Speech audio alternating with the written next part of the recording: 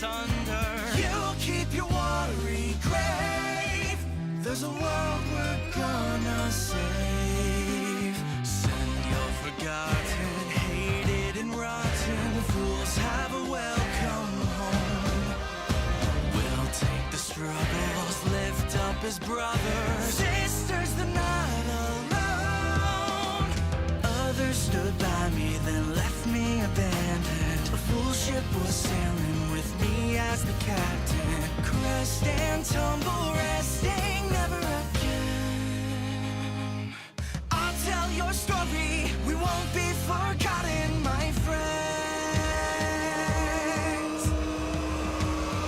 You'll be remembered, tale of my lost foes with my sword and my ship behind you. You'll be remembered, honored, motley crew. No water's too rough to sail through. I'll tell your story, wild and free and true. Not a barrel of rum, luck's who I choose. Silver or crock-tar, friendship locked in life and laughter forever after. With deck as my throne and isle to call home, no storm will crush my joy. This is my ocean, this is my family. Here we sail with pride. Others stood by me, left me abandoned. Full ship was sailing with me as the captain. Cresting onward, outcast, make me whole. When you're the self-proclaimed king of wayward souls, you'll be remembered, tale of my lost fools with my sword and my ship behind you. You'll be remembered, honored, motley crew. No water's too rough to sail through. I'll tell your story, wild and free and true. Not a barrel of rum, luck's who I choose. Silver or crock-tar, friendship locked in life and laughter forever after. Rest and tumble, resting never again. And your fury is but a breeze against a righteous course. Oh, oh, oh. Lift your voice. Hello, hello. Can I hear myself on Twitch? I can. Can I hear myself on YouTube? I can as well, which means everything is working, which means we are ready to get flashbanged by a webcam. Well, ready or not, the flashbang is flashbanging indeed. Oh no. Oh no, today for some reason the flashbang decided to do something weird with the white balance. Yeah. Why? Why would you do this to me, camera? What did I ever do to you? Well. I suppose, yeah. I don't look as contrasty as I should, but, well, it still works, I guess, or something. But transition, there we go. Hello, hello, hello. What do I need to do? I need to put this over there. Grab chat. Discord is as well launched. There we go. We are indeed ready. And hello Deidara and hello Mandy. How are you guys doing? Welcome to the stream. I hope you guys are doing well. I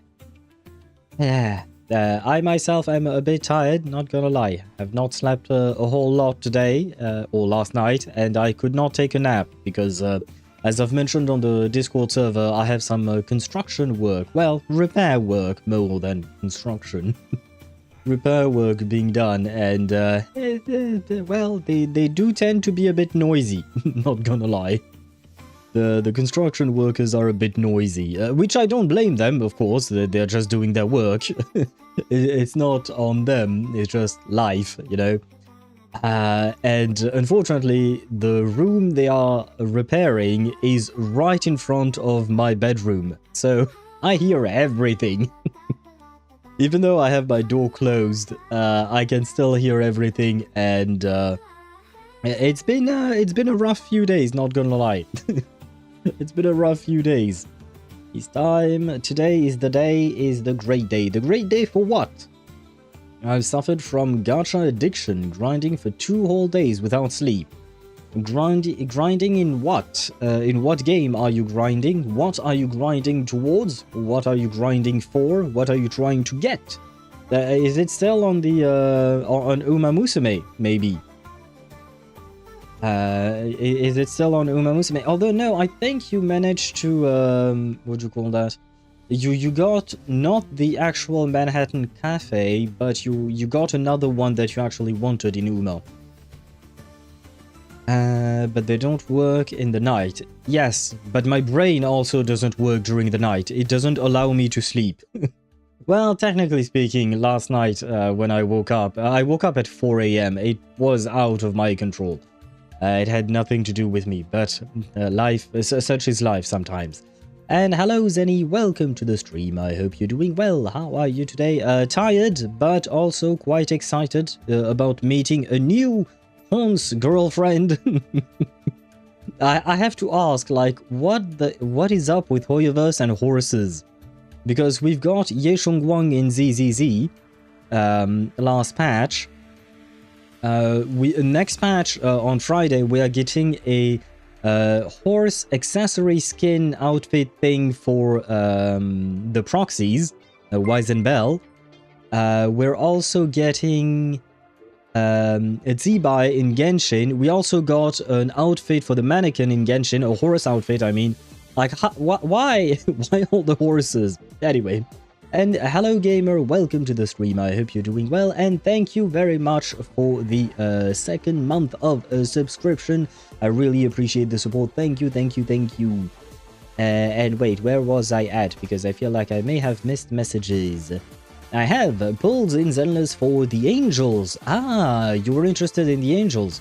Which one are you going to pull for, Mandy? Are you going to pull for both of them, or are you interested in one in particular? The great day to be elated. Oh god, no. I don't wish to be elated, Deidara. That's the thing. I have no desire to be elated. I'm close to pity, so there is a chance I can get her or not. Who knows? Wait, Zenny, who are you pulling for? I don't remember. Which game are we talking about? And which character are we talking about? I don't remember who you're going for right now. Because I do... I know you started playing Reverse 1999. But you... Zibai, okay, but I'm on my 50-50. Okay, okay. I wish you good luck for Horns Girl. She seems interesting. I will say she's very pretty. I really, really like her design. Which is why I may or may not do a few pulls on her banner today. Where was I at? Is the year of the horse? Also, I believe it's the year of the horse. Okay, that answered the question. You know what? Just let me check out of curiosity. Is 2026 the year of the horse? Yeah, okay, it has to be, right? Oh, wait, no. It's actually the year of the fire horse. It's not just, you know, a regular horse. It's a fire horse. God damn. Okay. I mean, I have to say, a fire horse sounds way cooler than just horse, you know? But I thank you both, Deidara and Gamer, for telling me, because I had no idea. I really don't look at these kinds of things. I mean, yeah, nah. I basically never look at the Chinese calendar and what year we are at, etc. But interesting. Okay, so at the very least now we have a good reason for having so many horses in the game. Where was I at? In PGR we have Rosetta, that is a girl with an attachable horse torso. What the fuck does that mean? A girl with an attachable horse torso? What the fuck is that? What does that... I have to look this up. Wait. PGR. Rosetta. Do we have images? Maybe I should type Rosetta horse. Oh, she's a centaur, right? She's a centaur. Well, mechanical one, but still. It's kind of weird. Why would they make her a mechanical centaur? You know what? Why not? But okay, she's a centaur. That makes more sense than or horse torso per se. She's not a centaur all the time. Yeah, I mean, from what I can see, there are images where she doesn't have the 4 legs, she only has 2, so why did they construct that? Which one you saw, the old or new? I have no idea which one is which. I saw one that was black and purple, I think, a bit of purple, and another one which has some white, a white-ish armor, white and purple, basically. And wait, I missed a few messages. And hello, Mihai, welcome to the stream. I hope you're doing well. Genshin took everything from me. I officially 100% everything. I'm at 71 pity. I have no way of getting primos more, and my Welkin it's expired. And I have 100% everything in the literal sense.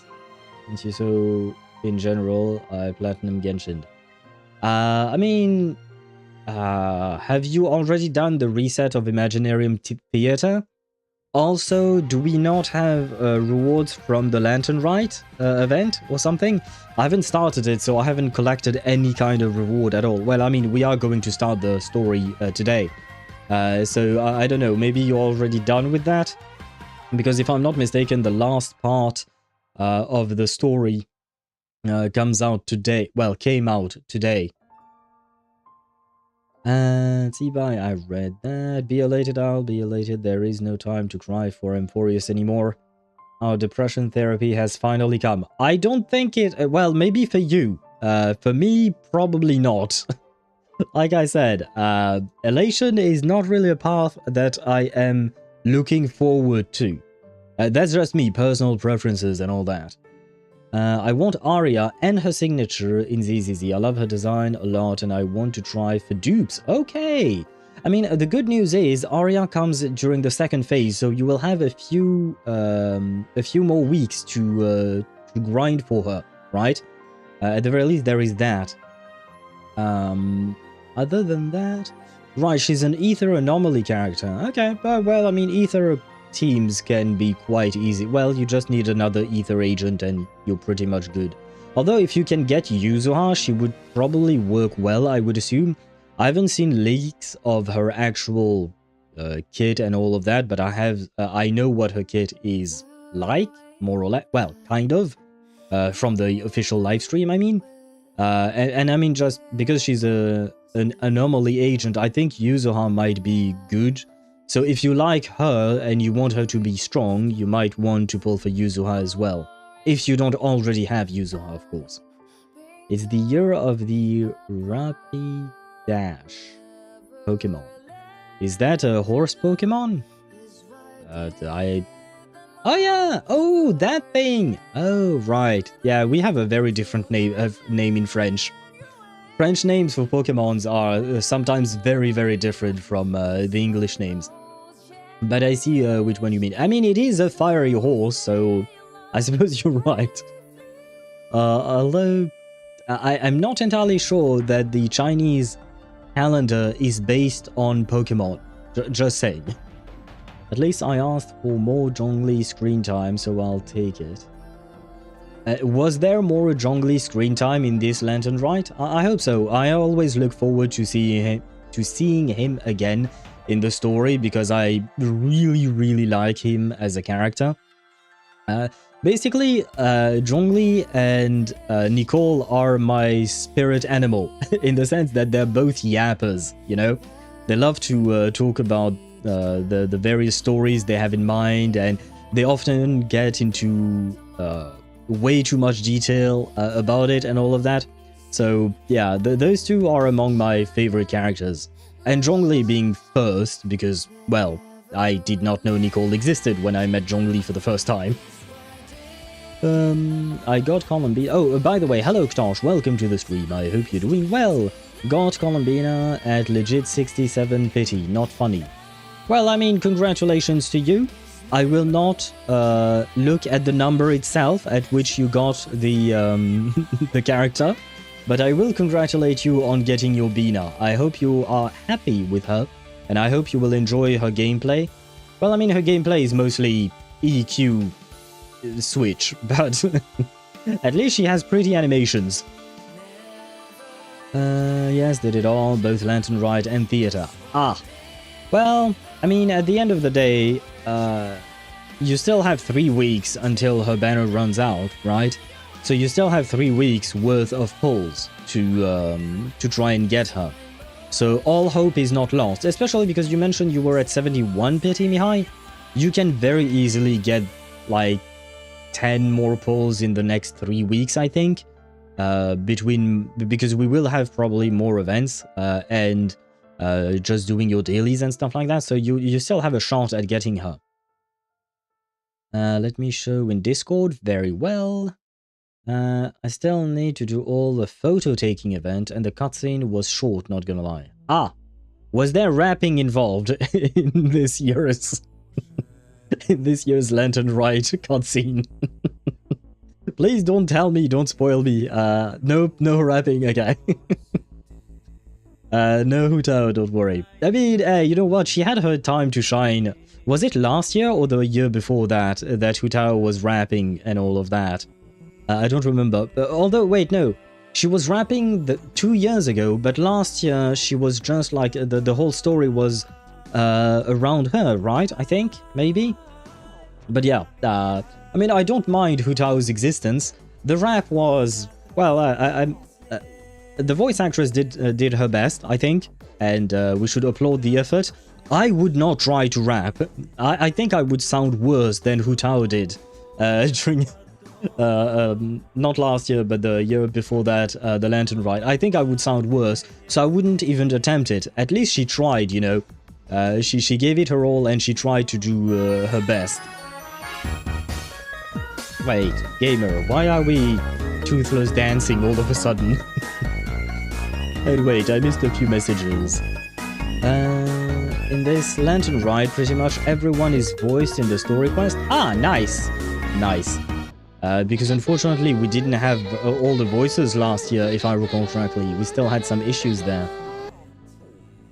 In PGR, the constructs need to feel the most human as possible to stay sane, but Rosetta is the one that went for upgrades without caring about her mental state. Well, that's not good. She suffered a lot of mental disorder and almost died a few times before due to that and fatal injuries.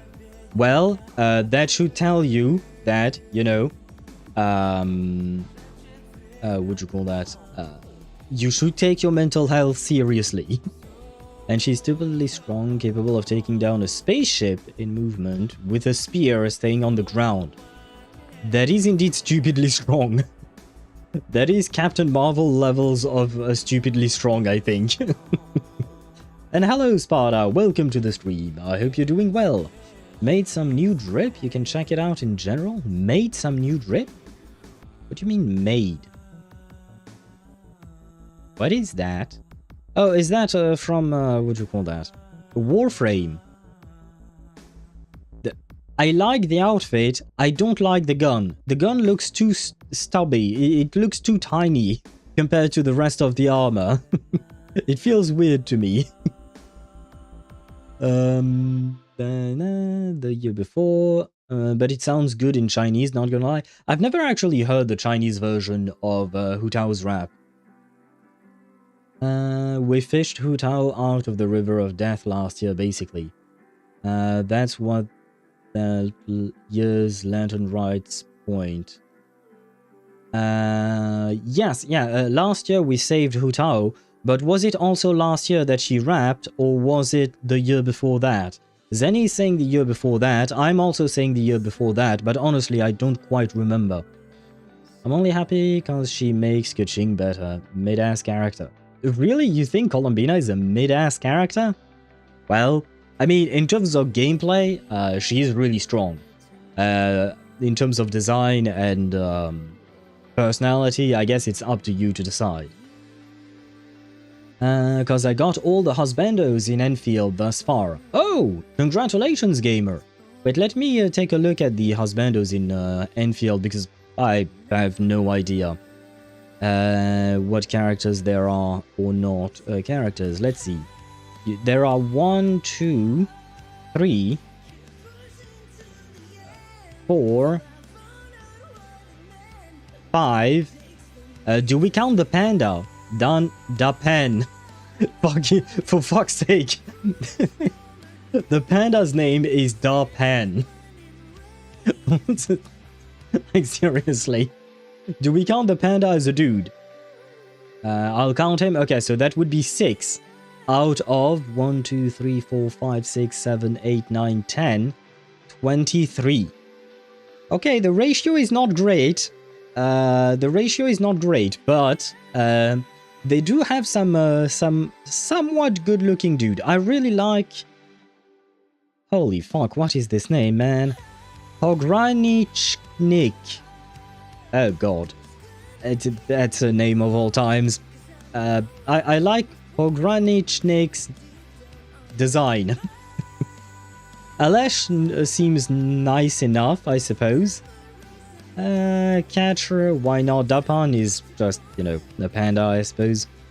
Wolfguard, I kind of like the design, but he also, I don't know, he gives me... Ah, no, you know what? When you see his full artwork, he kind of looks cool. A bit too cool, maybe. But he kind of looks nice. That's literally Commander. Do you mean like Pogranichnik?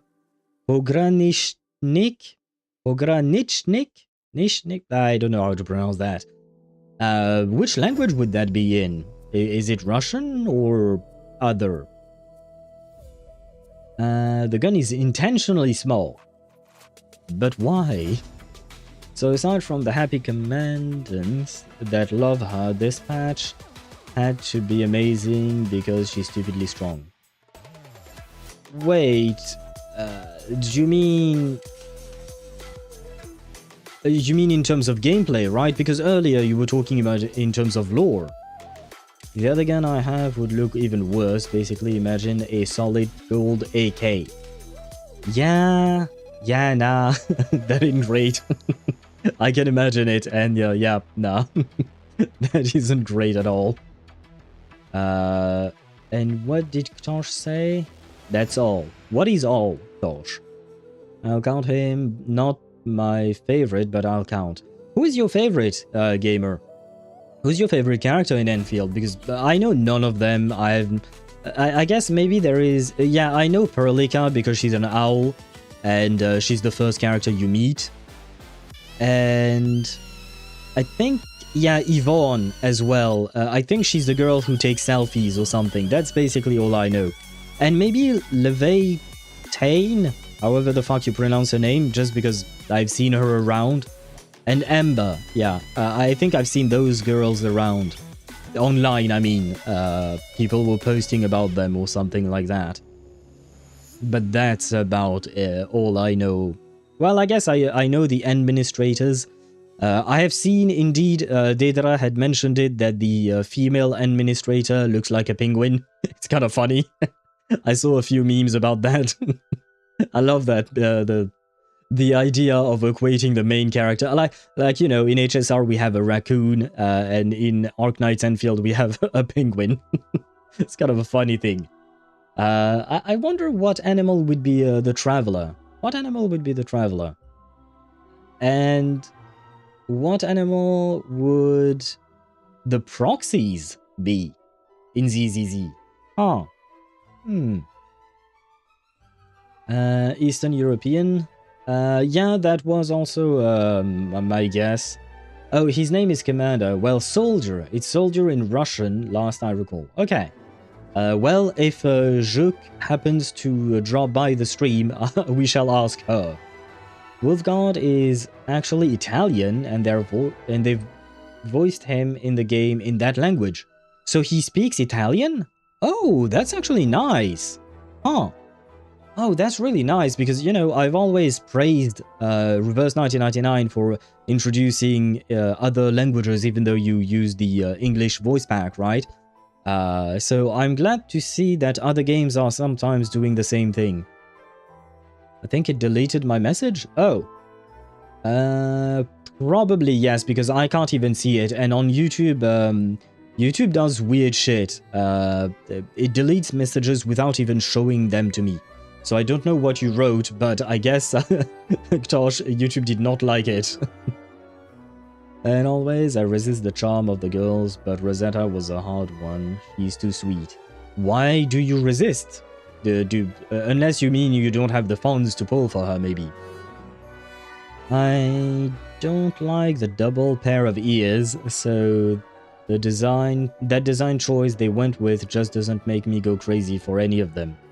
And there is another character who has few Spanish voice lines. Okay. I agree with you on the double ears. It feels weird. I first noticed it on OG Arc Knights and I was like, but why? Why? Why would you do that? What's the point? I mean, most animals have 2 ears or 1 pair of ears. Most animals don't need 4. So why? Why would... I don't know. Maybe there is an in-game lore explanation or something, but yeah. Yes, exactly. Why the fuck? I don't know. I don't understand either. Get rid of the human pair? Yeah. If you want to go for a more furry design, because everyone has some furry feature to your character, why leave the human hair? I have to ask. I have to wonder. I speak 1 type of Slavic. It takes me a second to figure out Russian, okay? Yeah, no worries. No one was blaming you. I don't speak any Eastern European language, so, you know. I mean, I expected her to be different than cute anime waifu that makes weird noises every 3 words. You know what, Tosh? You're real for that, and I've said it myself. I was expecting something very different from Columbina as well. I wanted... what do you call that? I wanted her to be an eerie, crazy, scary type character, not the cute waifu that we got. So I 100% agree with you on that one. They decided to go with a cute waifu, that's fine. I just wish they had kept her as a scary character, as an eerie character. It is what it is, I suppose. I actually like the character design. I'm biased, okay. Also, I'm currently watching My Dress Up Darling. Got up to episode 8. How do you like it so far, Zenny? And how do you like Reverse 1999, since I'm asking about such questions? But yeah, how are you liking both? And I will say about Arknight's Enfield, I like their character design, they look good. It's just that it's really specifically the double set of ears that I don't really understand. So with that said, while he's not my favorite, Da Pan is currently higher than other than the administrator. Oh really? Does he... Oh, is it because he does not have the double set of ears? Understandable. Understandable. It is a funny reason to choose Darpan. Does he have a nice personality as well? Yep, okay. It is for the double set of ears. Very well. At least they decided to go full-on furry for this guy. An Antle, I guess.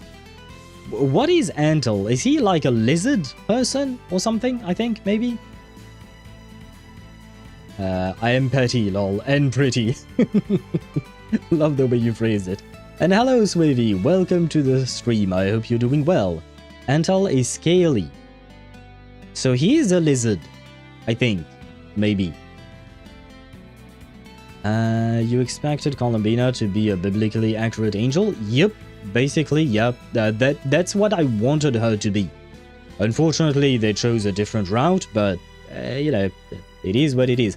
It's the same thing as I've said with character designs in Natlan and the overall Natlan atmosphere. It is very different from what I expected and what I wanted it to be. They made their choice. Same thing with Colombina. I am okay with it. I mean, like, for Natlan, I'm only half okay with it. With Colombina, I'm just like, nah, whatever. But at the end of the day, it's not like I can change that decision. It's too late, right? They made it the way it is. I still like Colombina well enough. I still like her as a character. She is interesting. But yeah, I feel like it would have been more interesting to see a scary character because we don't have that many of those. We have a lot of cutesy type characters in Genshin and in most gacha games in general. We don't really have a whole lot of actually scary characters. Kind of like, you know, Arlecchino. When you look at Arlecchino, she is nice enough, but you know she can be scary as fuck. Like, I still remember the last cutscene in her quest where you fight her and all that. And the way she appears in front of us, I took a screenshot of that. I love that because it shows her towering over the Traveler. And it shows just how powerful she is and how scary she can be. Like, she could have ended the Traveler if she wanted. And I love that. And I wish we had something somewhat similar, but a bit different, you know, with Colombina. He's chill and is very Yinhu coded. Just add a greatsword. Okay. Speaking of Pan Yinhu, he's getting a skin. Maybe Dapan is going to get a skin as well. Why? I don't know. They chose whatever sells more. I guess so, yes. You're most likely right. At least I believe you're most likely right about that. No, Al, you gotta go on Twitter and send death threats to the devs. Yeah, nah, I ain't about that life, man. I don't want to become a hater. I don't hate Natlan. I don't hate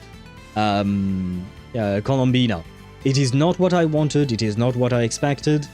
I'm still okay-ish with Natlan, and I still like Colombina. But yeah, people who send death threats for what do you call that?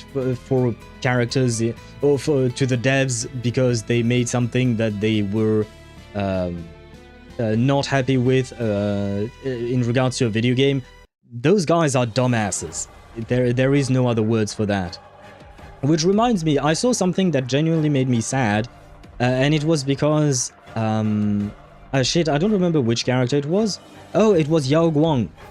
Basically, it was Aiden Dawn, the voice actress for Kakanya and Cyrene. She posted something online because her girlfriend is voicing Yao Guang, so she was happy that her girlfriend got a job in, you know, the same game as she did, and she got her ass for that. Seriously, these people should go fuck themselves. Like, I don't get the point. She was just happy her loved one had a job, you know? It's like, what the fuck is wrong with you people? Let them be happy. But yeah, Twitter is it's just a pile of garbage, honestly. Where was I at? Honestly, in Genshin, nobody is remotely near unhinged or scary. No.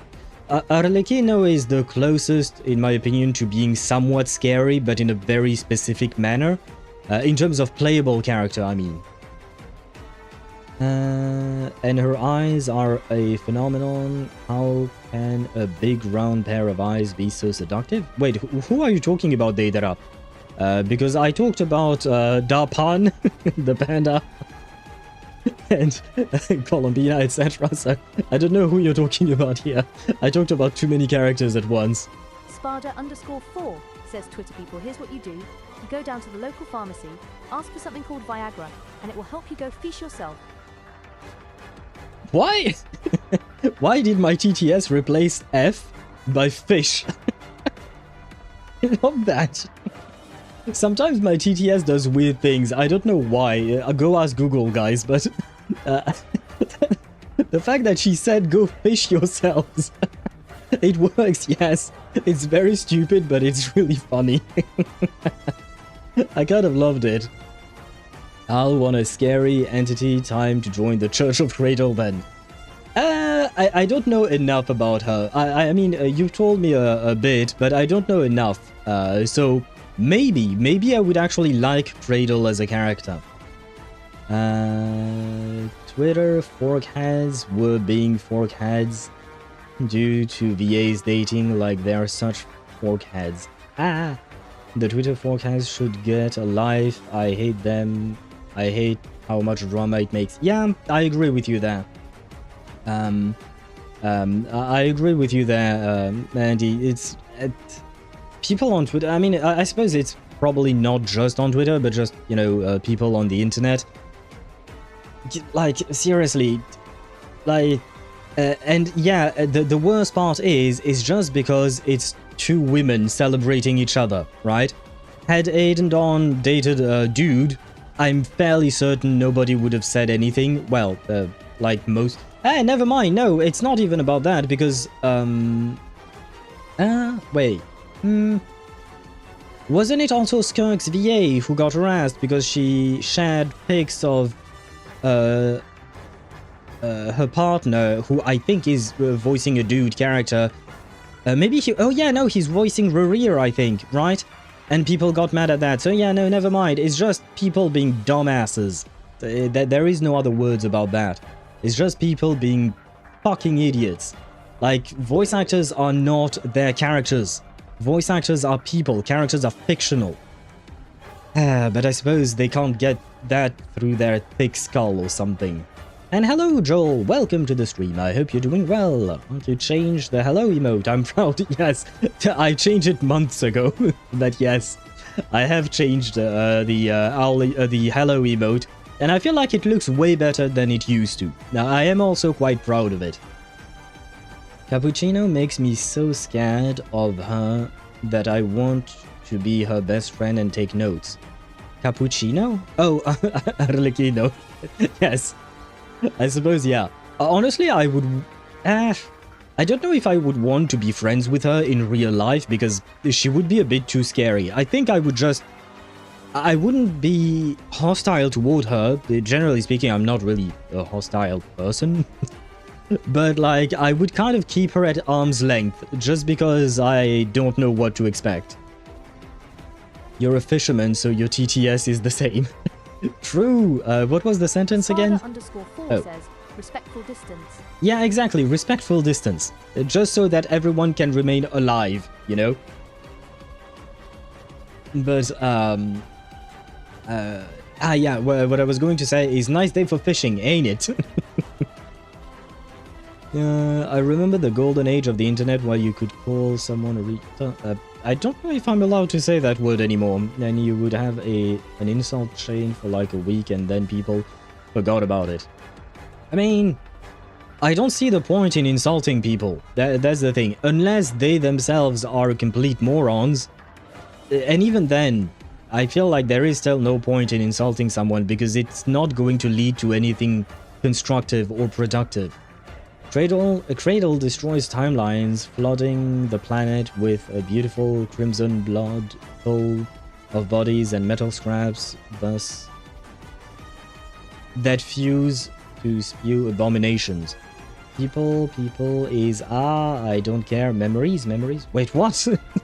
I'm so confused by what you're writing, Daedra. The owl loved the German man before. Thank God he doesn't anymore. I did not.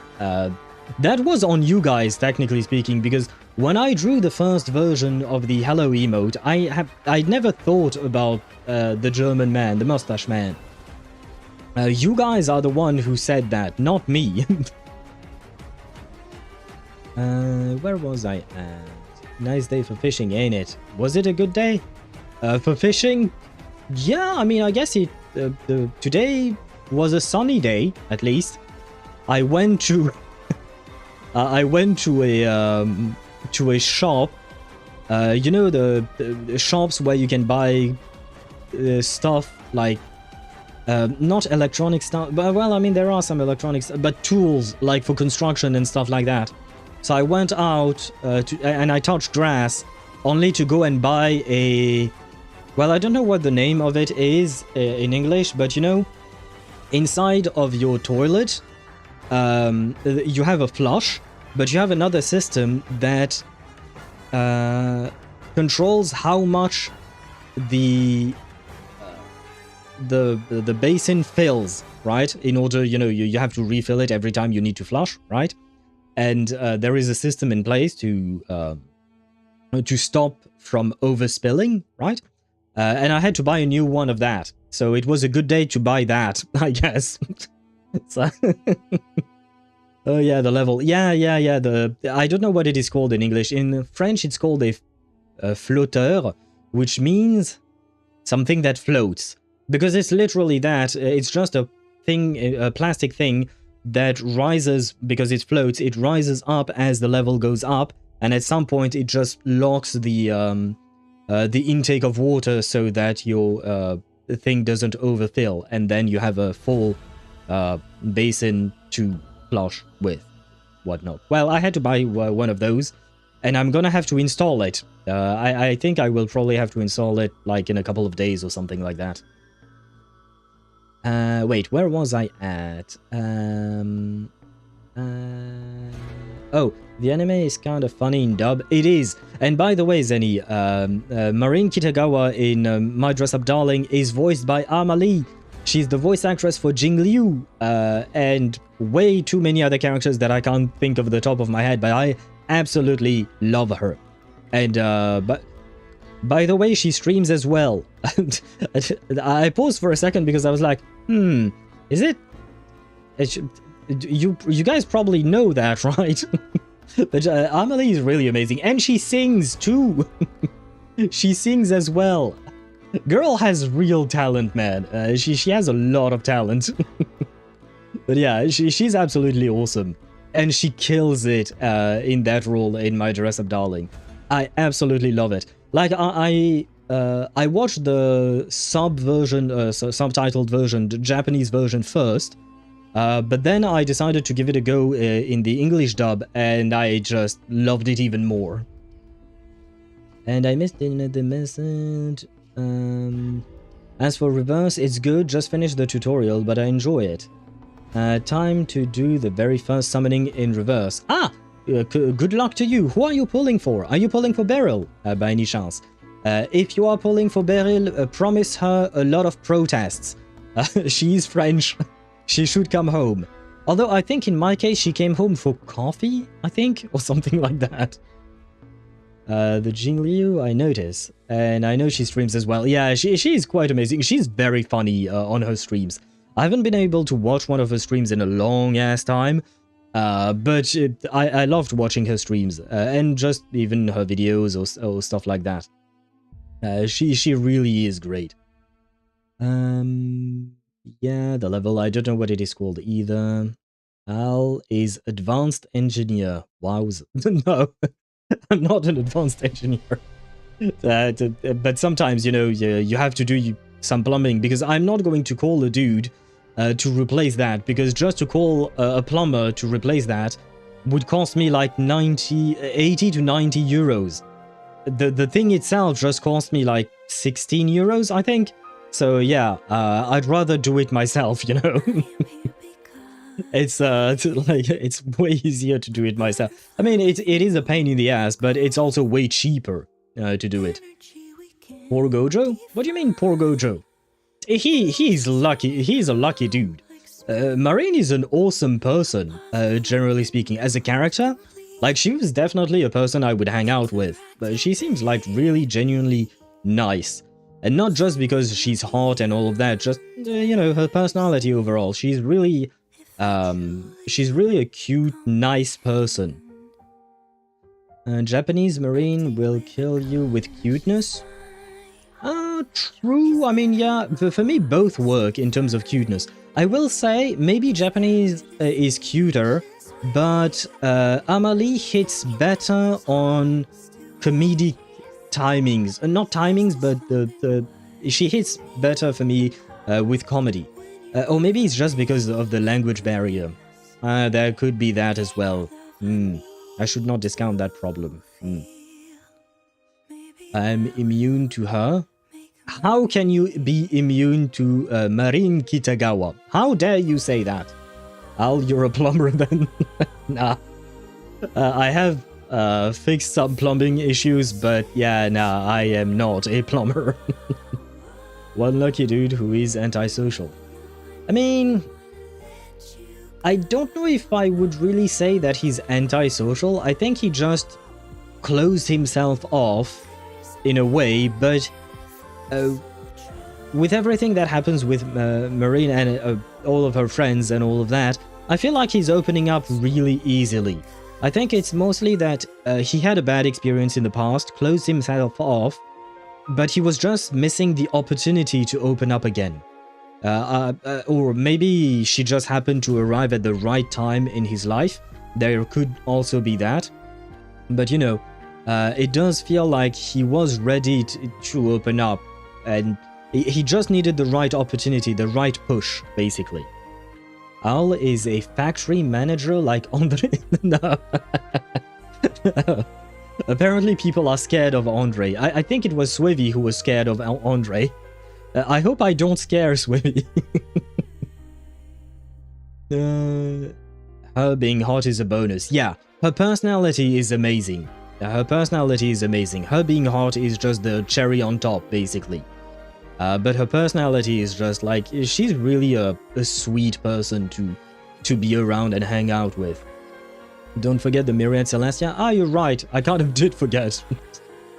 I don't want to watch it. No, I don't want to plunge myself into the elation. I'd rather stay with Emphorius. Emphorius was nice, you know. Okay, which one was it? Because we do have two of them. Were you guys talking about the improv tour trailer or the actual Myriad Celestia Anti-Destruction Alliance? Binge it all, the truth after the Battle of Iron Tomb, or Anti-Destruction Alliance? Both. Ah, both. Very well. Improv and Myriad. Okay, very well. First is impromptu. What do you mean impromptu? That's a team archetype in Reverse 1999. What are you talking about?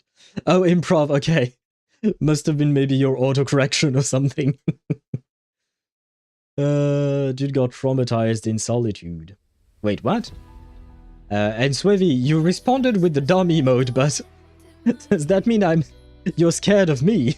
I promise you, I will not ask you to build factories or whatnot. Unless you're trying to build mines to throw children in.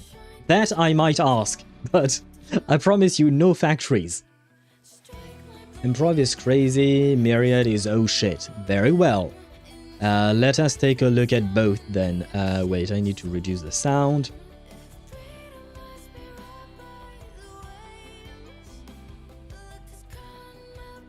There.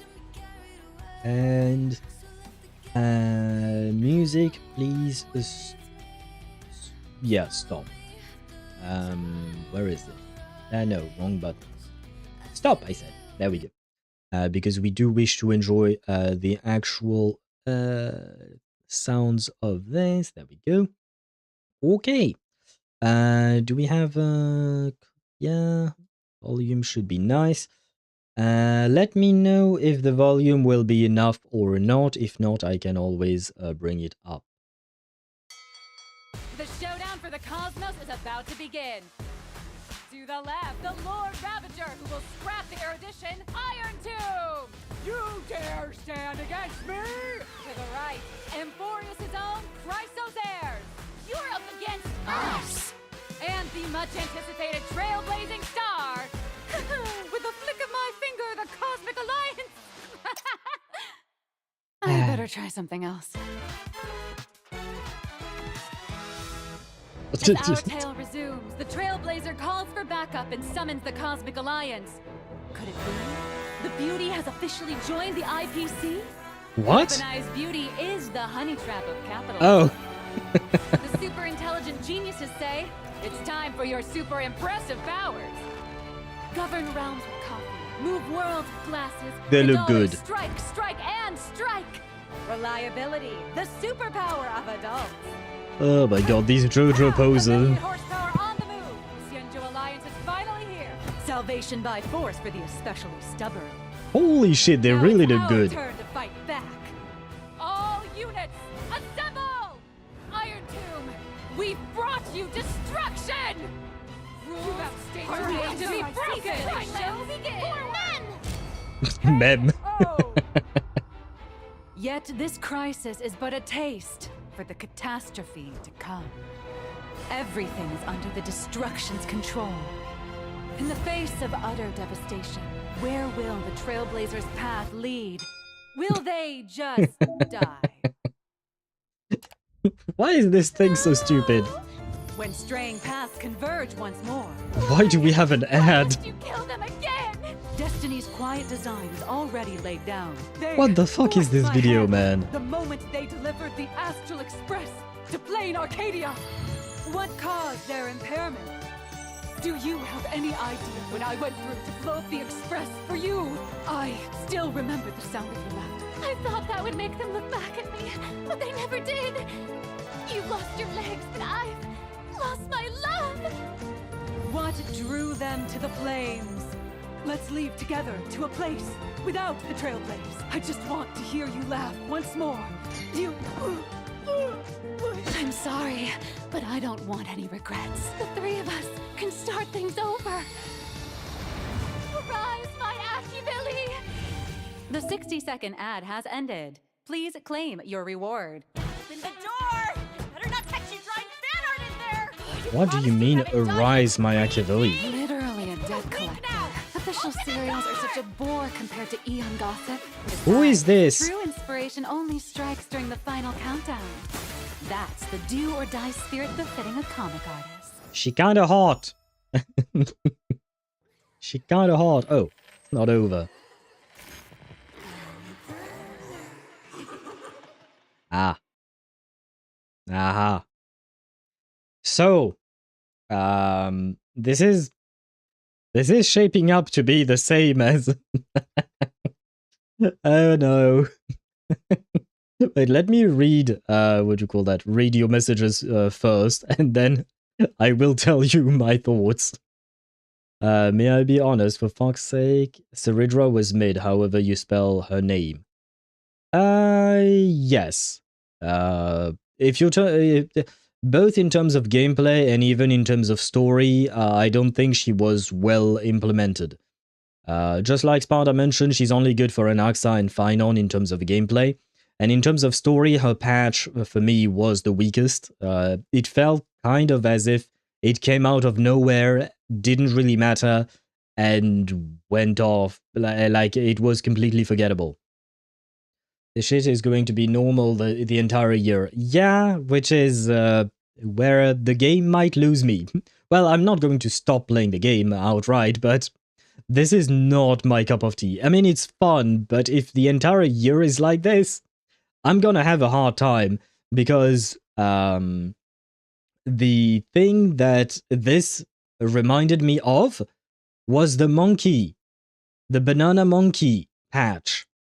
If the entire year is basically the banana monkey patch, you're not going to see a happy Owl TV. You're not going to see a happy Owl TV. You're gonna see unhappy Owl TV. Is this HoYoVerse brain rot? I don't know if we can really qualify it as brain rot, because there were some things. I will say, by the way, Nanook do be looking good. Nanook is looking good in a suit. If Nanook wears a suit, I will pull for him, even though he's our enemy and all that. Well, he kind of is our enemy, kind of is our antagonist, I suppose. Sadly, I forget she even exists. That's mean. Poor Seridra. Just yes, arise is a different word for awaken. That was Nihilux. Ah, well, I mean, I suppose it was, what do you call that? I think it was one of the few characters that I mentioned I liked the design of, so I suppose I am consistent, because I had forgotten what Nihilux or Nihilux, however you want to pronounce it, looked like. But yeah, there were two moments that I found particularly alarming. Aha! Killing Nanook, and then Where was it? Yeah, Arise, my Akivili. So, what is this about? Does that mean that Aha think they are a Song Jinu or something? Rip Ed Star? I don't know what you wrote, Swevy, because you censored yourself, but you censored it to the point where I kind of... I don't understand what you meant. I don't understand what you mean. Oh no, we're getting a rebranding for this year. Unhappy Owl TV. I won't change my actual name because honestly, it's a pain. But yes, this year for Honkai Star Rail, I don't think I'm going to be very happy. This is just not my vibe. It's just not what I enjoy most. Still, once again, I will try to keep an open mind and see what what the game gives us. But the overall vibe is definitely not my cup of tea. If he's hot, then it's justified. Hot Nanook is the world's justice. I suppose so. I mean, Nanook was hot. I don't remember. I saw someone else mention that the... I think maybe it was Zenny, but the... wait, where were they? I want to see... this. Bruh. Not gonna lie, they all look hot as fuck. Whether it is Jingyuan, Fei Xiao, or Yao Guang, Yao Guang, they look hot as fuck. Come on. I want to see those guys. I mean, I want to see them looking like that in the game. This looks so hot as fuck, man. It's amazing. I mean, even here, the Himiko, Welt, and Black Swan, the Himiko here specifically, yeah, you can see her a bit better. She looks fine. She looks really fine. Even Aventurine, Jade looks absolutely magnificent. I will say that, what's her name? Topaz looks really adorable. She looks cute on this specific screen. She looks really cute. And then, oh right, we had this. Is that supposed to be like a bad green screen effect? Because it looks like more like it was actually sewn into the puppet or something. Because bad green screen does not actually look like that usually. But anyways. There is lore hiding in this video in disguise of comedy. I did not grab all the lore. I was mostly worried about the, well, not worried, but concerned, I guess, with the whole stabbing. Where was the stabbing? Stab? Stabby stab? Stab. Yeah, that part was a bit, you know, worrying, I suppose.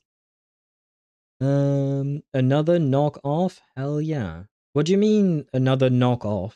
A knockoff of what? Can HSR pass the owl vibe check? This year, I'm not sure. I have a feeling maybe not, unfortunately. Fei Xiao, leak screen. Honestly, yeah. Wait, where was she? There you go. Like, I don't have a muscular woman fetish or anything like that. Like, not particularly. But yeah, she's hot as fuck. She is really hot as fuck here. And wait, I missed a message from Swivy as well. We have to censor Ed Star. Otherwise, Big Brother CCP will not be happy. There is no Ed Star. Ed STR? And it's the same thing died for this. I have no idea what you're talking about. What is education? Oh, Edo Star. I forgot about that. This Sway Cat was banned. Oh, Edo Star. I completely forgot about that. Now for me, the planet will be called Plan Arcadia. That's the name I registered. I completely forgot about Edo Star. It was in a book somewhere. Oh, the lore about Aha stabbing Nanook. There is the image with the destruction and everything, which with below which would be future Ravagers. Yes, I saw that. Yeah, there.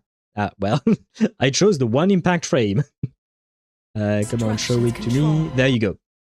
Yes, you have several of the Lord Ravagers on pillars. We do have Pantelia on the right. I don't recognize the others because I don't remember their names. But weirdly enough, we are there on the pillar too. You know? We are there on the pillar too. But still, the one thing I shall remember from this trailer is, yeah, I guess here is Daddy Nanook. Without the trail. Daddy Nanook looks kind of amazing, you know. Daddy Nanook in a suit. He do be looking good. He do be looking very good. And wait, where was that frame again? There we go. Archforager is an angel. So this guy, I'm assuming, maybe? The guy, well, I don't know how to describe him, but this guy, I'm guessing, probably. I don't remember. What is this thing on the top left? I'm not sure. Korean drama Nanook with a suit is a whole different person. True that. Very true indeed. There was a knockoff challenge where you fight mobs in an arena way back, so I thought this was similar. Fight mobs in an arena. Do you mean like an event in Honkai Star Rail? Is that what you're talking about, Zenny? I don't know what this trailer is all about, not gonna lie. I have no idea what is happening in here. Aside from... Is this hinting that there maybe Nanook and Aha had a love story of some kind? Is this hinting at that?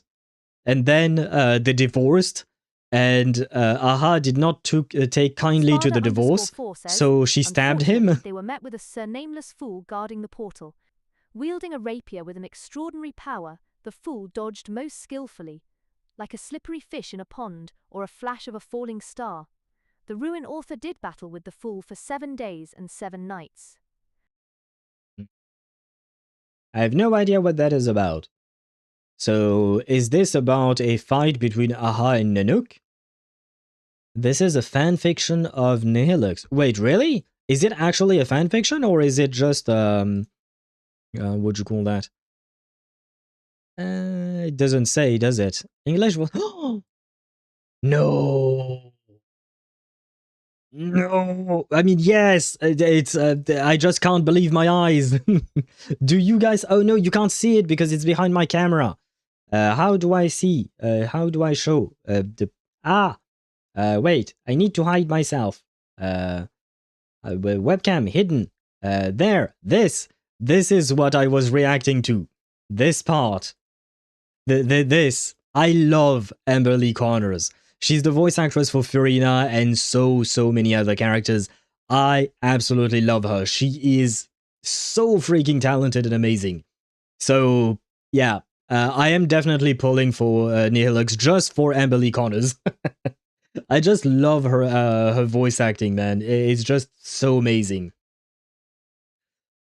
This very scene's description.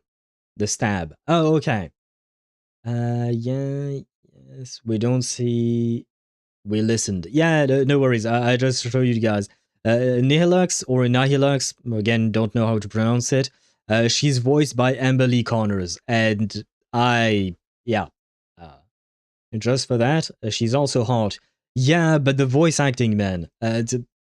Like, honestly, I don't think I would have been as much of a fan of Furina had it not been voiced by such a talented voice actor. Because she really brings in everything. Like, she... At the very start of Furina's arc, you know, she was kind of an annoying brat, basically. And she portrayed that so well. But at the same time, when it came time for the drama and the what do you call that, and the more vulnerable side of Furina, Emily Connors managed to portray that really well too. And I mean, probably some other voice actor could have done something similar or maybe even better. I don't know, but well, technically we will never know. But the point is, like, she is that good for me, at least. She really is that good. A good voice actor and a hot character is just 2 bonuses on top. Yep. For me, this is just amazing. So yeah, I am saving for Nihilux, which is good because, quite frankly, none of the other characters quite interest me. Not gonna lie. So, except maybe for one other, I think. I don't remember which one. But yeah, other than Nihilux, basically no one interests me. So this makes it so much more worth it for me. Meanwhile, me takes waiting seal loaf position for blade and ash veil. Seal loaf position. What does that even mean? What does that even mean? I don't know what that means. But at the very least, you know that you are getting a new blade and you are also getting ash veil, right? Although, could it happen? Could it be that it would be like the same thing as they did with what's his name? What was his name? Duke Inferno. Could they do something similar? I hope not. I don't think that would be the case, but it could. Famous last words? Honestly, from the designs I've seen, just based off of designs, the only one I was interested in really was Nihilux, and I think maybe there was one other, but Yaoguang somewhat, basically, somewhat. But other than them, in terms of design, none of the other characters were really that much interesting to me, specifically, once again. Okay. Wolf play. What? Seal loaf? What did you send in? Oh no, you sent in general. What I clicked on was not on. Ah, shit. Wait. You're supposed to see this. There we go. I kind of fucked it up there. Wait. Where is this? Right. But oh. Okay. I see. So basically, you're just waiting. Is my understanding. This is your demise? Why would it be my demise? What is my demise? What a cool streamer called Happy Owl TV on the sidebar. You should totally watch that. Oh, right. Yes, well, I am indeed streaming on both platforms after all. But you can you can choose whichever platform you find suit you better.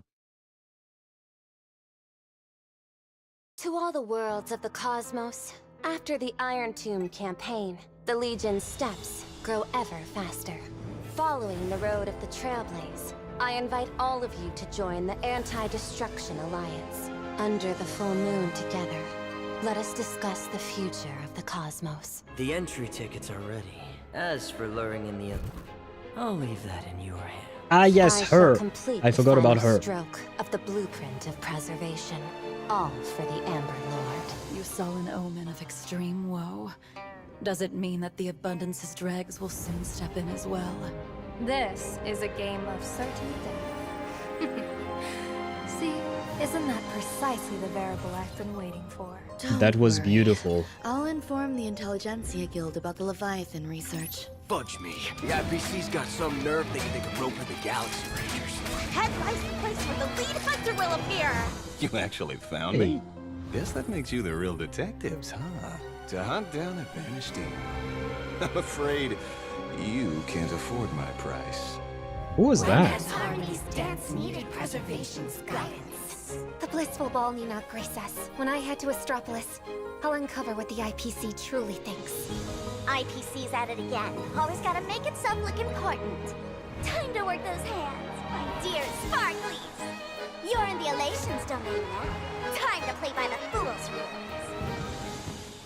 Don't go anywhere. Plain Arcadia's most magnificent masquerade is about to begin. And you, this game's protagonist. Promise me you'll turn everything upside down. The moment humans start to think, Aha begins to laugh, declaring war, Nanook. Count me in. I should choose one lucky guest to become the Eon of Elation for 1 minute. Love the Bring forth voice. your spectacle and brawl till you're broken and bleeding. Destruction amid elation. Isn't that elating? Like a lily on a new journey. I know you're watching. Guess who I am right now? Elio will stop at nothing, won't he? That's right. Nothing could please me more. Take this with you. Just this once. Oh, Elio's finally going to repay me? Facing an Eon head-on is unavoidable, and Aha is one of the trickiest ones. Wait, why does she have a Thanos glove? Script. What the fuck? Why did she have a Thanos glove? Are you kidding me? So, why is Silver Wolf turning into Thanos all of a sudden? You can't tell me this is not the Infinity Gauntlet. I mean, I suppose maybe Marvel was not the first to make something like that. I don't know, but it kind of feels like it. It kind of feels like it. Beatrice's tuner, most likely the ballroom dancer woman. Okay. I don't know who that is. This is the second time we got from Assad Pramad Machiavelli on a new journey. Yeah, I mean, this one was a bit more serious, so it was quite interesting. I see wife. I forgot about Nicole, aka this is Pearl, right? I think, if I'm not mistaken. I forgot the discussion we had on the Discord server, but yes, I do want Pearl. She looks fantastic. Obsidian might be interesting as well if she ever releases during the 4.x era. We'll see about that. But I feel like Nicole here, or Pearl. I hope she's a yapper just like Nicole. Honestly, it would make my day, my year in Honkai Star Rail or something. But yeah, okay, so I would like probably Nihilux, Pearl, and Obsidian if she ever shows up. Maybe this guy on the left, if he becomes playable, just because he has an interesting design. He reminds me of Aleph, but I'm guessing he's not going to be playable, probably. This, to me, is the biggest disappointment in existence. I don't think I need to tell you why. I think this is Diamond, right? If I'm not mistaken, the kid on the right. Whoever that first woman appeared in that video is, she's a baddie. You are talking about Nicole. Well, Pearl. Her real name is actually Pearl, basically. Her real name, well, no, it's not her real name, but her code name in the IPC is Pearl. I call her Nicole because she reminds me of Nicole from Genshin Impact. Well, basically, she's blonde with blue eyes. I mean, I don't know if they really kind of look alike. Not really. Well, aside from the blonde with blue eyes things. The hooded figure is Zephyro. He beat the shit out of Finon. He did? When? The silver gauntlet of infinity. My Lord Ashvale, he has the voice of my Lord Lygus. Oh, really? Was that the same voice actor? I did not recognize it. Why the fuck does Diamond look so ugly? Yeah, I mean, I knew that Diamond would be a child. Wait, Opal or not? Oh, that is Opal, the little kid. We have yet to see Diamond. Wasn't there actually a trailer where they showed all of the 10 stone hearts, including Diamond? For some reason, I thought this one was Diamond actually. I always thought the kid was Diamond. We haven't seen Diamond at all. Ah, so I have hopes then. This guy is going to be the biggest skip of my entire life. But look, this looks really pretty. This is still Pearl, if I'm not mistaken. I don't know why she looks different here, but this is still Pearl, and she looks magnificent. She looks beautiful. I love the dress. I love the blue. Is hidden still. Okay. The second most close to Diamond and Opal is Pepeshi. Oh, right. Technically speaking, he's not a kid. He's just a well, same difference. Let's be honest. Pepeshis are just an excuse to create children-type characters. It's just a stupid excuse to make children-type characters. For a second there, to me, she looked like Fu Hua. The one, the Phoenix one, the one that loses all of her HP for a second. Like she has 1 HP, you know, in Honkai Impact 3rd. This reminded me of her. And this is so pretty. I said that Yao Guang looked pretty, and I kind of want to pull for her, not gonna lie, but at the same time, I have no interest whatsoever in Sparksy. I genuinely do not want to pull for Sparksy. Plus, I wouldn't have the pulls for it. But this looks so pretty. It's just a bunch of feathers with colors, I know, but the arrangement of colors is just amazing, man. I don't know who this kid is, not gonna lie, not that interested. I wonder why the kid appears in the same frame as Ruan Mei, but I am curious to see why Ruan Mei is appearing here. Another thing, yes. Who's that? Because of course I recognize Boothill and Rappa, and I'm happy that they found each other.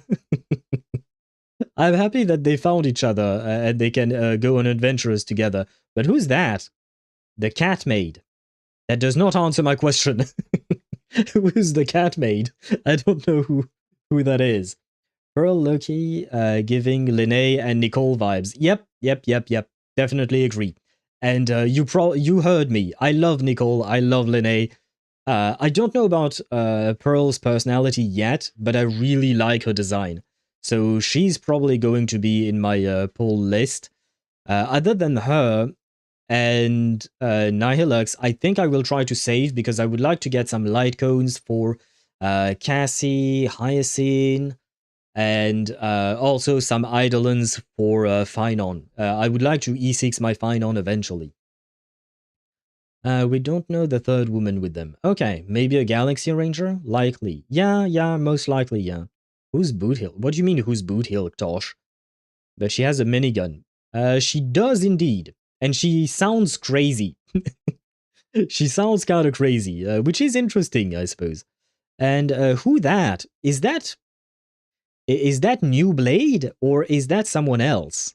Because I'm not really sure. And then we have the ballerina here. She does look pretty nice. She does look... Wait, she has the same wing thing. Is that still Pearl? I wonder. Because she has the same weird wing shape on her... well, wing or fin, I guess, for a fish. Maybe. I don't know if Pearl is a fish or not.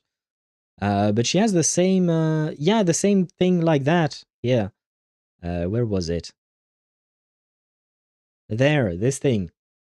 So I'm wondering if this maybe same species? Could be. You do have a point, it could be. It's just that she's blonde too. Maybe there are only blondes in their species or something. I don't know. But I will say this trailer got me a bit more excited about Planet Arcadia. Especially, I believe this is Aha's voice, isn't it? I don't know who is narrating here.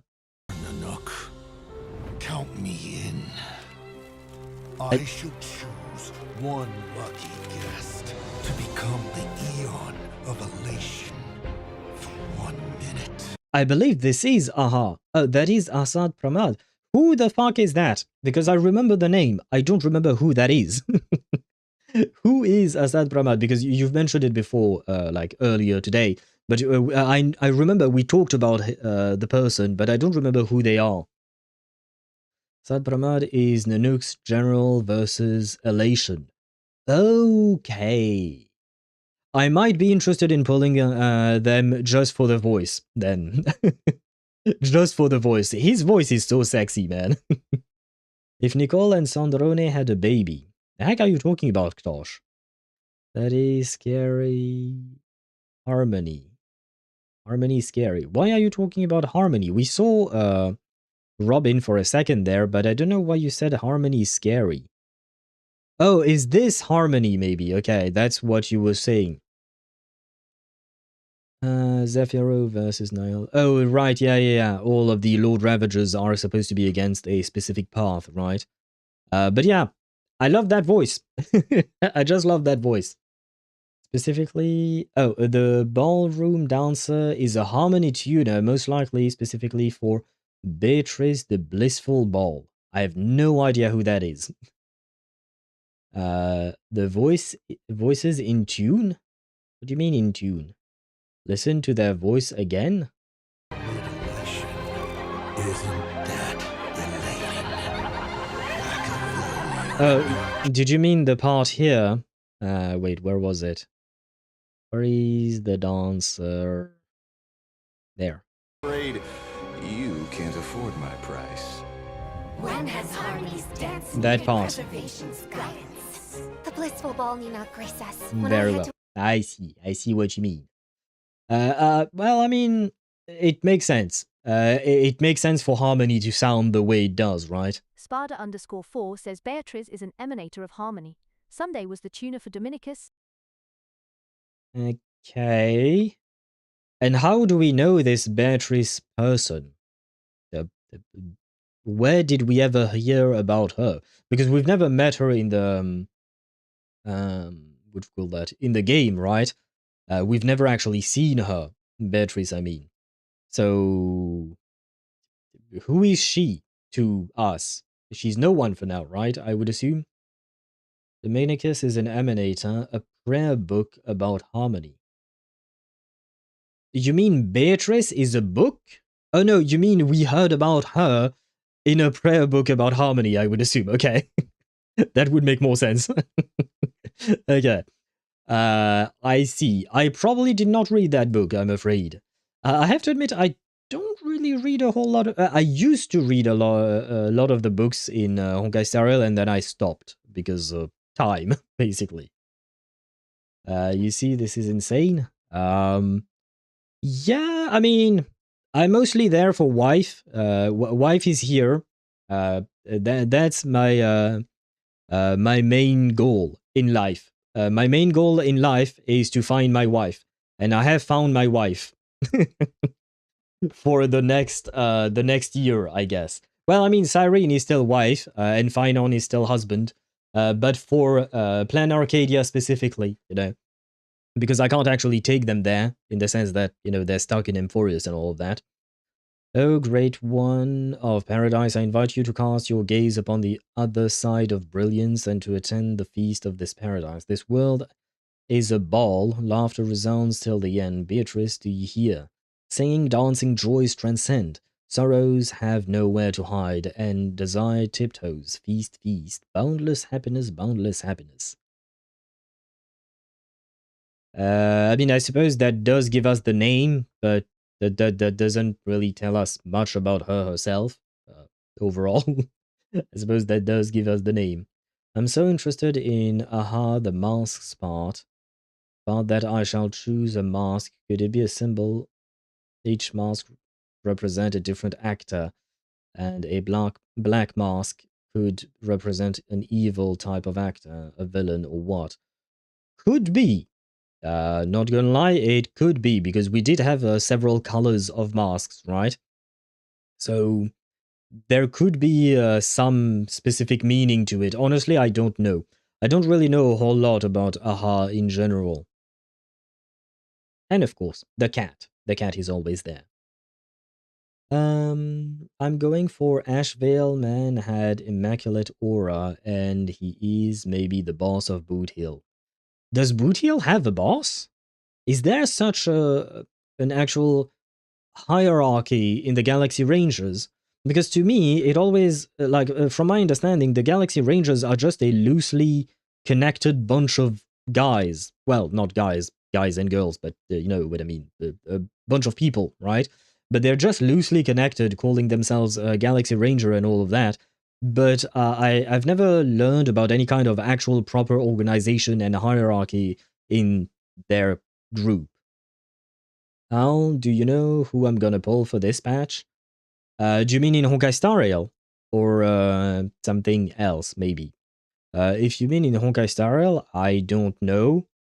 Yaoguang? I don't know. I just said that because I like her way more than I like Sparksy. Sparkle is racist. I will not abide by that. I will not abide by her racism. Technically speaking, I do have her on my account, but it was for Daniel. Daniel needed Sparkle. I guess technically speaking, maybe Yao Guang needs Sparksy. Fuck it. Yeah. No, I am not pulling for Sparksy. Definitely not. That is Aha breaking the fourth wall, speaking directly to the player. Yes, there is a hierarchy, but very loose. Okay. Remember Boot Hill mentioned the broke leg wolf? Nashvale is like a werewolf using a cane. I do not remember that. I do not remember that. Hint, hint, the fool. Ah, so you are pulling for Sparksy. Ah. I liked you, you know, Zenny. I thought you were a nice dude and all that, and then... and then you said you would pull for Sparksy. Man, what happened? I'm just kidding.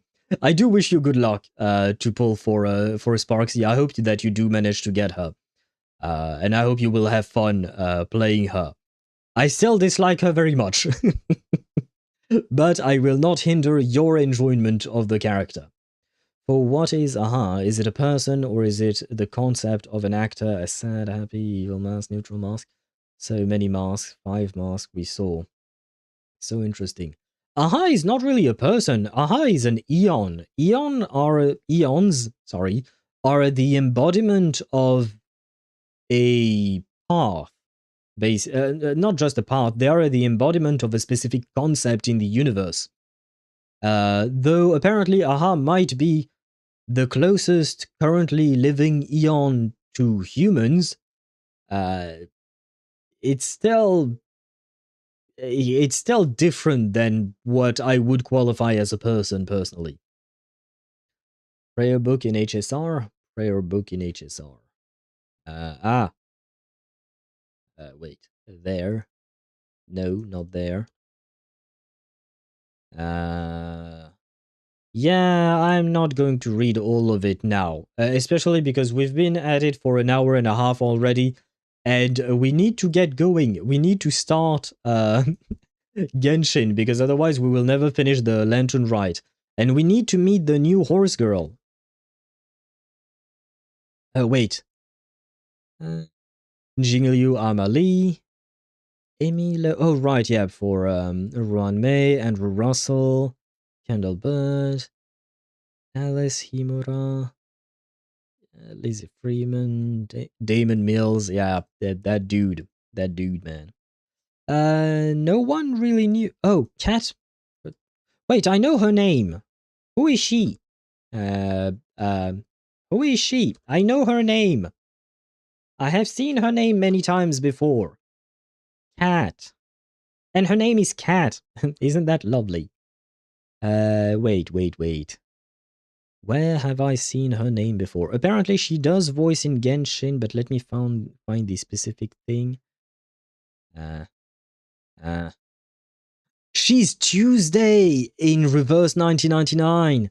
She's Misha in Honkai Star Rail? Okay. Unexpected, but okay. Where is Genshin?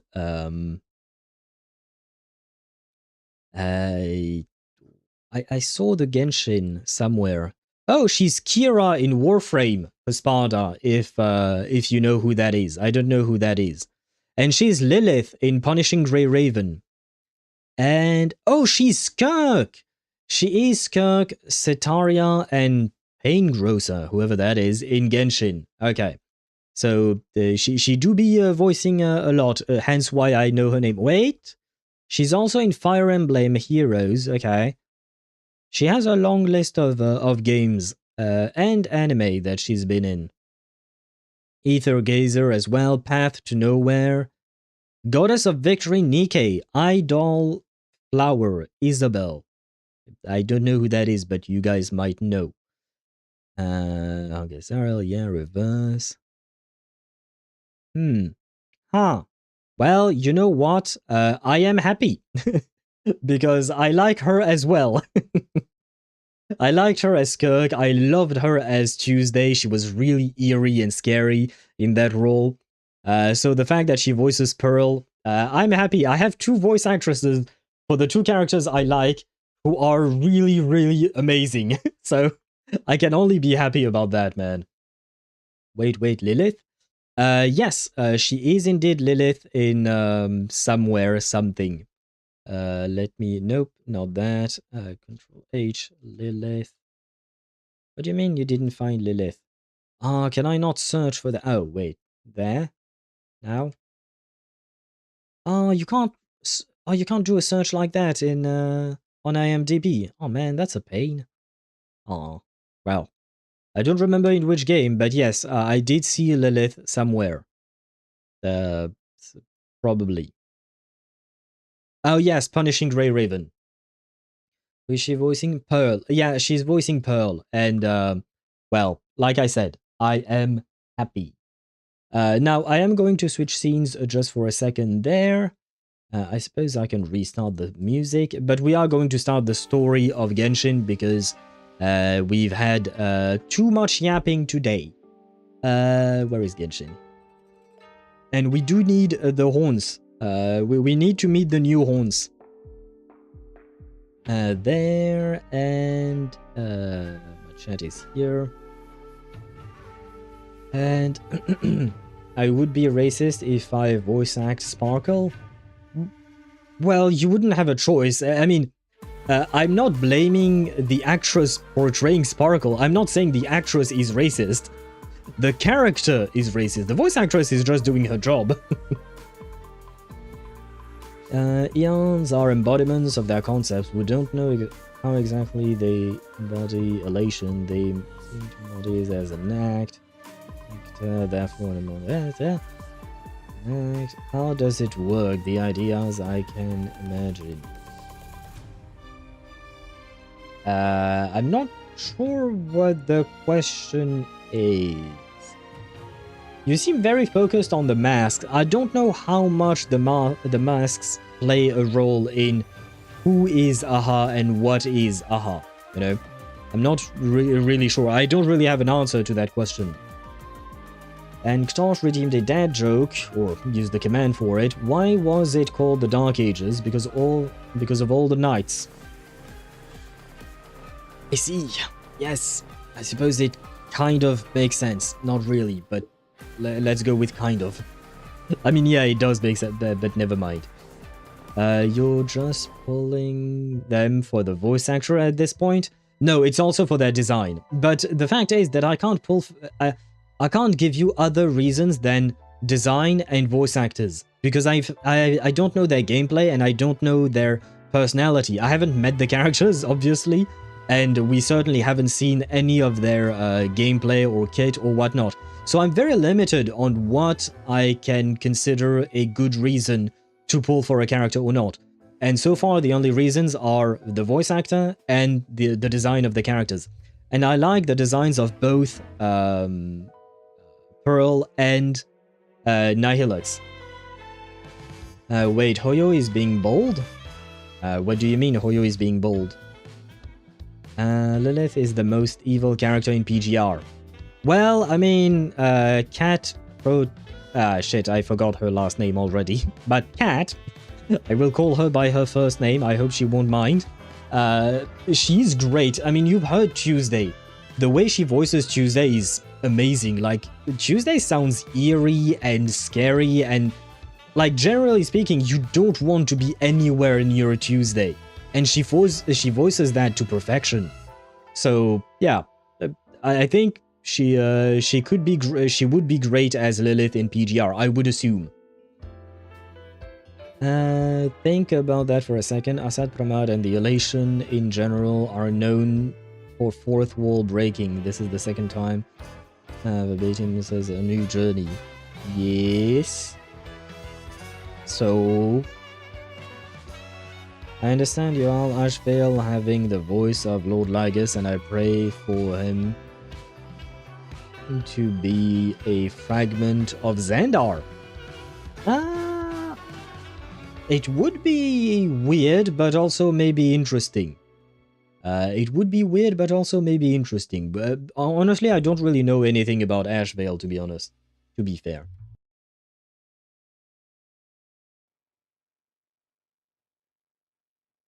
Sorry. Bumped my glasses there. Guys, do you have any idea where we should pull for Zibai? Because I don't really know where she's from. I know she's from Liyue, but where is she from exactly from Liyue? Do you guys have an idea of where we should go and pull for her? I will only do 40 pulls. Basically, what I'm trying to do here is I'm saying if she comes home early, good. Because beyond 40 pulls, I no longer consider it early. Well, 50 maybe. But beyond 40, 50 pulls, I don't consider it early anymore. If she doesn't come home early, then I go back to saving mode. Because I need to save for Nicole. Nicole is my main goal in life. At least in Genshin for the 6.x series of update. So I need to save for her. Bro, I got a new piece for Kiching today. I mean, it is 40 CV, but I'm still overcapping on crit rate. It was just one more roll into crit damage. I would be in heaven. How do I type heaven? Heaven. That way. Also, JP Assad sounds like Sampo JP. Huh. I did not know that. And Sparta said the bank, while Tosh said the Xianyun area. Xianyun area, I might understand. Maybe she's from Shenyu Vale. Why the bank, Sparta? Why would I go for the bank? Rex Lapis? Do you mean like the old boss? Wait, where is the... What are you guys talking... Wait, what? I have so many different things there. Based on what we see, the masks seem to resemble emotions.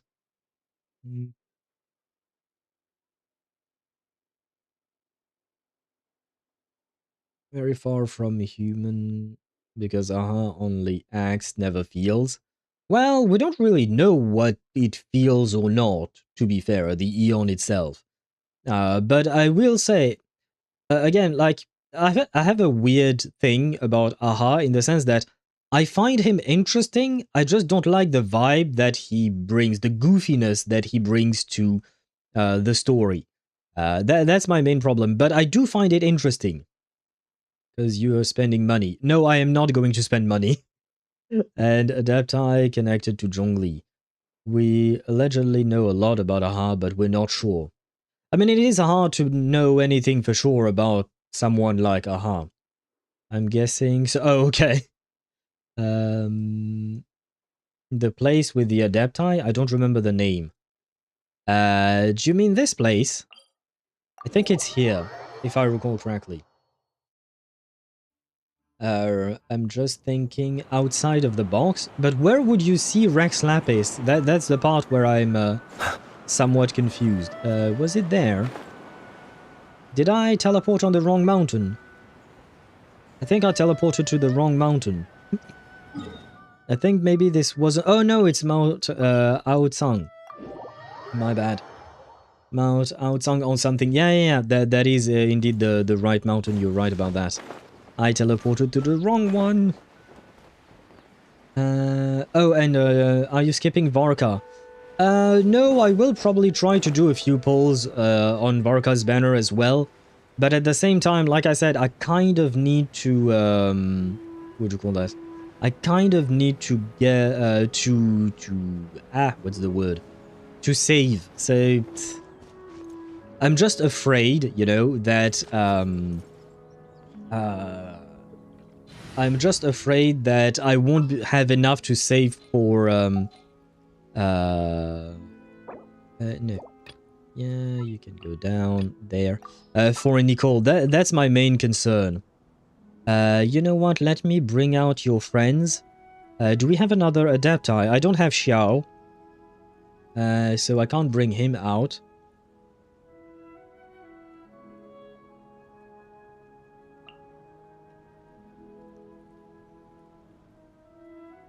Yanfei is part Adepti, technically speaking. I know nothing about... what's her name? Lanyan, I think? Yeah. I know nothing about her. I don't remember her being introduced anywhere whatsoever. Hope you can get my son? What do you mean your son? Who is your son? But my point with Assassin's Line, I think he knows we're ascending, or we have the largest potential to be a reawakening of Akivili proper. Maybe he does know. It would be interesting if he does, and I hope he will share some of his knowledge. Just go Ningguang. Ningguang, why not? Why not? Could make some sense. Ready for trial. Why not? She's in contact with the Adeptus and all of that, right? So there we go. And we even have 2 Geo characters, and Zibai is Geo as well, right? What? You know, I know what this... I've read this, like, months ago. There we go. I just want to sit. Wait, maybe he should sit in front of the tea. That would be better. There we go. There you go. We have Zhongli right there, sitting at his table, ready to drink his tea. So, Zibai, would you come home for Zhongli? Let's see first. We are at 0 pity. Well, change to nighttime? Oh, right. She does have a specific passive about night, right? So I guess midnight should be nice. Come on, midnight. Oh my god, this thing. Ah, no. Come on. Ah, I want midnight on the dot. Come on. Fuck.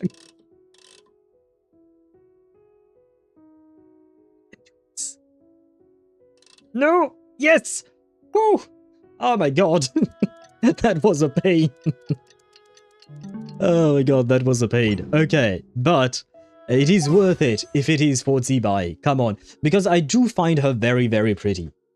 And I quite like her gameplay, plus I would like to revive my Geo teams as well, you know, it would be nice. Well, technically she's not going to revive my Geo teams, she's just going to make a new Geo team. But okay, we are at 0 pity, we are going to do 40 pulls, or so, around that much. Please come home to me early, I have brought all of your friends to welcome you on my account. Is that good enough? No. The friends one was not enough. Well, fuck that. I already have C6 Aino. If I could get an... Apparently, his name is supposed to be pronounced Itlua. Because I watched the I Win to Lose Gaming's video on him, and he actually went on the wiki, and on the wiki it is listed that the pronunciation for the character should be Itlua. I have no idea why that's the case. Like, yeah, it's pronounced It-Lu-A. And I don't know why. Based on official English voiceovers. Well, I still don't know why. But, It-Lu-A, please come home to me alongside Zibai would be wonderful. Please? Pretty please? I said your name properly and all that. Oh, wait. Well, I can skip. Yes, I could. Yeah, there we go. We have an Aino, another one. Zibai is a baddie. She is indeed. Zibai only has a night mode. Oh, I see what you mean.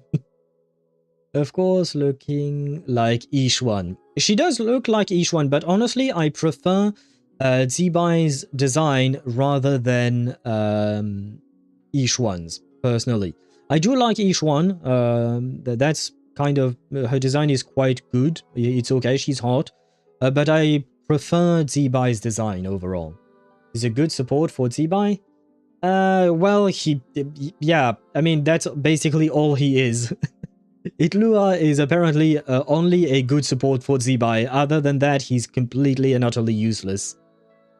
Come home, let me see your beautiful face. Ah, well, let's see. Itlua, will you come home for Daedra?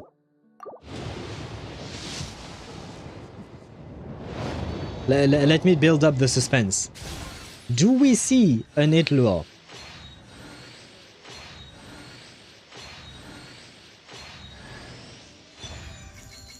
Yeah, that's a weird looking Itlua, isn't it? Not the Itlua we wanted. And nope. No Itlua, but a dog, I guess. I got a dog. Ah, well. I think we have already done 30 pulls, man. Zibai, please. Please, for the new year, for the Chinese New Year, for the horse. I already have a horse girlfriend in ZZZ. Will you be my horse girlfriend in Genshin Impact? Please. Pretty please. No. Ah, but we did get an Itlua. Oh, but because I skipped, we didn't hear his yapping. Ah, shit, I forgot about that. But we did get an Itlua, at least. There you go. At least we can add one more for the collection, I guess, or something.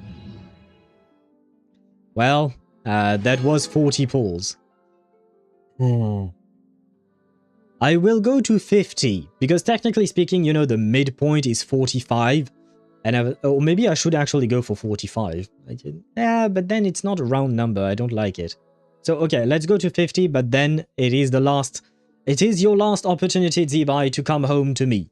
Will you make me a happy man and come home very early like that? Pretty please. I have all of your friends. I even have your Itlua. I don't really have a good experience with horses. There was that one time where a horse tried to bite my hand, which was not really all that nice, honestly. Will you give me a better experience with horses? Will you teach me how to approach horses and all of that, please? Pretty please? Nope. Well, we tried. What the fuck? Why is there a lion's roar? Wait. Just for fun, we do have 96 pulls here, so we might as well. And we are at 0 pity as well. Let's see what we get. Can I get my C6 Chi-Chi? Spada_4 says bite owl's hand. Wait, do you want her to bite my hand? No, thank you. And we've already done our 50 pulls. It's technically 10 more than I said that we would do. And another one, and another one bites the dust. And another one bites my hand, yes, I suppose. Xiao, will you come home? Wait, who is Xiao? I don't know who you're talking about. Let's see. Who do we get here? I am curious. Can I get my C6 Chi-Chi? Finally. No. Can I at least get some constellations on Itlua? Oh, you know what? I'll take the constellation on Aoife. Why not? I mean, it's not like I'm playing him, but I do like him. Make a Ching be with you. I think I already have her at C2, C3, C4. I don't remember. I don't really care, I'm not gonna lie. No, oh no, I want a Dia constellation, in truth. Like, if we're actually talking about a real want, I want a Dia constellation. If I could get my Dia to C6 eventually, that would be nice. No, still no? Oh my god. How many pulls are we at? 60? Going to 70? Still no? Okay. Very well. Now going to 80, right? So this should be it. Let's see. What do we get? Come on, give me my Dia. I think it would be C4 Dia, if I'm not mistaken. Show me Dia, please. Show me a Sumeru warrior. I am waiting. Why not? Well, I guess. Okay. I guess that's C2 Tignari, I think, if I'm not mistaken. Is this Tignari evil? Apparently it's not. It's not evil. Wrong Sumeru warrior. True, but he's not a warrior. He's a mushroom guy. he's not a warrior. C2 is kind of good, really? I mean, why not? It's not like I don't really play him at all, to be honest. I have him built. He is built, but I don't really play him. Well, we got ourselves a Tignari, I suppose. Man. Should I do 110? Oh, wait, no, because I didn't get the Zibai, so I don't need to to do a 10 pull there. What is this? Oh, right, the Itlua, I assume. Right, yes, okay. Missed my joke. Where you see one man, I see... Oh, God. Yeah, I think it was nice that I did not see your joke. I think my brain protected me from your joke. Let me see. Yep, it is C2 indeed. 20% dendro damage bonus. Why not? Let me actually check. Where is my my Kuching at? And my Dia as well. Dia is here. Oh, my Dia is only C2. Oh, okay.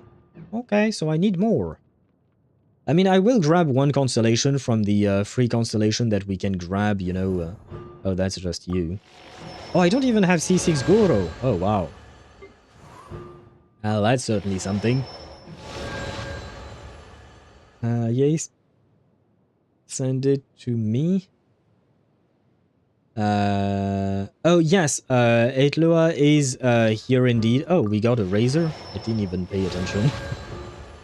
Where is he? He's there. Ah, well, he's there. There we go. We did get him. Given the fact that I don't have Zibai, I'm not going to build him. Because, well, quite frankly, there is no point. But I am tempted to do one more pull. One more 10 pull. One more. Come on, going to 60. Right. Come on. We do be building pity here, right? Come on, Zibai. Pretty please. No. Oh, fucking hell, Goro. Why not? One more. Right. I'm caving in completely. Save the rest. Wait, we were at 60, right? We're going to 70. Because my thought process is basically, if I lose the 50-50, then I can keep the guaranteed for who do you mean? For Varka, for instance. If I win the 50-50, well, then I'm kind of fucked for Varka, but that's life, I guess. I mean, it depends. Maybe I can be lucky or something. Did you lose your 50-50 or just found pity? No, I didn't. I just pulled on the standard banner. We didn't get anything from Zibai's banner. One more 10 pull, one more chance. Hope for it, roll high, aim higher, and go for the mountains. For the mountains! Nope, not even for the mountains. Well, there you go. We are at 70 pity. I am stopping there. Because this is really late in terms of coming home. And if I win the 50-50 now, I will be screwed for Varka and potentially for what do you call that? For Nicole. So yeah, now we do be saving.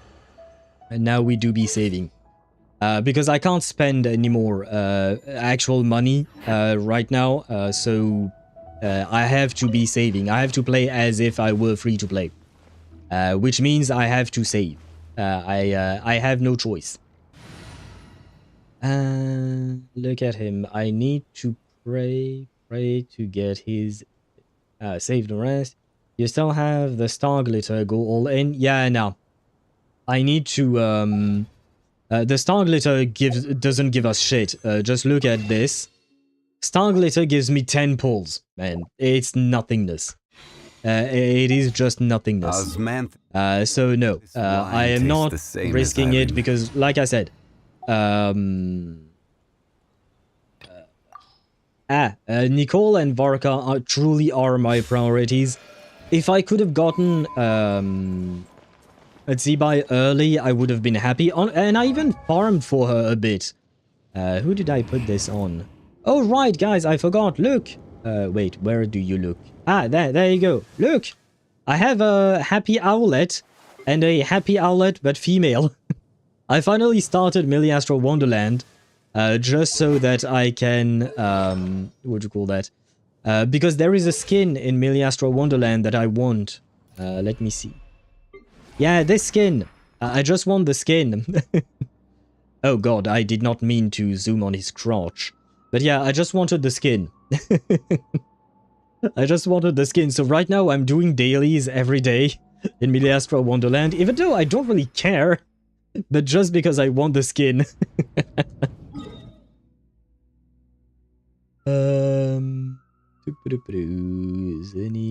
You are an evil voice. Moving on. Yeah, no.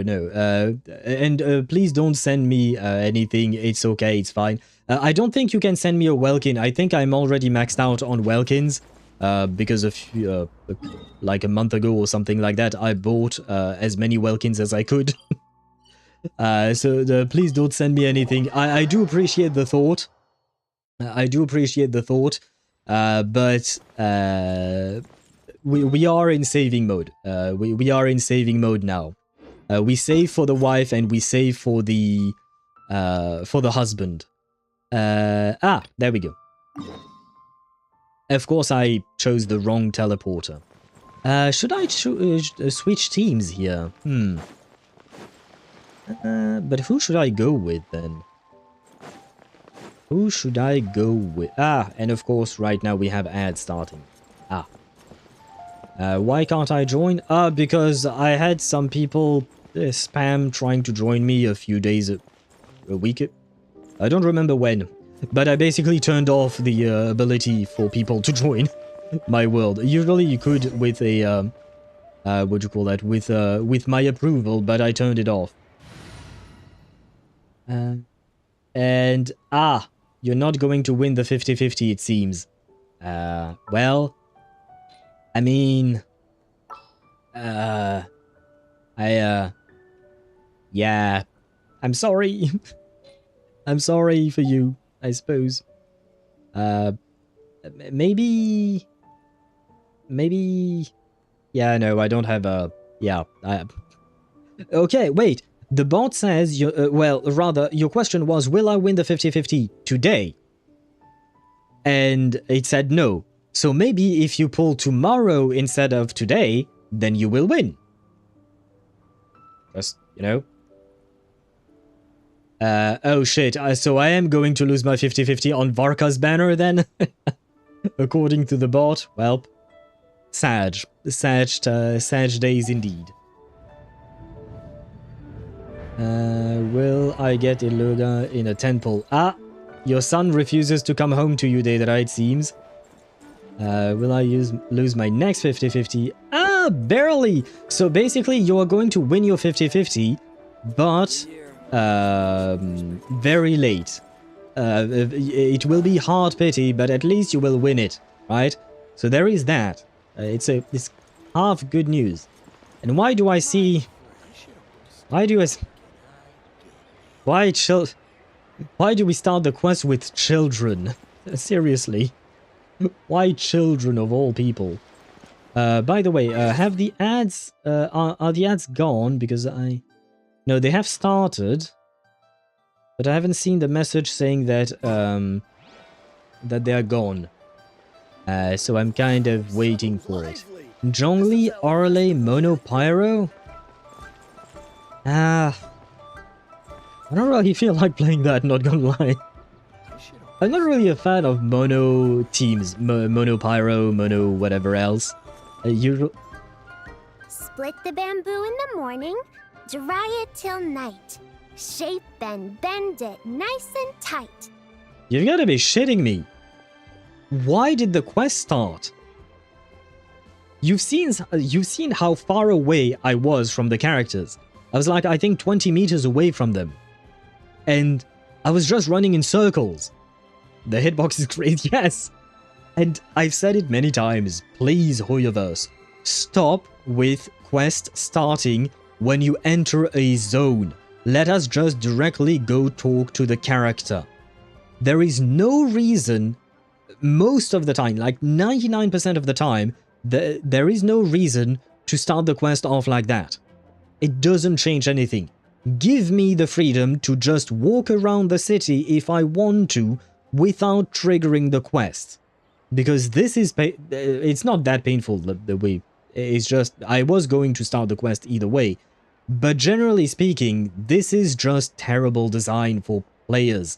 Because there are so many times where I just want to run around a place and I'm not even paying attention to what's around me, I just want to go from place A to place B, and all of a sudden I'm inside of a quest and I have to yap with Paimon, which I didn't mean to because I didn't have the time to do so. So I have to skip the quest because I have other things to do. The children sensed you and started the quest. And see, this is why I don't like children. Cross the strands to form a pattern, coat in silk, and you have a lantern. Game said, nope, not today. Lock in. I choose when I lock in, not when when the game wants me to. Is the Pokemon curse? The NPCs will come to your house for the quest. Really? I've never played a Pokemon video game.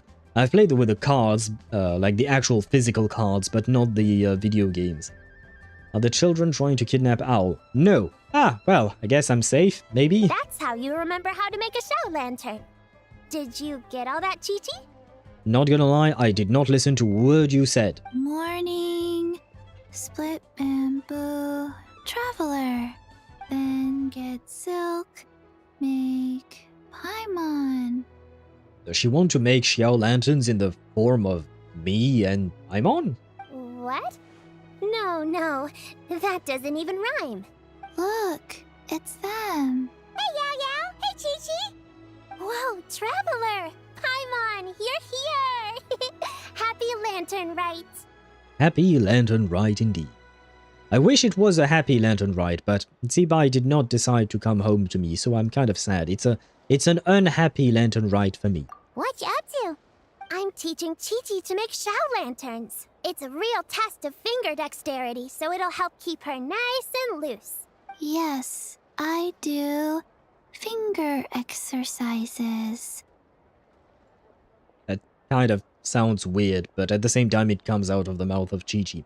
I will say I have missed her voice. I love Chi-Chi's voice. She really does sound dead inside, and I like it. It's a fun voice. I wanted to strongbox for Keqing in Liyue and boom, 10-minute dialogue. Really? Oh god. I'm sorry for you, man, Tosh. That's why I say they should not be doing quests like that. It's a minor pet peeve, right? It's not like breaking the game or anything, but it is annoying. How many children do Owl like? And you rolled a 1. No, I do like more than one child in video games. I like Marcus, although Marcus is like 16, 17 years old, I think, in Reverse 1999, so she is an adult. Well, she's a teenager, I should say, so she's not exactly a child. I loved Gala in AFK Journey, and she was proper child, like she was under 10 years old or something like that. I absolutely loved her as a character. She was actually interesting as a character, and she had qualities and flaws, like she was really well written in my opinion. Plus, we got her adult version as well. I did not know that we would get her adult version. So it was a genuine surprise for me, and I already liked her a lot just as a child. So Gala is definitely, she's probably my #1 child that I like in the video games that I currently play. Other than that, oh, I guess maybe it is the 1. Maybe it is just 1 then. Because Marcus is actually a teenager. I guess Flutterpage. Flutterpage is also would you call that? Flutterpage is also a bit of a child. I don't remember exactly how old she is in Reverse 1999. But she's early teens at most, I would say. Probably. Are you unhappy for ZZZ2? Well, I'll like the ZZZ child. Wait, which child? Do we have children in ZZZ? Because I don't remember. I gotta black them out of my memory. Well, I'm not unhappy about ZZZ. It's just that I'm not interested in either of the what do you call that? Either of the idols, group, girls, what's their name? Angels of Delusion. I'm not interested in any of them. So I am going to save. So I'm unhappy in the sense that I won't be pulling for anything next patch. But I'm also kind of happy because it means I can save, which means I might be able to get Mindscapes for Evelyn whenever she gets a rerun. I think the green-haired angel is a child. Or something similar. Child-shaped. I mean, they are teenagers, I think, for the Angels of Delusions. I don't know how old they actually are, but I think they are teenagers, more or less. Still, I mean, I don't know their personalities all that well, because we haven't met them yet. But in terms of design, I have no interest in them whatsoever. I will say, I really like the skin on Arya. You know, the skin that turns her into a black and pink version of her? I really like that skin. It really does look good on her. But I'm not going to pull. Is child hot and rolled a 1? Oh god, poor Tartaglia. Oh, poor Tartaglia. Oh, by the way, that reminds me, speaking of Tartaglia, he's voiced by Griffin? Shit, I knew his name, and then for some reason my mind decided to blank on me all of a sudden. Tartaglia voice actor. Griffin Burns. Okay, there we go. I don't know what... I had the name like for a second there, and then it disappeared from my mind. But yeah, he's voiced by Griffin Burns, and I just met Griffin Burns, not in real life, but in a different video game. He voices a character in AFK Journey. I immediately recognized his voice. And I was happy to hear him in there. I will say that AFK Journey's voice acting is getting better and better. At launch, it was kind of so-so, depending on the characters. But it is getting better and better, and I really am quite happy about that. And hello, Kumo. Welcome to the stream. I hope you're doing well. I'm getting both. Oh, you're talking about the angels. I wish you good luck. Clanker doesn't like Clanker. What do you mean you... Which Clanker doesn't like which Clanker? Because Inefa is a Clanker. I've seen that you guys have... Oh, my bot doesn't like Inefa. Okay, I got the... Yeah, because he said, yeah, the bot doesn't like Inefa. Well... I mean... Is she hot? I guess she does have an ass, but she looks more cute than hot for me, personally. I like Arya's metallic thighs. I don't know if they're all that comfortable though. To be a nimble zombie. Be a nimble zombie. Sure. Wanna try too, you two? Thanks, but I already know how, I think. Oh, okay. Well, we need a whole bunch this year so it doesn't get too dark at night. Too dark? What does that mean? Wait, by the way, can I buy shell lanterns again this year? Because I don't think I've ever used mine, so I should have about 1,000 of them in my inventory. So can I get to 2,000 shell lanterns? Or something like that? And if I got the thighs, not gonna lie. Really? Yeah, she does have wide hips, so I guess it would go well with thicker thighs, probably. Arya shorter than the group, but weighs 5 times more than them. Hey, come on, Kumo, you don't need to bring her weight into the equation, okay? That's mean. But do you like children-shaped characters more than Owl? Well, that's not really that difficult, you know? Apparently the bot does indeed, but to be fair, it's not that difficult. I do not like children-shaped characters most of the time. Dr. Baiju has patients who got hurt walking at night. Okay. The moon disappeared, so it was too dark to see. The moon disappeared? Like, behind the clouds? It was Jeonju, the moon devourer. The way she says it, Jeonju, it sounds to me like John, you know, the name John, kind of like John Lee. You know, the way some people name Zhongli as John Lee. And now we have John Zhu. Jeonju the who? Changshan told me about it, but now I forgot. It's an old myth from Chenyu Vale about a giant toad in the sky that eats the moon. What? The moon gets eaten? Does that mean Columbina is getting eaten? Because now Columbina is the moon. So if there is a toad eating moons, then is Columbina going to die again? Well, she didn't die. Well, is she again in danger or something? NFI hitting truckloads with her alt? With C2, yeah, because I missed the message a bit, but you guys write too much, so I'm kind of lost at some point. I hope you have fun with NFR. I am having a lot of fun, I will say. The Flint's team with NFR and Columbina is really fun to play, it's really easy to play, it's satisfying to play. Al, you're interested in the future characters showed in the ZZZ trailer? Who do you mean? Are you just talking about the Angels of Delusion, or are you talking about someone else? Because I haven't seen anyone else. Jeonju, the Moon Devourer. Yes.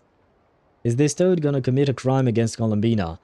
Oh god, yes, indeed. Apparently the bot thinks so. So maybe the bot is predicting the future. It might be a bit of a problem. There is like a shop with special coins that you get from the minigames or the story, and you can exchange them for packs with primos, mora, etc. After buying every pack, you can buy Xiao Lanterns. Okay, thank you for the information. I will most likely buy them all, even though I'm just hoarding them at this point. It's just a story. It's not like there's actually a giant toad in the sky. Well, I mean, you live in a world where moons are people and there are gods and dragons. Why not a giant toad in the sky, you know? At this point, it wouldn't even surprise me. I asked Master about it, and she said myths are just insights into how the people of the past understood the world. So, did the moon really disappear? Well, I didn't see it that night. But I've checked several nights since, and it's been there same as ever. According to Chi-Chi, though, the Ministry of Civil Affairs sent someone to do some kind of serious investigation. So, I don't know. Maybe something did happen. Could it be that the moon disappeared because of the fight with Dottore and when we pulled the moon in? Maybe? Because that could explain it. Maybe. Do we know when the Lantern Rite is taking place? Is it taking place after the main story quest of Nod-Krai? Or is it taking place before that? Because that I don't know. Didn't Seth's brother get shown? I don't know if it is actually Seth's brother, but I have read that it could be. That guy, yeah, I did see him. I mean, we just saw him from the back, so I can't really say that I'm all that interested. Like, he looks good from the back, but I would like to see more before actually saying that I'm interested or not. We have a deadpan character in Toho. From now on, I will imagine her with the voice of Chi-Chi. Honestly, like I said, I really like the voice of Chi-Chi. The Ministry of Civil Affairs? This is starting to sound bad. It's okay. can fly. Even if it's too dark, you won't fall and get hurt. I mean, she's not wrong. To be fair, Chi-Chi's not wrong. Yeah, exactly. So turn that frown upside down, Paimon. Or someday you'll get a whole bunch of wrinkles and wake up looking like an old granny. Well, I am waiting for that day. Well, I would like to see her as a grown-up adult at some point, you know. Just saying. What? Okay. No more frowning. But the Traveler can't fly. He could still fall and hurt himself, right? Oh, wait, no, so wait, I just realized this has to be before the Nod-Krai storyline, because we don't have the outfit. We still have the old outfit. So that means this is happening before the Nod-Krai ending, probably? There is maybe brother of Seth, accompanied by a blonde, medium-tall girl. Yeah, I remember he was accompanied by someone, but I don't remember the design of that person. It was the Krampus executioner and Seth's brother? I don't remember exactly who it was. I don't know either. I mean, we don't really know exactly, it's mostly guesses. Okay, well, I mean, at the end of the day, we are probably going to meet them during this, the next quest that will drop later down this week, right? So we will probably get to meet them and learn more about them. Is there any way to check if I did all quests in the game? I have empty quest log and I can't find anything in the open world, but I still have so much exploration that I can't believe that I did every quest. The way I do it is to check my achievements. It's kind of a pain in terms of a process, but a lot of achievements are tied to quests. And since I have like over 90% of the achievements of the game, I can somewhat easily find whenever I'm missing a quest line or something like that. So maybe you could do that. But I don't know, it depends on how many achievements you already have or not. Because if you don't have that many, then you will have to sift through all of them, which is kind of a pain. He for sure is wearing a suit. Oh, do you mean potential Seth's brother? It did look like that, kind of. You'll see the Traveler's outfit later on when you witness Zibai. So when is this taking place? Because if they purposefully don't show the outfit now, but show it later on, does that mean we start the Lantern Rite, then go to Nod-Krai to save Columbina, and then come back for the festival? That's kind of weird, not gonna lie. Like, either we... Yeah, no, it feels kind of weird. Like, priorities, guys. Why go to Liyue when Columbina is in danger, you know what I mean? It doesn't really make sense in terms of timeline. Where was I at? Turn that smile... Like, 1030. Yeah, I think there are like 1600 achievements nowadays in Genshin, so that might be a bit of a painful way of doing it. Let me check. Yeah, there are 1676 achievements in the game, so it might be a bit painful to have to check them one at a time. Sorry. Other than that, honestly, I don't know how to check that. Happy festival, then go back and quick side quest to save Nod-Krai and continue the festival. It wasn't just to save Nod-Krai. Technically speaking, we were saving the entire world. Because if Dottore had succeeded, he would have tried to take over the entire world, probably. Don't worry. That's what the shout lanterns are for. As long as we make enough, Liyue Harbor will never go dark. Yeah, and there's the giant lantern too. By the way, electricity exists in this world. We do have electro users, right? And they use electricity. Why don't they use electrical lamps? Now, like, seriously, why not? Because electricity is a thing, and, like, it's kind of better than burning candles and stuff. Inefa exists, I don't know, maybe people didn't invent it. Inefa is not powered by electricity, she's powered by phlogiston, if I recall correctly, or something along those lines, because she... her core is from Natlan, technically speaking, so she's kind of weird, but still. And to be fair, like, her core dates back to the Dragon Ages, and the dragons were technologically very advanced. They even had spaceships, apparently. So Inefa is kind of an outlier. But the fact is that electricity is a thing in this game, because we have electro users. Although, wait, no, technically speaking, the the elements are different than the actual things. Like, if I recall correctly, the hydro element is not exactly water. It's just the hydro element or something like that. Do you think we would have lost in the latest act of Nod-Krai if not for plot armor?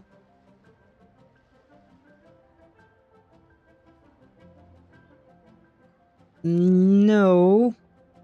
Because at the end of the day, we didn't do much. I mean, we bought time. Overall, you know, we fought the Doctor, but we weren't the one who won the fight. The one who won the fight was Colombina. Colombina kind of came in as a literal Deus Ex Machina to save the day. She grabbed her power, and that's how we won. So, for me, we didn't win shit. Colombina won for us. Oh, right! I almost forgot. Look! This year's Grand Lantern commemorates the Adeptus who guards the moon. With her watching over it, the moon will be safe for sure. Okay, it's showing us a horse. Zibai is a horse. This is the Adepti who guards the moon. So that means Zibai is guarding the moon. Does that mean Zibai is guarding Colombina? Or does that mean Zibai has a fake job guarding a fake moon? I have so many questions. A white horse? Wait! So that's... the white horse Adeptus? Well, it's a statue of it, yes. Yeah! Legend has it she used to live on the moon. So if it were ever in danger, I'm sure she wouldn't just stand by and watch. Living on the moon? We've been to the moon, and place doesn't really seem livable, honestly. Like, seriously. There was nothing aside from our spaceship, and craters, and dust, I guess. That doesn't really seem like a nice place to live in. Huh! We've heard of the White Horse Adeptus before, but we never heard the part about her living on the moon. Does that mean she... Okay, so she couldn't have lived on Colombina. But the moon was fake. So what moon are we talking about here? What moon is she guarding? The fake moon or the remnant of the frost moon? That was beyond the firmament, but now is inside of it. Oh god, this is making me ask so many questions. This is making me so confused about what Zibai is exactly. Probably and what she because does. it's a folk legend from Tenyu Vale, so not a lot of people know about it. Or maybe this is all just horse shit. Not to make a pun out of it, but kind of, as well. Maybe it's just a legend and none of it is true, or something like that. I don't think you can forever make electricity for one light with just some electro. It seems more of a needed battery, like you use a battery fueled with electro. No, but I mean, you can make electricity. I mean, we in the real world can make electricity, right? I'm not asking about like a random dude with an electrovision constantly powering up a lamp or something like that. But I'm mostly thinking that, like, they know about the concept of electricity, so they could apply it the same way we did in the real world. When you don't look at night, Colombina and Shibaido? Things in private? The secret of the moon. What? Maybe she lived on one of the now dead moons? Before the moons died? You mean, I'm assuming? That means she's old as fuck. No, like she's no longer in grandma territory, like she's old as fuck. Do people in Liyue even know about the fake sky or not? No. If I'm not mistaken, most people in Teyvat do not know about the fake sky. I guess maybe the people of Natlan figured it out after, you know, Mawika punched a hole in it. But, otherwise, most people are unaware of most things that we get to know. Most of the lore about ancient civilization, dragons and shit like that, they don't learn that in school, as far as I know. She's ancient at this point. Yeah, she kind of is. She's a dinosaur. Well, I guess dinosaurs were a few million years back, but still. Hey, that is a spoiler? What do you mean spoiler? What spoiler? But recently, some ancient artifacts were unearthed in Liyue, and the archaeological team even found evidence of ancient people worshipping an adeptus who lived in a palace on the moon. Again, I was on the moon, I saw no palace. Unless you consider my spaceship a palace. But then, like, that's... I mean, that's not a palace, that's just a ship, you know, it's just like... It's not really a place to live in. It's kind of like how we write wishes on Shao lanterns and release them during Lantern Rite. The white horse adeptus would descend from the moon in her jade carriage and grant people's wishes. Don't tell information that will be explained later? I have no idea what will be explained later or not. Right now I'm just speculating about things. You can't... If I can't speculate, then I can't speak, and I have nothing more to say. And then it would be a mute stream. Right now, all I'm doing is speculating about things. I don't know what is going to happen in this story, and what will be explained or not later. Ooh! When did that happen? She sounds different from the other adepti in Liyue. Hence why you often hear me say, I think, or maybe. It's because... right now, I don't really know what is what in this quest. It must have been a super long time ago, because even Master barely knows anything about this adeptus. So, Madame Ping has never met the White Horse Adeptus either? Really? Huh.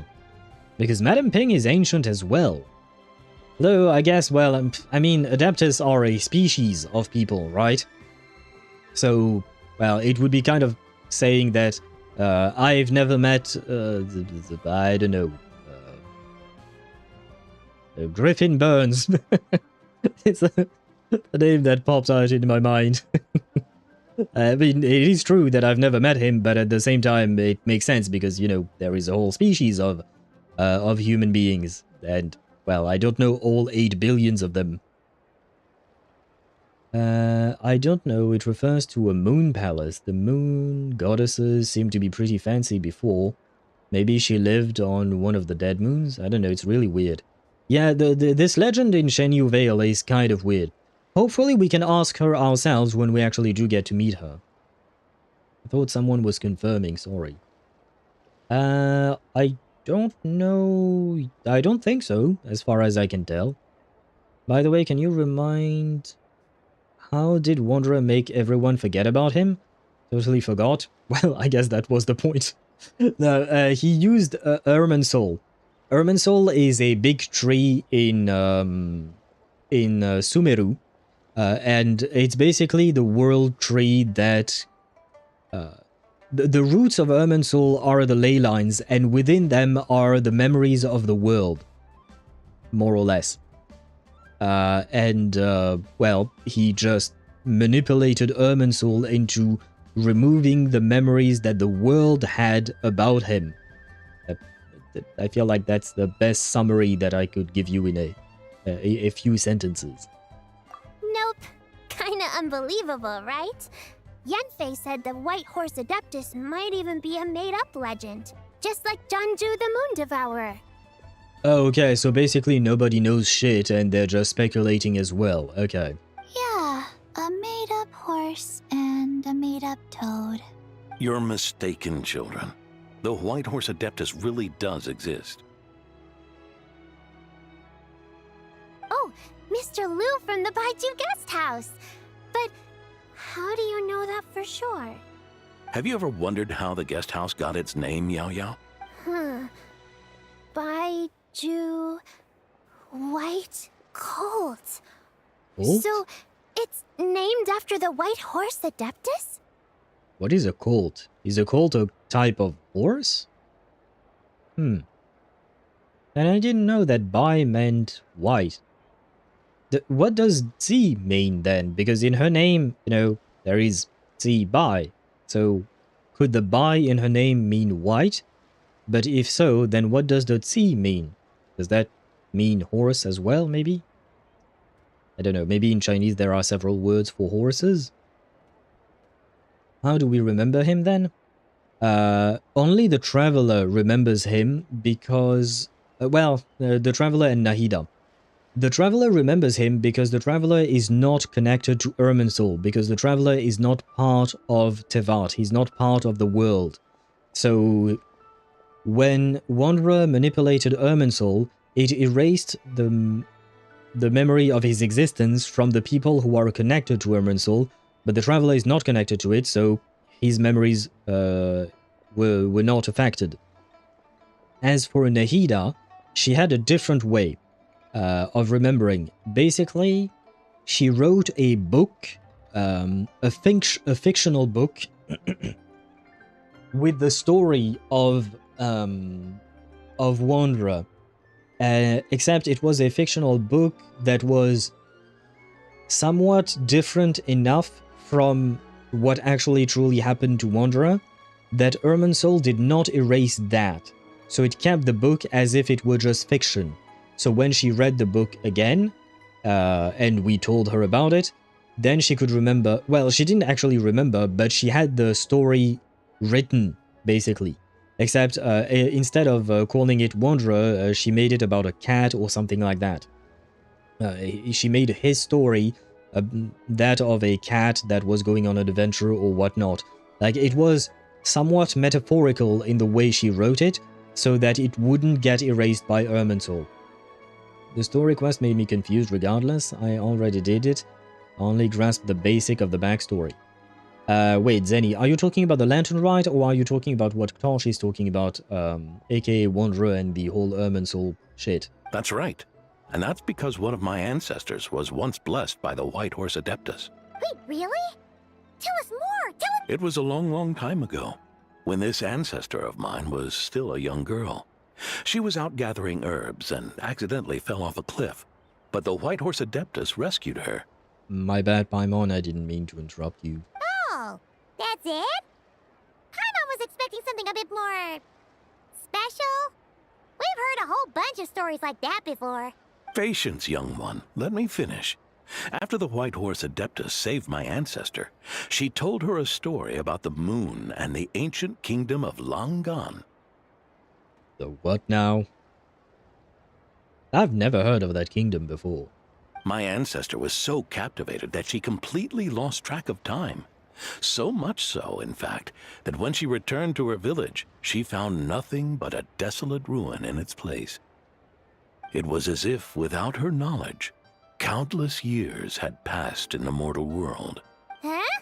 The most extraordinary part of all is that it turned out to be a dream.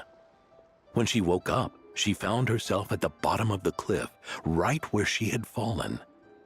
Other than her medicine basket, now filled to the brim with rare herbs, it was as if nothing had happened. Until out of nowhere, a horse's whinny echoed through the air. And when she looked up, she saw a pristine white horse leaping over the cliff. A white horse leaping over the cliff? Wow, that sure is a crazy story. But now, it's starting to sound a bit too far-fetched. Not really. Another skeptic. You sound just like my son. But I know it's true. Ancestral records don't lie. Actually, they do. Actually, they can lie, indeed. I'm not saying that his ancestral records are lying, I don't know. But ancestral records in general, yep, they do be lying sometimes. Lantern Rite. Ah, okay. I don't know. I mean, I can't tell you much for now because I haven't... what do you call that? I haven't... I barely started, basically, the story. And hello, Gaming Predator. Bruh, just completed my Wicca build. Can you review, please? Not now, because we are in the middle of a quest. Usually, if people want me to review characters or stuff like that, we do it at the start, because at the start we usually spend about an hour yapping about various stuff, and including character builds sometimes, but once I'm in the middle of a quest, we tend to just go forward with the quest. I do not understand anything he's saying. You mean the old man? He just said that basically he had an ancestor, she fell off a cliff, got rescued by a white horse adeptus, listened to her tell stories, then when she came back she thought years had passed and her village was in ruins, but then it turned out that it was all just a dream. She woke up at the bottom of the cliff with a lot of herbs, and then she heard a horse make a noise, and she saw a white horse jump. That's the most basic way I could rephrase what he said. Wait, so your son doesn't believe it happened? Don't get me started. Not believing is one thing, but he even wants to change the name of our guest house. It's a disgrace, I tell you, a disgrace. Why does he want to change the name? Well, it was getting about time for him to take over the guest house. And what's the first thing he does? Starts going on about how the name doesn't attract enough customers and how we're losing business to Wangshu Inn. Because Wangshu is a better name than Baiju? Okay. Can you believe that? You say so. As if Baiju Guest House and Wangshu Inn aren't miles apart from each other. Oh, what about something like the Geo Lord's Rest? Paimon bets that would get people through the doors. Geo Lord's Rest. I like that one. This isn't about getting people through the doors. This is about disrespecting our ancestors. I mean, no offense to your ancestors, but do you actually have a financial problem on your hand? That's the better question. Because, like, if you're losing customers and your business is no longer afloat, I'm sorry, but the name and disrespecting your ancestors doesn't really matter, because soon you will not have a business to respect your ancestors with that name and all of that. So, like, if you want the business to survive, sometimes changes need to be made.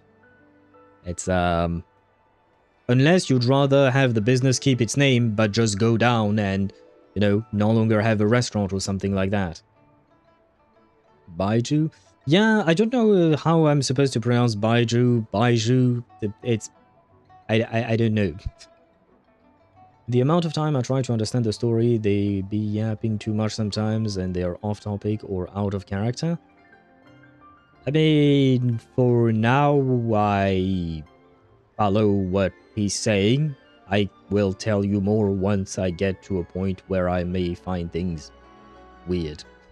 Oh, White for now, Horse I'm Adeptus, my wish is this. Let your divine power be known. Teach my foolish son the error of his ways. Do you want your son to be punished just because he wants to change the name of your guest house? Yeah. I mean, I understand the idea of not wanting to change the name because of the respect of ancestors and all of that, but you're pushing it too far, man.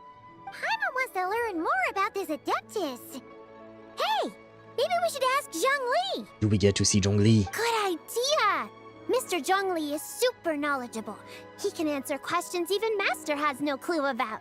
Any idea where we can find him? He's probably sipping tea somewhere, isn't he? Yeah, we just saw him having tea at third round knockout. I mean, it had to be, right? All right, then that's our next stop. Zaddy, yep, it's going to be Big Dong Keep Jong. making shell lanterns. Careful on the road. Goodbye, Paimon. Goodbye, traveler. Why did she have so much trouble saying Paimon's name? Yeah, I am quite excited now. I want to see Big Dongjong. I've missed him. And he's what the heck is going on? Oh right, it's the introduction for the in-game menu, right? He's very pretty. Man, he's so pretty. Why doesn't she want to come home to me, man? Why is she the way she is? What are these? Okay, these are quests for the various mini-games, right? I would assume. I'm not going to do the mini-games today. I'll just, what do you call that? I'll just do those off-stream because, well, they're just mini-games at the end of the day. What is that? Okay, it's just telling me, okay, yeah, no. We're going. Ah, see, they were talking about the moon. Here's the moon. Where am I going? The only problem with this team is the lack of mobility, not gonna lie. That's the one thing that kills my mood about this team. Otherwise, it's a good team.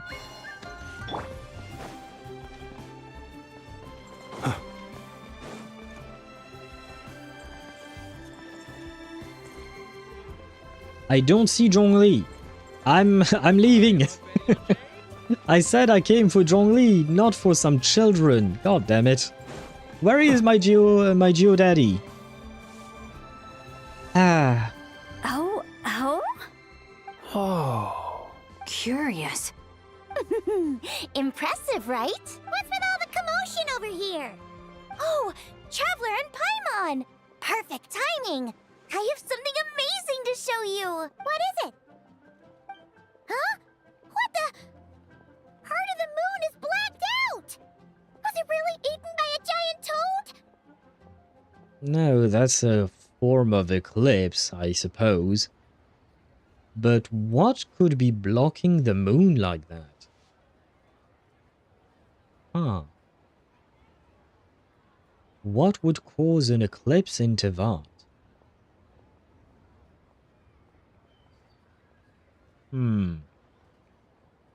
Is Zhongli going to appear at 6? Oh no. I hope the bot is wrong. Huh. I didn't expect you to know the story of Jonju the Moon Devourer, Paimon. Don't underestimate Paimon. She learned a whole bunch of things in Sumeru.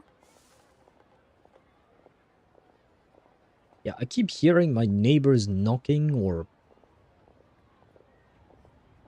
Yeah, I don't really understand what's going on.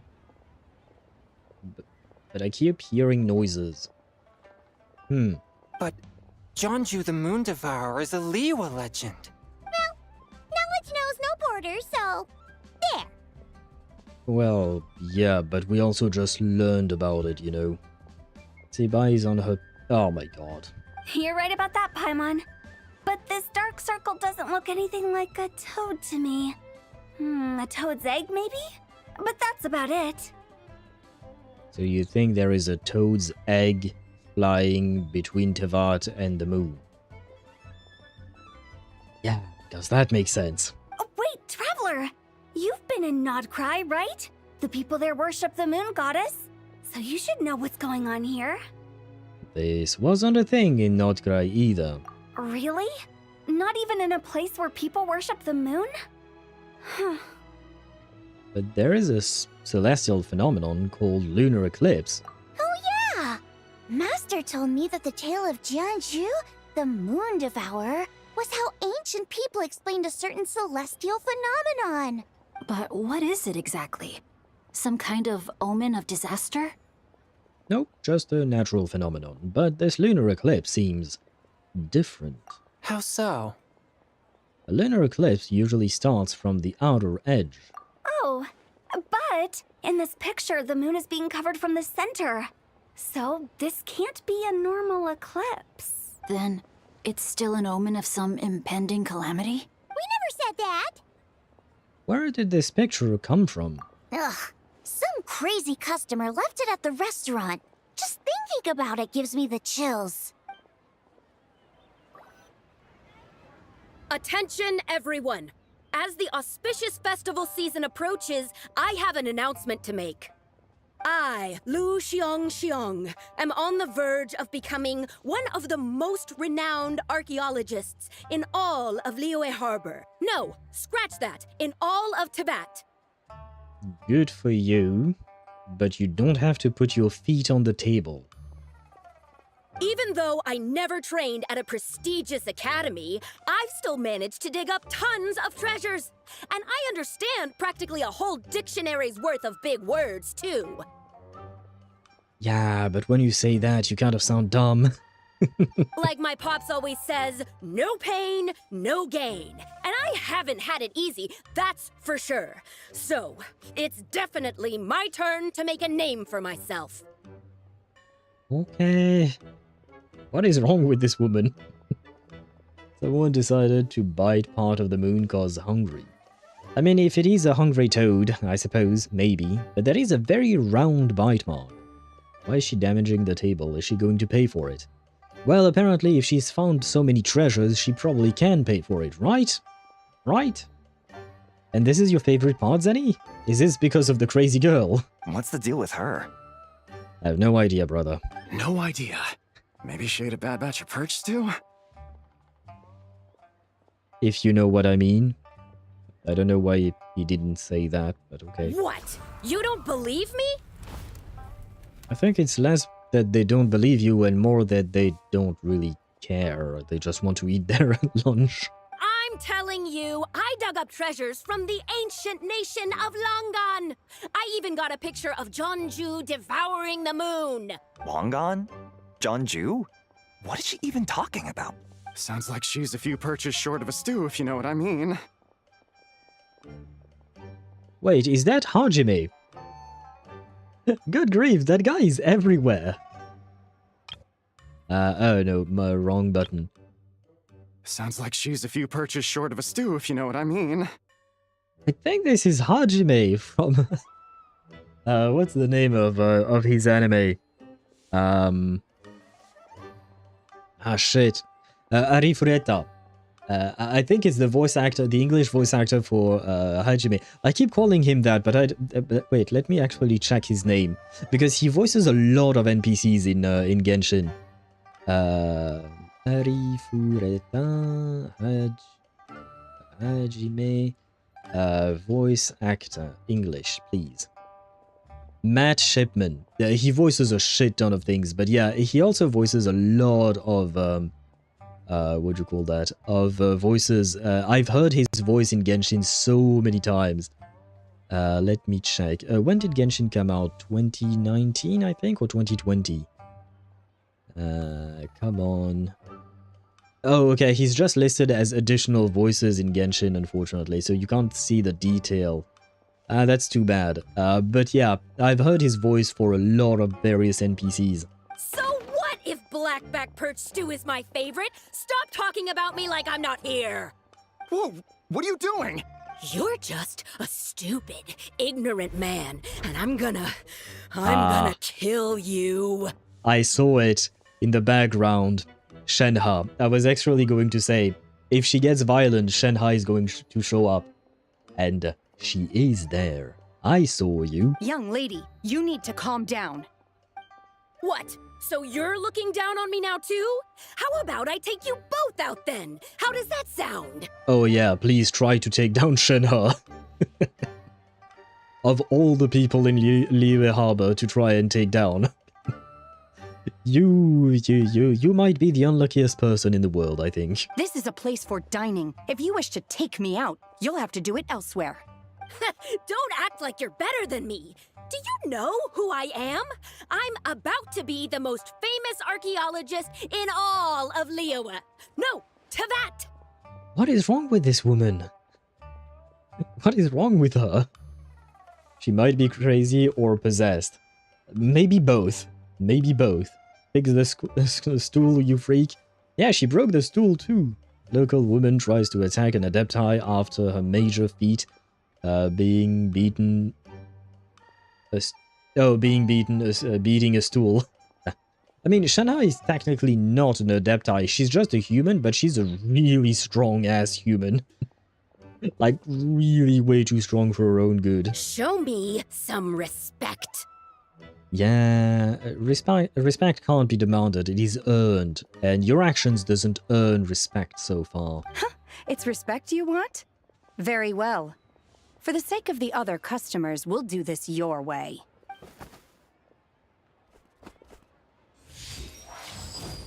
What? So Shenhe started the fight? Well, I mean, it is Shanghai, you know. The first time we met her, she talked about murdering 2 guys. So, is that really that much of a surprise? She had no choice. The woman pulled a shovel out of nowhere and started going crazy, Shovel. flipping tables left and right. She even injured 2 other customers. Oh shit, yeah, okay. Shenhe did what she had to do to restrain her, then took her to the Ministry of Civil Affairs. Thank goodness Aunt Shenhe was there. Or who knows what might have happened. Yeah. I started cleaning up after all the commotion, and that's when I found this photo. I thought it might be the one she dropped, so I rushed over to show someone. She said she took a photo of Jonju the Moon Devourer. This must be it. Can we really trust what she said, though?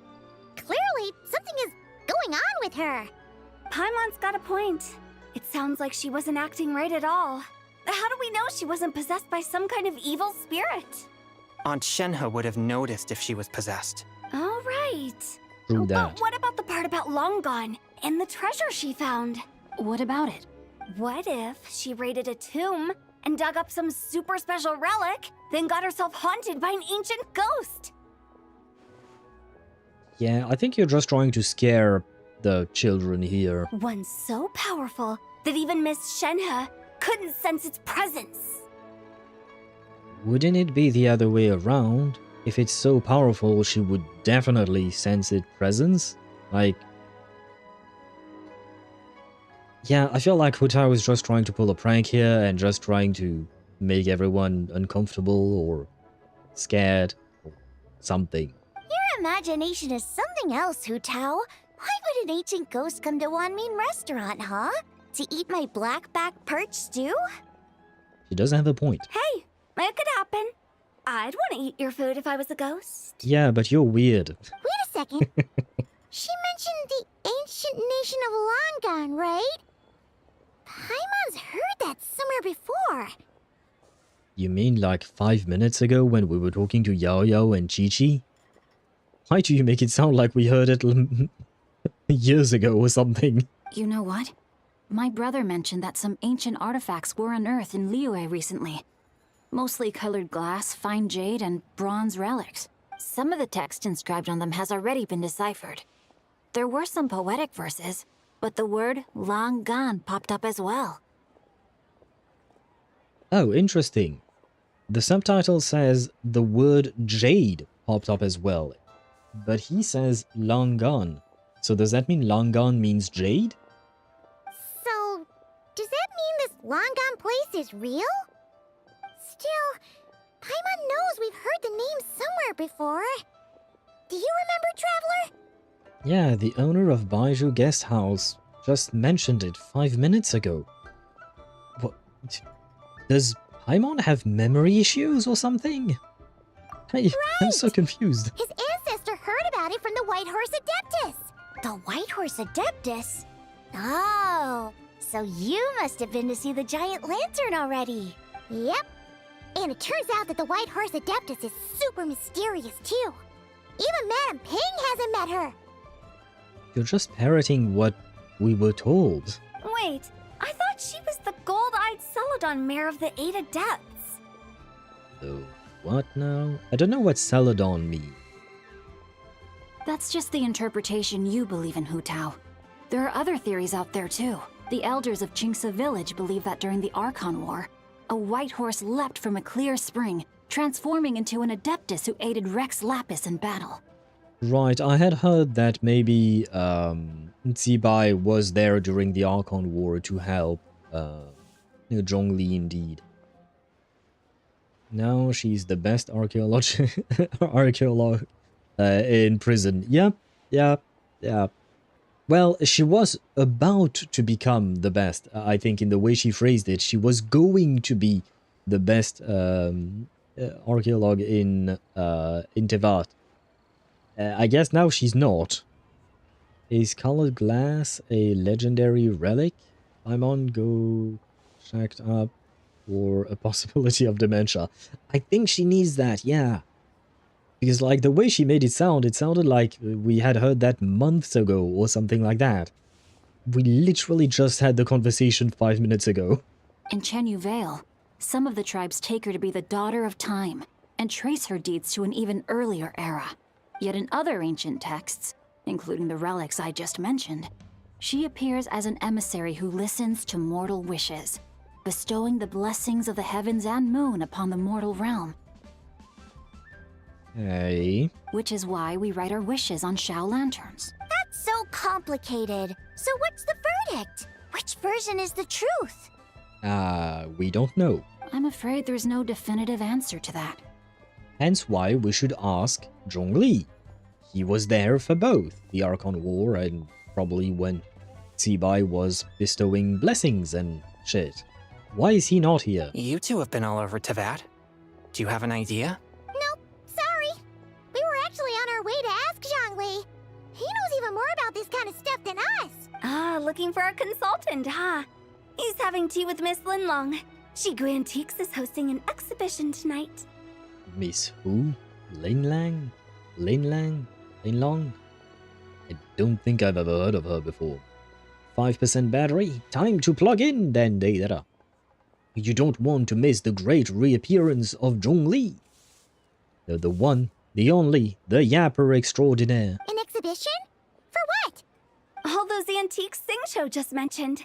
So if you head to the big ship docked in the harbor tonight, I'm sure you'll find him. Thanks, Hutao. We'll check it out. So, where to next? How about we go to the Ministry of Civil Affairs to ask about the White Horse Adeptus? We might be able to find out more about the recent moon situation, too. If you're heading to the Ministry of Civil Affairs, could you give them this picture for me? Since it belongs to that customer, she deserves to get it back at least. It might even help the Ministry with their investigation. Of course. Let's go. Ha! Alright! We're off! Oh, wait! I almost forgot! Happy Lantern Rite! Oh, happy Lantern Rite to you as well. Come have a meal with us when you're free. We'll be there, or we'll be... square. I never really understood that phrase, that sentence. What does it mean to be square? Like, did you become a cube? Do you start playing Minecraft? Or what does it mean? What does it mean being square? Thinking about it now, could it be possible that photograph was a fake? Do you guys have Photoshop in Teyvat? How do you fake a photo in... I guess there is magic, never mind. Never mind, there is magic. Why did we even stop by here? Can't we just go to Zhongli? We were told that Zhongli was here. That's why we stopped here. Yao Yao said that she saw Zhongli have tea here, I think. A fake? You mean like the customer fabricated it to gain academic recognition? But I guess he was having tea somewhere else. Nice one, Chongyun. I never even thought of it like that. How about we go check out that place tonight? I know exactly where it is. But now even Teyvat has fake news. Ah, great. The real world has infected Teyvat. All right. I'll get scolded if I get home too late. Live a little, Sing-Cho. You act like this is a first for you. Worst comes to worst, we'll get Xiangling to cook you something delicious, okay? That does not change the fact that he's going to get scolded. That's kind of besides the point. Well, when you put it like that, I suppose it's worth the risk. Brother, you're way too easy to bribe. Way too You easy. were just waiting for the promise of free food, weren't you? Fine. It's a plan then. We'll meet up tonight. So why are we going to the civil people? Because we just talked to them and they said that if we want to find Zhongli, we can find him tonight at the boat or something. But basically we are supposed to wait to find Zhongli tonight at some specific place. So in the meantime, since we have nothing to do, we are going to see the Ministry of Civil Affairs because they're investigating, well, that person, the crazy lady, and the moon devourer thing, and the moon disappearing at some point during the night. That's why we're going to... Can I tell? Yeah, okay. No. Yeah. This is why I wished that, you know, exploration was not limited to characters specifically, and we had you know, actual proper ways of exploration with... Rev the engines! Oh, my bad.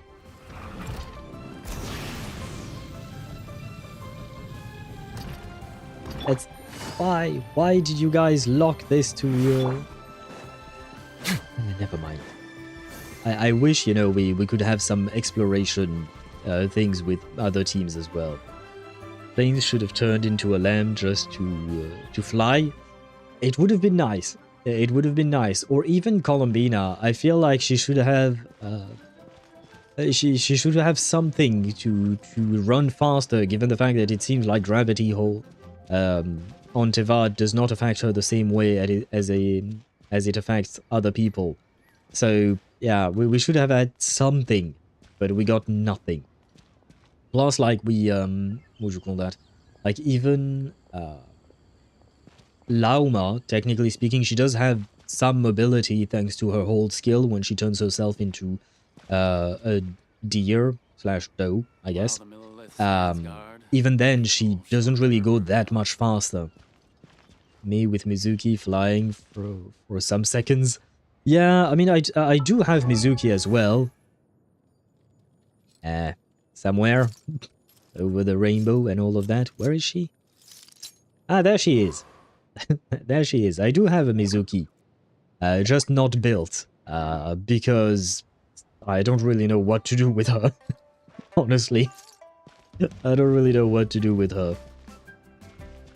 Risley is here to cheer up your soul, because that place can be for another speedrun character. Yeah, no, it's just because Risley is one of my favorite characters, and he works really well in this team. Like, this team still manages to kick ass while also being there mostly to run around. So it's just because the team works well as it is. But technically, yeah, I could replace Risley with another character that runs fast or something like that. But I prefer Risley. Your grandfather is of the same opinion, Miss Lanyan? Yes. On Lantern Rite, the moon shall go dark. That's what the signs are indicating. The way they say Lanyan, it sounds to me like l'oignon, which is the French for the onion. It sounds like that to me sometimes. So whenever I hear her name, it makes me think of an onion. Celestial observation isn't Grandpa's strong suit. But he discussed it with several other elders from our clan, and their conclusion was the same. It's consistent with the information we've received from other sources as well. Wait, so this is the new voice actress for Kaching, right? You mean the whole thing? About the legend of Jonju the Moon Devourer? Yes, that's one of them. I think I cut her off, my bad. Happening in real life. Yeah, it was missing that part of the voice line, my bad. So it's true. I thought it was just a rumor. It's true.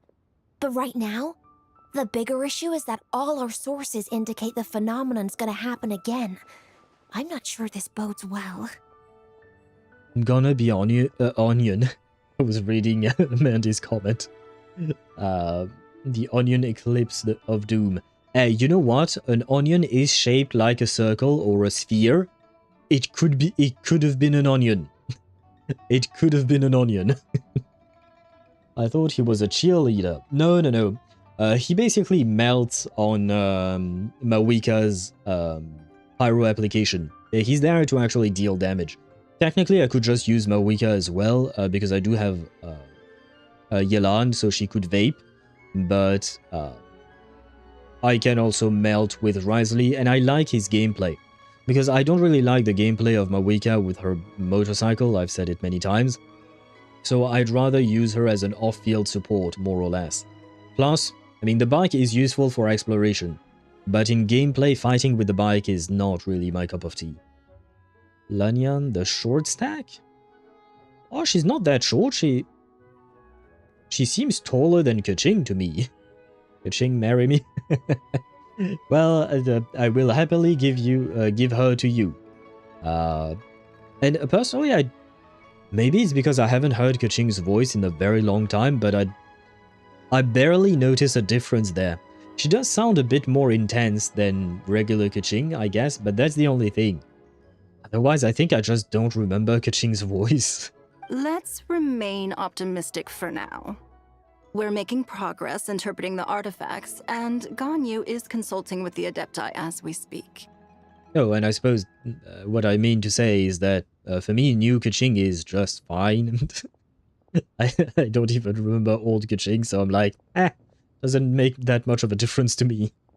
Ningguang, where is your wife?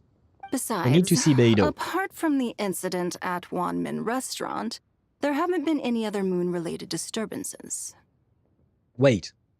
Because... what would you call that? Because this is an incident with the moon, and the moon is what controls the tide. The tides are what is a concern to navigators on ship. Beidou is a captain on a ship, so technically it's all connected to Beidou, so we should see Beidou. And no, I'm not saying that just because I really like Beidou. Short and stacked. Oh, that's what you mean. Because in English, you can write short stack as I don't know if it's really called an insult, but as a way of describing someone small. So I thought you were actually using that one word, that it's a proper word. Ningguang, Kaching, and Lanyan! You're all here! Lanyan. The onion. Le onion. Sorry. That's what I hear. I'm not mocking her name. I'm mocking what I'm hearing. I'm a dumbass. Oh, Traveler! And Paimon! It's been a while. Happy Lantern Rite. Well, it's probably been a year, right? Basically, since last Lantern Rite. Yes, happy Lantern Rite. What brings you here, though? I thought you'd be in the harbor enjoying the Shao lanterns. You're certainly not the type to visit Yujing Terrace for no reason. Is there something I can help you with? What? We're not allowed to just drop in on our friends during the festive season? Paimon, you know she's smart. You know she knows. I was only teasing. You're welcome to visit us anytime you wish. Happy Lantern Rite. Happy Lantern Rite to you as well. Oh, and about all the moon business you were just talking about? We have something to show you. Here, take a look! Whoa! Something really did take a chunk out of the moon. Someone managed to capture a picture of it. Is this Zhanju, the Moon Devourer, then? So does that mean Zhanju, the Moon Devourer, is a ball? Because this looks like a ball. It doesn't look like a toad. Even though we confirmed this event took place, I still can't quite believe what I'm seeing. Where did you get this picture? From Xiangling! She found it when she was cleaning up after that customer caused a scene. She thinks they must have dropped it. Wait, is this Chuang Terrace? Yeah? Is something wrong? No, it's just where I'm from. It said that Chuang Terrace was where the ancient people of Chenyu Vale communicated with the heavens. Okay. And in this picture, the moon happens to be right above Chuang Terrace. I was just surprised, that's all. It's probably just a coincidence. Yeah, and when a character says that, that means it's not a coincidence. Well, she's green. It also reminds me of a girl from Arknight Enfield that looks like a leek. When there is a character that looks like a leek. So you have a panda, you have a leek, and you have a penguin in Arknight's Enfield. That's certainly one hell of a game. Also 1%. Why did you not plug in your phone? That's interesting because the ancient people of Chenyu Vale migrated there from the chasm area. The chasm? So, that place is involved too? Nothing good comes out of the chasm. According to our investigation, that customer you just mentioned, Lu Xiangxiang, her father and grandfather are merchants in Liyue Harbor, and her mother and grandmother grow tea in Chaoying Village. A few days ago, she left her home in Chaoying Village to join a civilian archaeological team funded by Hoishan Hall, and ended up excavating some artifacts in the chasm area. These artifacts were then entrusted to Shigu Antiques and are set to be featured in an upcoming exhibition. Then, of course, the incident at Wanmin Restaurant occurred. We suspect something happened during the excavation that left her with quite the shock. I mean, her behavior doesn't seem to me like someone who's been shocked. But okay. And now, it seems like she also went to Chawang Terrace and took that picture of the moon disappearing. I mean, to be fair, the moon didn't disappear. It's just that there was an object in front of the moon. The chasm? Chawang Terrace? Things are getting pretty complicated. How's Lu Xiangxiang doing now? She's not in a good mental state, so we took her to Boo Boo Pharmacy to get some help. Why don't you come with me to check up on her? At this point, you seem invested in this case too. Sure, I am curious. Gladly. Then let's head there now. Aha. I can't because plugging in and using will damage further the battery. And if that continues, you lose me. Because, I mean, I suppose it depends on the phone, but for some phones, you can, when you plug them in, and even for, what do you call that?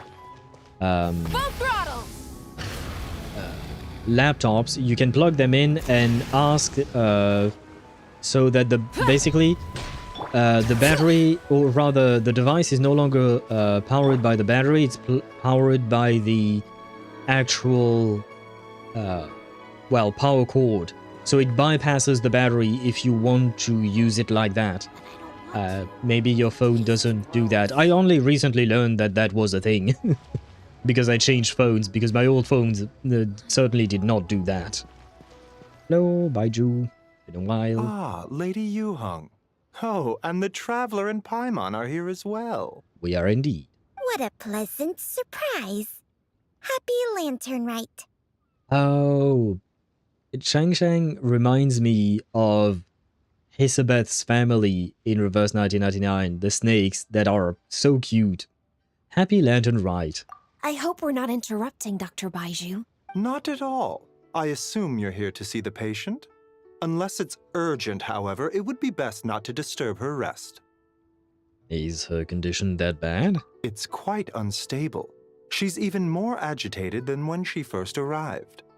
And she refused to cooperate when we tried to check her over. I had no choice but to prescribe a calming draught and to have her rest for 2 days. Yeah, so basically you drugged her. Just putting it plainly. And thank you for the stretch, gamer. I shall do just that while they yap. Yes, I do, but that with my gaming phone, but this one is destined to be there. Ah, okay. Well, I don't really have another solution then. Other than using your gaming phone to watch the stream or using your computer, maybe. So she's getting worse? Yeah. That isn't the news I was hoping for. It's just a precaution. Based on an earlier conversation with her, it seemed more like a fixation than anything else. She hasn't lost her mind. That's right. When we asked about it, she kept insisting she was going to be famous far and wide.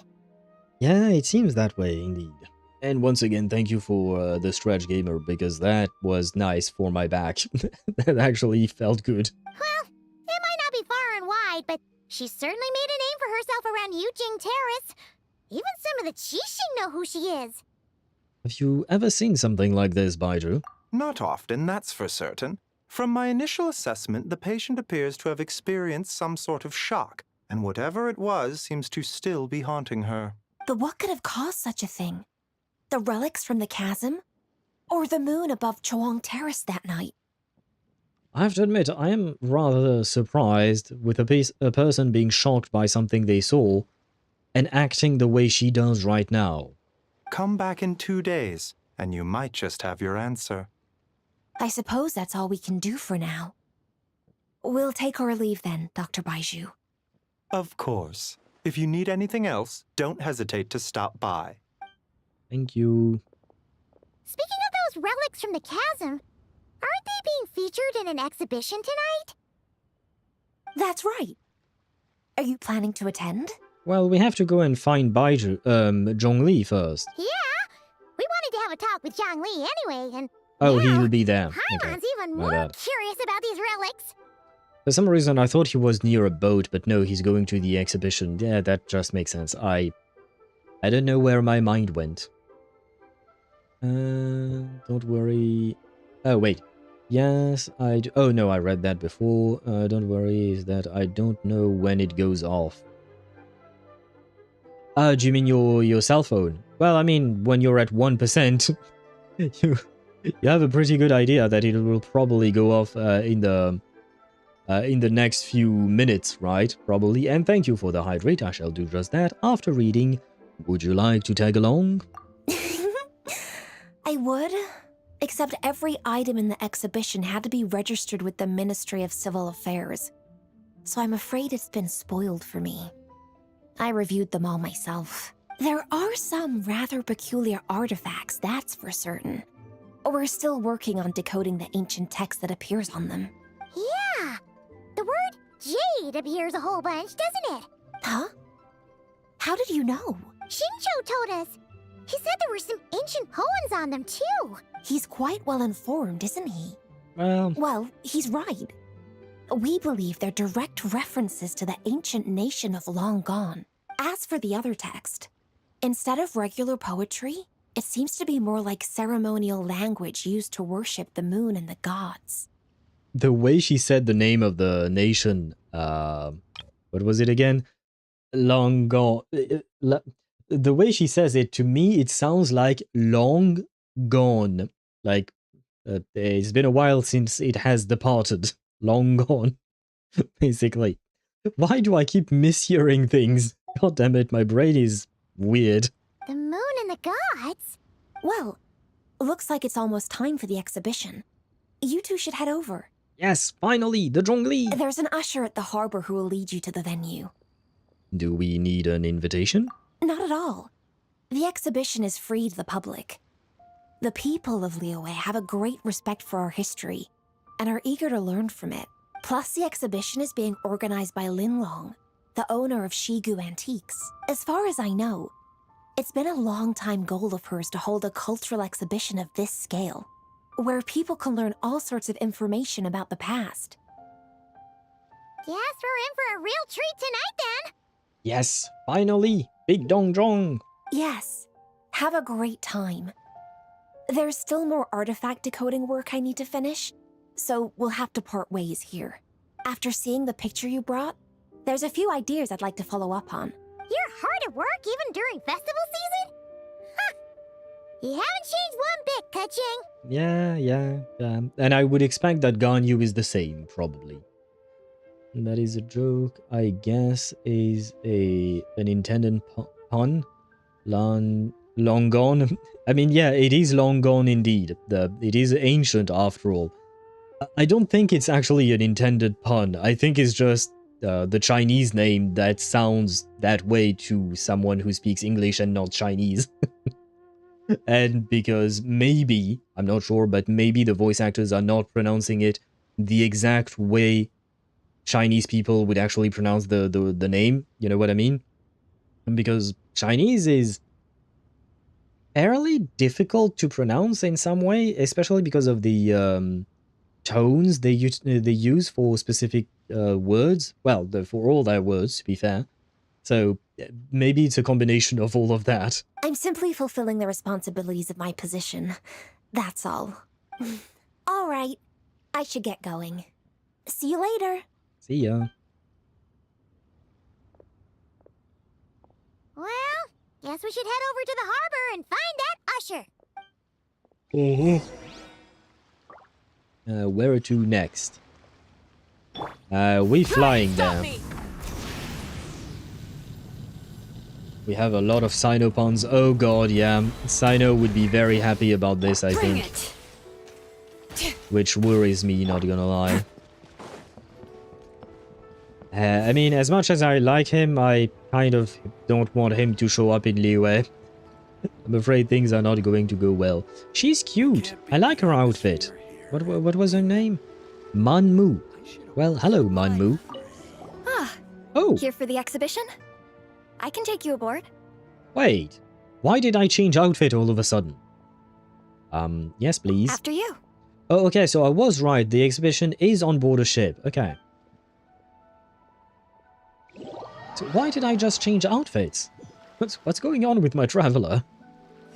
Remember, dial in, and she's Chinese. Look at all the antiques on this ship! It's almost too much to take in! Keep an eye out for Zhongli. Yes, Big Daddy Zhong. Greetings. I trust you've been well since last we met? I have missed your voice, man. I have missed your voice. Aha! Speak of the devil! You're right where Hu Tao said you'd be. Ah, so Director Hu gave me away, did she? Of course she did. She always does. Don't act like you're up to some super secret business. We know you just do whatever you feel like. I mean, he's a retired, right? He's retired, so... It, you know, that's the point of retirement in theory. Doing whatever you want. Yo, Traveler, Paimon, Yes. what's up?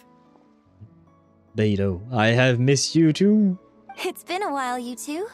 Happy Lantern Rite. I suppose hello to you as well, Yunjin. I don't mind your existence. Beidou! Yunjin! It's great to see you! You're here for the exhibition too? Yes. When I heard these artifacts were from ancient times, I just knew I had to come learn more about them. I mean, what a discovery, right? Yeah, Ningguang pretty much said the same thing. She thought coming here might help culture me up or something. What the heck does that even mean? But as you know, I'm more of a fists and punches type of person. I doubt one exhibition is gonna change that. Yeah, you're more of an alcoholic as well. You can say that, you know. You're too modest, Captain. You're the leader of the Crux fleet. That takes far more skill than just fists and punches. Fair point. Plus, at the end of the day, you still decided to come, even though you didn't have to listen to Ningguang. Come on, please, Beidou, answer that you came for the free booze, or something like that. Well, she's the Tianquan. If she can't even get an average ship captain like me to do her bidding, how's that gonna look?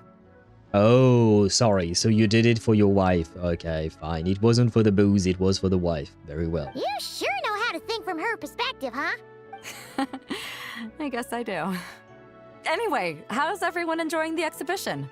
I heard that if you see something you like, you can negotiate the price with the owner and take it home. Wait, so we can buy this stuff? Indeed.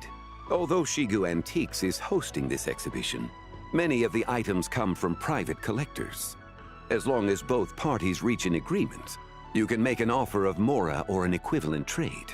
Well, shall we continue our conversation as we look around? Let's go! Paimon's super curious about all this stuff.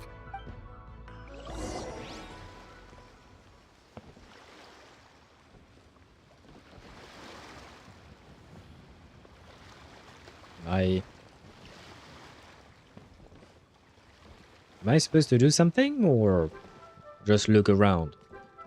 So as you can see here, we have a red pot, which I have no idea what it had inside. There was some parchments, a box, a pen, I guess. Well, a quill. Wait, what? I was actually looking. Look at this painting! There's a huge toad on it. Could it be? Huh. This material is quite unusual. It doesn't look like paper. More like silk or some other kind of fabric. Oh ho ho ho, so we do have a toad, but more importantly, we have Zibai.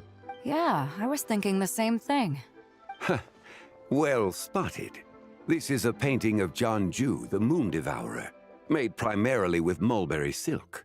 Such craftsmanship is rarely seen in modern-day Liyue. Ha! Jianzhu the Moon Devourer! Paimon knew it! That toad made it super obvious. Well, yeah. I feel like she says it like she figured out something amazing, but I mean, like, it's a toad on the moon, and we've been talking about a toad on the moon or eating the moon for the past, like, hour or something. What's that? A new dish at Wanmin restaurant? No! It's a kind of lunar eclipse. You heard about how the moon disappeared recently, right? Oh, yeah. You're saying a toad did that? I love the way she said it. It's what the legend says! So, nothing to do with food then. Noted. She doesn't give a fuck. And the figure next to the toad, is that the white horse Adeptus? From the stories I've heard, her palace lies on the moon. That would seem to be a logical assumption. Was this excavated from the chasm? No. In fact, this item was discovered in Chenyu Vale, and many years ago at that. Oh, so it's from Chenyu Vale? Actually, that's not quite right. You see, this painting is primarily comprised of mineral-based pigments, such as cinnabar and azurite, which are usually found within stratified rock. This suggests its place of origin may very well have been the chasm. You could have just started with that. You're as knowledgeable as ever, Mr. Zhongli. I had Yes, only indeed. ever heard the legend of Jianzhu the Moon Devourer. But now, seeing it depicted in this painting, I wonder, if I purchased it, perhaps it could serve as inspiration for a new opera. Though I'm not quite sure who the painting belongs to right now. A splendid idea, Miss Yoon. Perhaps in lieu of Mora, you could offer the lyrics to said opera as recompense. The lyrics? But to whom? Why, to me, of course. I am the owner of this painting, after all.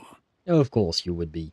Wait, so you're one of the private collectors of the exhibition?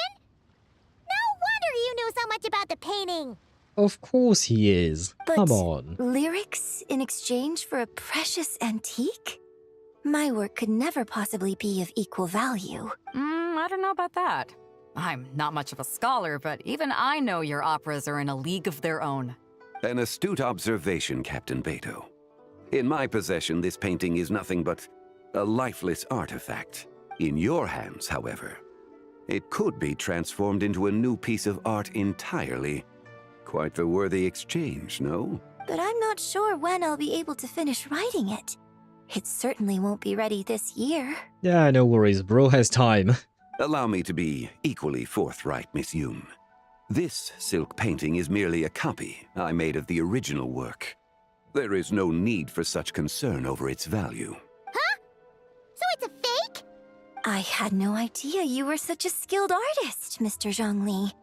I pride myself on having some knowledge of antiques, but I didn't notice anything that would point to it being a replica. You never cease to amaze me, Mr. Zhongli. He never ceases to amaze indeed. Zhongli and his appraising king. I mean, he, like I said, he is retired, right? He needs hobbies. He needs stuff to do. You flatter me. All that said, Miss Yoon, you must accept. Truly, I insist. Would you rather have him as a drunk like Venti? Because Venti, well, he's not exactly retired, but he abandoned his post, more or less, you know, because usually he's not presiding over Mondstadt and all of that. So would you rather have a drunk Zhongli all the time? Huh. He's gone from handing out fake Mora to fake paintings now, huh? Shh. Your kindness is impossible to refuse, Mr. Zhongli. Rest assured, I'll be sure to return the favor. And I mean, yeah, fake Mora, he also made the real deal, you know? He used to mint the Mora himself, so, you know, we should give him credit for that, because now it's used everywhere. I shall look forward to it. Man, that was quite the find. I should buy something too, if only so I can show it off to Ningguang. of course, the first thing she thinks of is Ningguang, strangely enough. I really love the ship between Ningguang and Beidou. It's really a cute one. Let's keep going and see what we can find.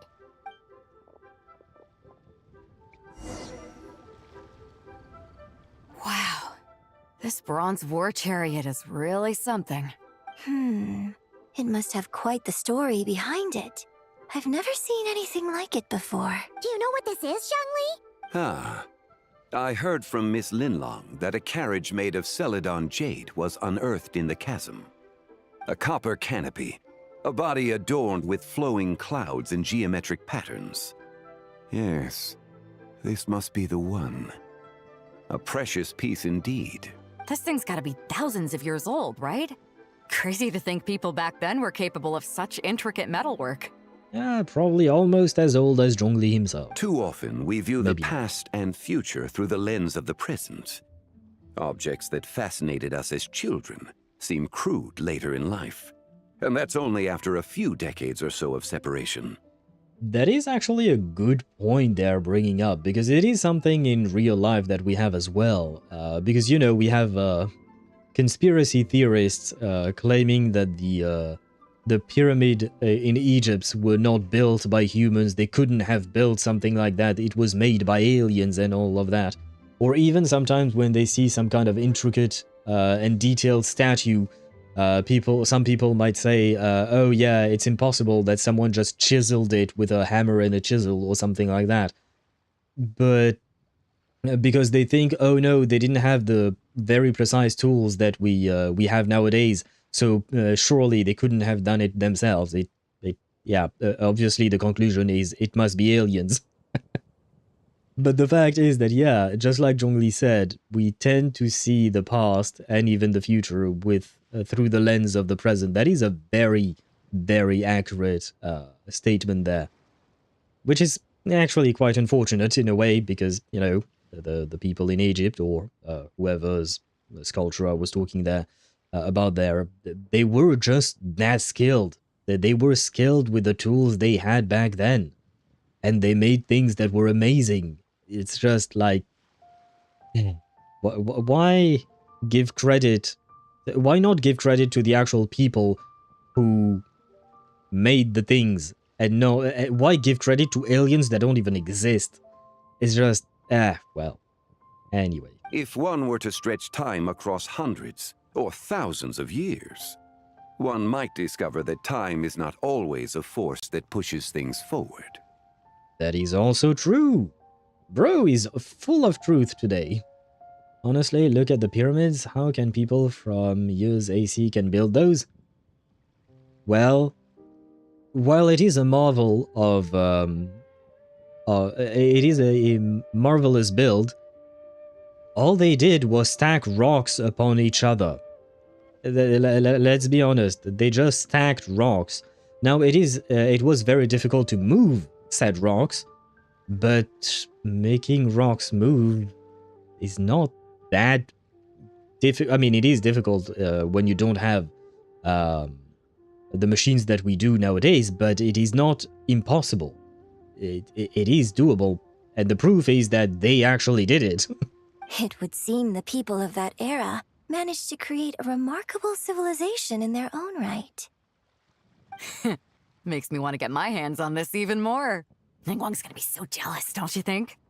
And you know, it's the same thing when some people say, oh my god, look, we have pyramids in Egypt, we have pyramids in South America as well, though they do be looking different, because in South America, most pyramids are stepped pyramids and not smooth-ish pyramids like the ones in Egypt.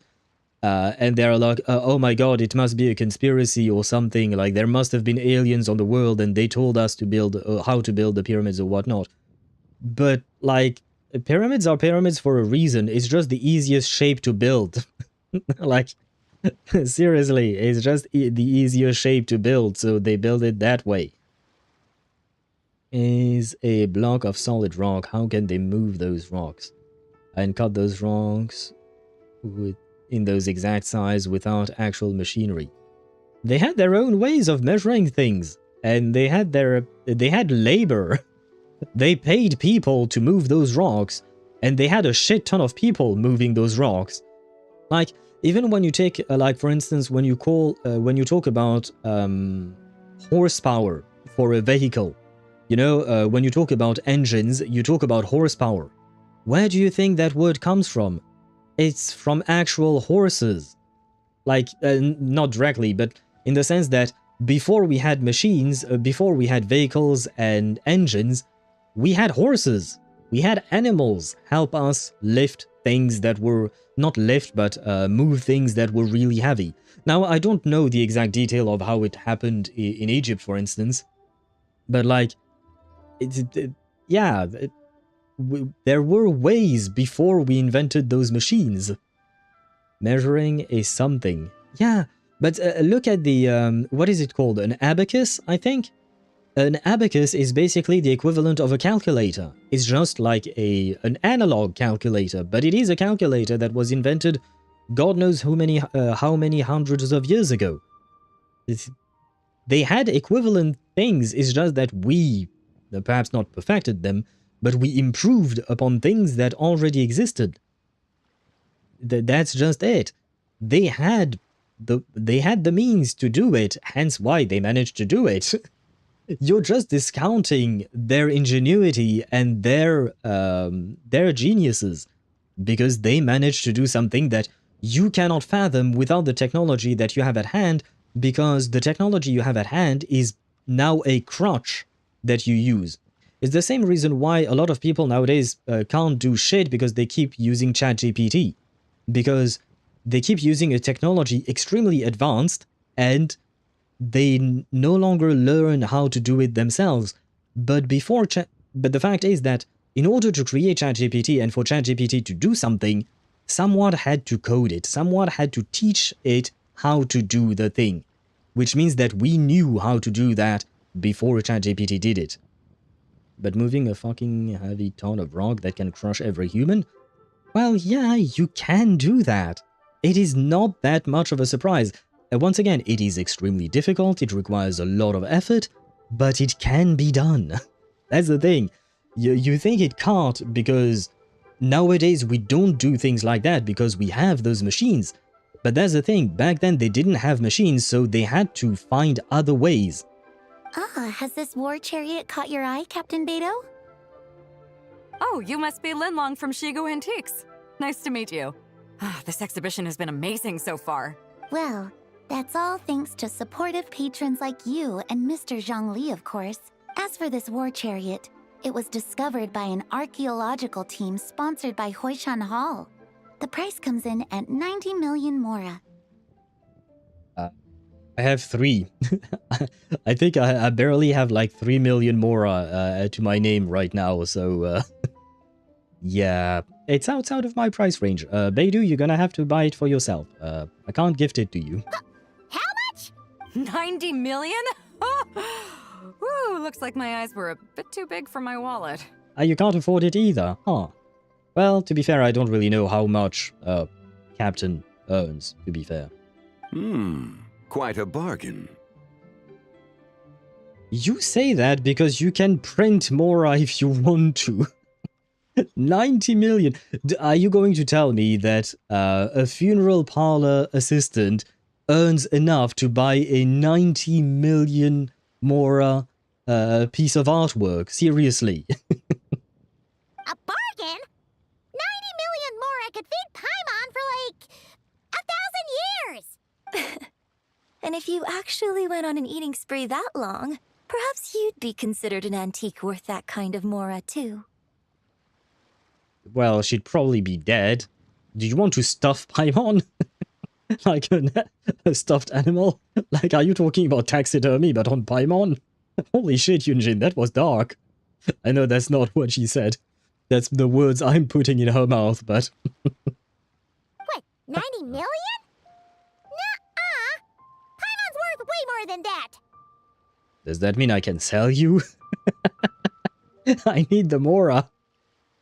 I need the mora. Can I sell you then? Well, if Mr. Zhongli thinks it's a good deal, I'm sure it's worth it. My phone went off, but I stay in my point. There is no way those things were built by ancient people reaching a high so tall. That is absurd. That's I hope you won't take this the wrong way, but I feel like that is just because you don't understand how they can do it, but they can. You just don't know the techniques that they used, but if you research it, you will find the techniques that they used. And it's the same thing. Look at, for instance, all the beautiful buildings. Like, for instance, are you going to tell me that the Notre Dame in Paris was built by aliens as well? Because it is a huge-ass church. Well, it's a cathedral, right? And the building of that church started in, if I recall correctly, it was around the 10th or 11th century. So it was almost 1,000 years ago when they started. It took them hundreds of years to actually finish it. But it was just made from human ingenuity. You should not discount the abilities of people, whether they were ancient or not. They were smart. They were smart as fuck. Hence how they did the things that they did. And carrying a fucking insane heavy rock. Yeah, but there were ways. And they weren't just like bringing them step by step, they were using ramps, for instance. You don't just carry the thing on your back, you make it slide because it is easier. There are many ways to carry things, even nowadays, there are many ways to carry things that are heavy without the use of a machine. You use physics, you use math to help yourself do things like that. If you had to main one character, would it be Keqing or Kenichi? Can I say neither of them? If I really have to choose between these two specifically and no one else, I would go Keqing. I don't like Kenichi's gameplay. Keqing's gameplay is okay, I'm okay with it, but I really don't like Kenichi's gameplay, so I would go Keqing. Beto's putting way too much faith in Zhangli. What if he's only here to drive up sales? Shh, I'm on. Don't tell that out loud. I'll take the chariot, Miss Linlong. Someone will come by with the payment. Wait, so you have 90 million mora to spend on this? How fucking rich is Beto? I mean, like I said, I have no idea how much a captain earns, but goddamn! Wait, is she going to ask Ningguang to pay for it? Because Ningguang, we know, she's the richest woman in Teyvat, right? So, is Beto just going to ask Ningguang to pay for it? So basically, she wants to buy the thing, but she's just asking her wife to buy it for her. Quite the discerning eye you have, Captain. After the exhibition ends, I'll have someone deliver it to the Alcor. Actually, could you send it straight to Yujing Terrace? I'd like for the Tianquan to see the proof of my discerning eye for herself. Understood. Great. Yunjin and I both found something. What about you three? Want to keep perusing? Well, given the price tags, I don't think I can afford anything in here. I can't believe, but whatever only the people of that time knows? Well, no, because we have detailed accounts of how things were built. If I recall correctly, we even have a report of a worker who managed teams of people during the construction of the pyramids. I think he might have been an accountant or something like that. But we have records of how, what would you call that? Of how things were built. We know. It's just that you personally don't know because you didn't look that up. But there are research, but not from AC. Yes! Yes, we do. The thing I'm talking about is specifically about the construction of the pyramids, which started way before our boy Jesus Christ was even a thing. So yes, we do have records. How do you think we even learn about ancient Egypt in general? We have records, we have evidence of these things. And same thing, how do you think we have evidence for dinosaurs? They date back millions of years ago. But we find evidence, records of what? Of plenty of things. They had a very advanced culture. I think you're just discounting the how much advanced they were. but they recorded everything, whether it was on actual papyruses or on murals and stuff like that.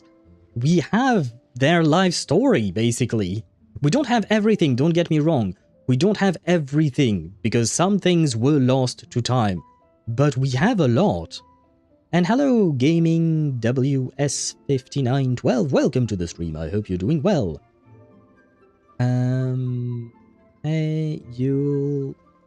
I'm currently streaming Where Winds Meet. If you'll just come for like 5 minutes, YouTube push my reach, and that would be a great help. So, well, usually, you know, it's not exactly well regarded. I'll just tell you that it's not really something that you should do, going into other people's streams to advertise your own.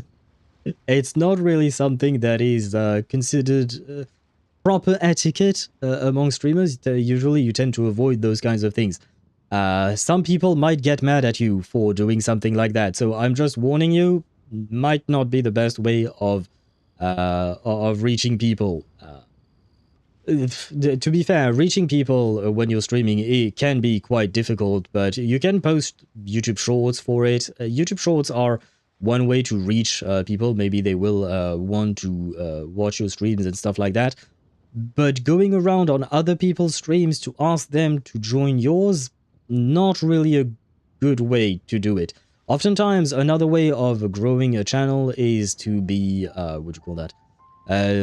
To socialize with other streamers. But when you socialize with them, you just, you know, talk about things, regular things that are related to their own streams.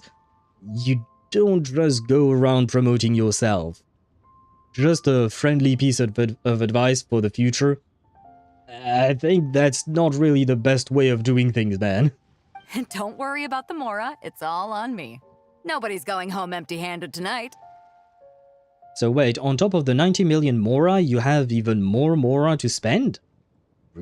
What the? Okay. How rich is Beidou, I man? appreciate your kindness, Captain, but I'm afraid I have some private matters to discuss with Miss Linlang. In that case, don't let us keep you, Mr. Zhongli. Right this way. Traveler, Paimon, perhaps you would like to accompany me. Well, yeah, actually, because we did have some things we wanted to talk about with you. What? So you can show us another bargain antique that's so far out of our price range it's not even funny? Other people are always demanding Mr. Zhongli's time, but it's quite rare for him to extend an invitation himself. I wouldn't pass up this opportunity if I were you, Paimon. Yeah, just don't forget to come aboard the Alcor for a drink later. We should at least check it out. Yeah, guess you're right. Taking a quick look isn't gonna cost us anything. Let's go! Well, yeah, we don't have to buy stuff, right? We can look.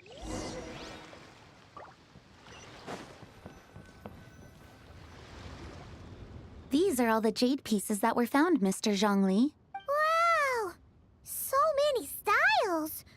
What kind are these? These are a type of ceremonial jade. You're familiar with Chenyu Vale's rain jade, right, yes? Oh, yeah! So these pieces are all used in the rain jade ceremony? Not gonna lie, I don't remember what the rain jade ceremony is. Well, you may not know, Paimon, but before the rain jade rite came into practice, Chenyu Vale was known for a different ceremonial tradition that also involved jade. The bee is used to honor heaven, the Tsong to honor earth, the Gui to honor the east, the Jiang to honor the south, the Hu to honor the west, and the Huang to honor the north. These form the 6 ritual jades. Does that mean that Hu Tao is honoring the west, Little Gui in Honkai Star Rail, Guinevere, or Gwynaifen is honoring the east? I don't know a Tsong, and I don't know a Huang. Well, I guess there is Huang Long. And I think, technically speaking... wait, no, it's Jinzhou that is actually to the north of Huanglong, if I recall correctly. Yeah, never mind. I'm trying to find connections. I'm trying to to understand Chinese, but man, that ain't that easy. It's unfortunate, however, that Miss Linlong's set is missing both the Gui and Hu pieces. Oh no, what will we do without Gwynaifen and Hu Tao? Well, I'm not exactly missing Hu Tao, to be fair. Oh, I know. These jade artifacts are from such an ancient time. It's proved difficult to track them down, even for our establishment. No matter. You happen to have precisely the piece I was looking for. Huh? This broken jade token? I didn't expect this to catch your eye, Mr. Zhongli. It isn't one of the 6 ritual jades. And yet it has a moon on it. I saw that. What is it? An affect belonging to an old acquaintance of mine. Oh? Would her name start with Z and end with Bai? An old acquaintance? One of your collector friends, Mr. Zhongli? That's not what he meant, I think, but yeah, sure, we'll go with that. You could say that. Traveler, take a closer look. You know there is a reason why he's asking us to do this.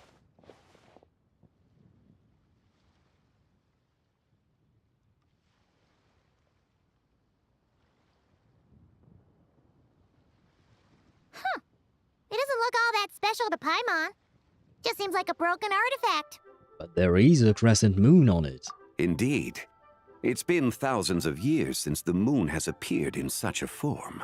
So, in the past, the moon wasn't always full. Then, could this missing chunk be from when Zhongju devoured part of the moon? Oh. Interesting. Could it be something that existed right after, like maybe this piece was constructed after the moon was destroyed, like one of the, the 3 moons, 2 of them were destroyed. Could it be something that was created after the 2 moons were destroyed, but the firmament was not yet in place, so people could actually see the destroyed moon? But then they would see 2 of them. Well, technically 3, because there would still be, the one that had survived. Well, I mean, maybe there is a missing other gadget like that, device, thing, ornament, something. Moon prism power?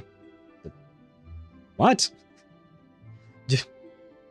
Does that have something to do with, I don't know, some kind of magical girl or something like that? Because it kind of reminds me of their staff. Maybe it's because I'm thinking of, what was her name again? Card Capture Sakura, I think? Brother, it's been like 25 years. But there used to be an anime. I think it still has updates from time to time, maybe? I don't know. But there used to be an anime when I was a kid. Card Capture Sakura or something like that. I used to like it. Quite a lot, actually. Gwynaifen or Yanfei? I am not sure what the question is there, Ktosh. What is the question? Which one do I prefer between the 2? If that is your question, I would say Gwynaifen. Well, my brain burns, and today is not the day to start researching about antique times.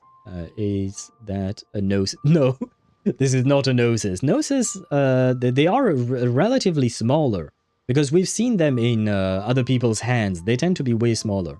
As for researching antiques, honestly, you should at some point. It is actually quite nice. Shit, I don't remember what the name of that channel was, but there is a channel that I am actually subscribed to. He is an archaeologist as well. How do you say that in English? Because in French it's archéologue.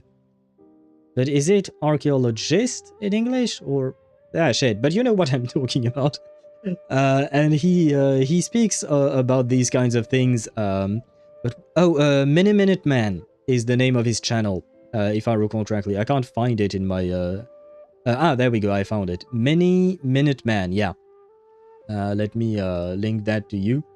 There you go. It is actually quite interesting because he does talk in depth about things like that.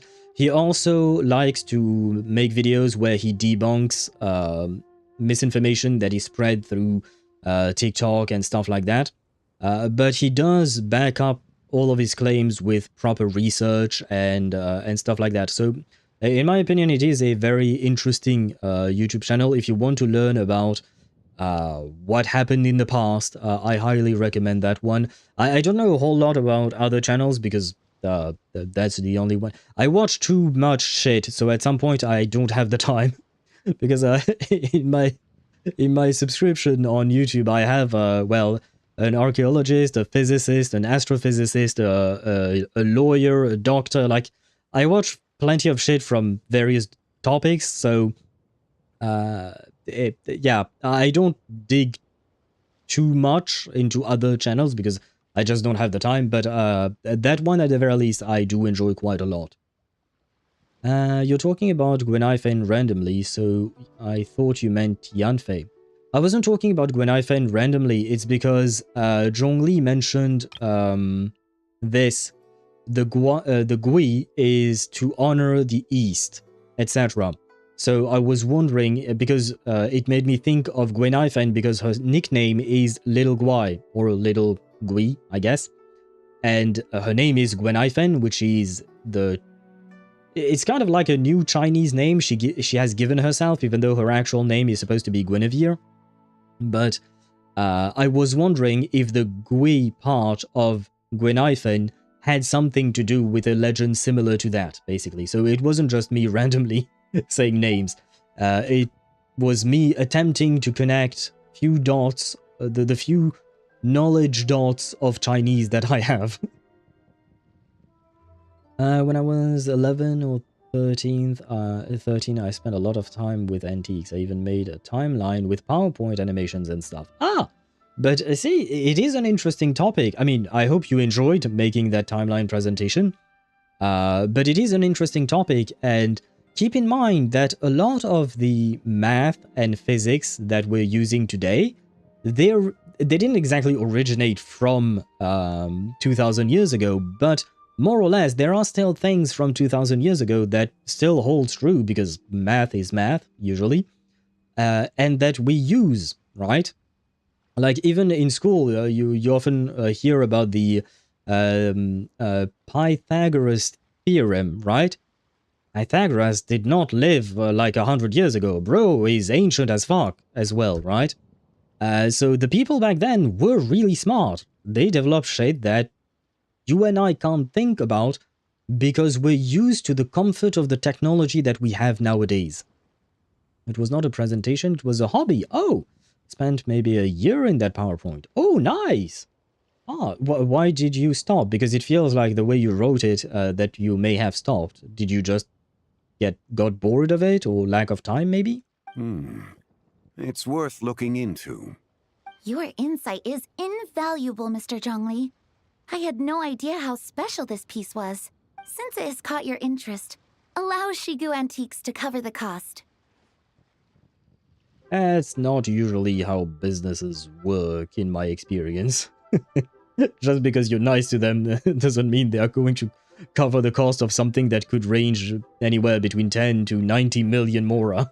Oh, that is far too generous, Miss Linlang. But I suppose this is a video game, so everybody is nice. Well, except Dottore. He's not. But he's also no more. Maybe. Not at all. I've always wanted to give people a chance to appreciate these snapshots of history. So holding an exhibition like this has been a lifetime wish of mine. And it never would have been possible without your help, Mr. Zhongli. I merely put in a good word with a few acquaintances of mine. Of course, the one time I mention Il Dottore, Rook shows up. Hello to you. Yes, I do have a mother, but hello to you and welcome to the stream. I hope you're doing well. Anyway, this is your old account, right? Well, no, it's not your old account. It's the new account, because I remember that the other account, you changed it to the beetle is... what is the beetle doing in that other account? It had something to do with blood, you know? There was a new name that you gave yourself with either blood or like something dark. It wasn't just the beetle is buzzing anymore or something. I met TV. I changed those research for cartoons. I mean, cartoons are interesting and nice, and you know, I watch a lot of anime too. They do like storytelling is a great way to learn about things, and it's more about maybe more moral and philosophical debates and seeing other people's conditions and circumstances. It is quite interesting, but it is a different way of learning. I'm too lazy to log back into that account on my computer. Ah, okay. But wait, can you remind me what the name of that account was? Because it still has the beetle, but what was the beetle doing on that account? Ah, there you go. Je Krovozhadny. That's why I'm only on this account from my phone. Okay. But what does the Krovozhadny mean? I think it had something to do with blood, but I can't remember exactly. And it had a profound impact. Without your recommendation, I doubt half of these collectors would have come to the exhibition.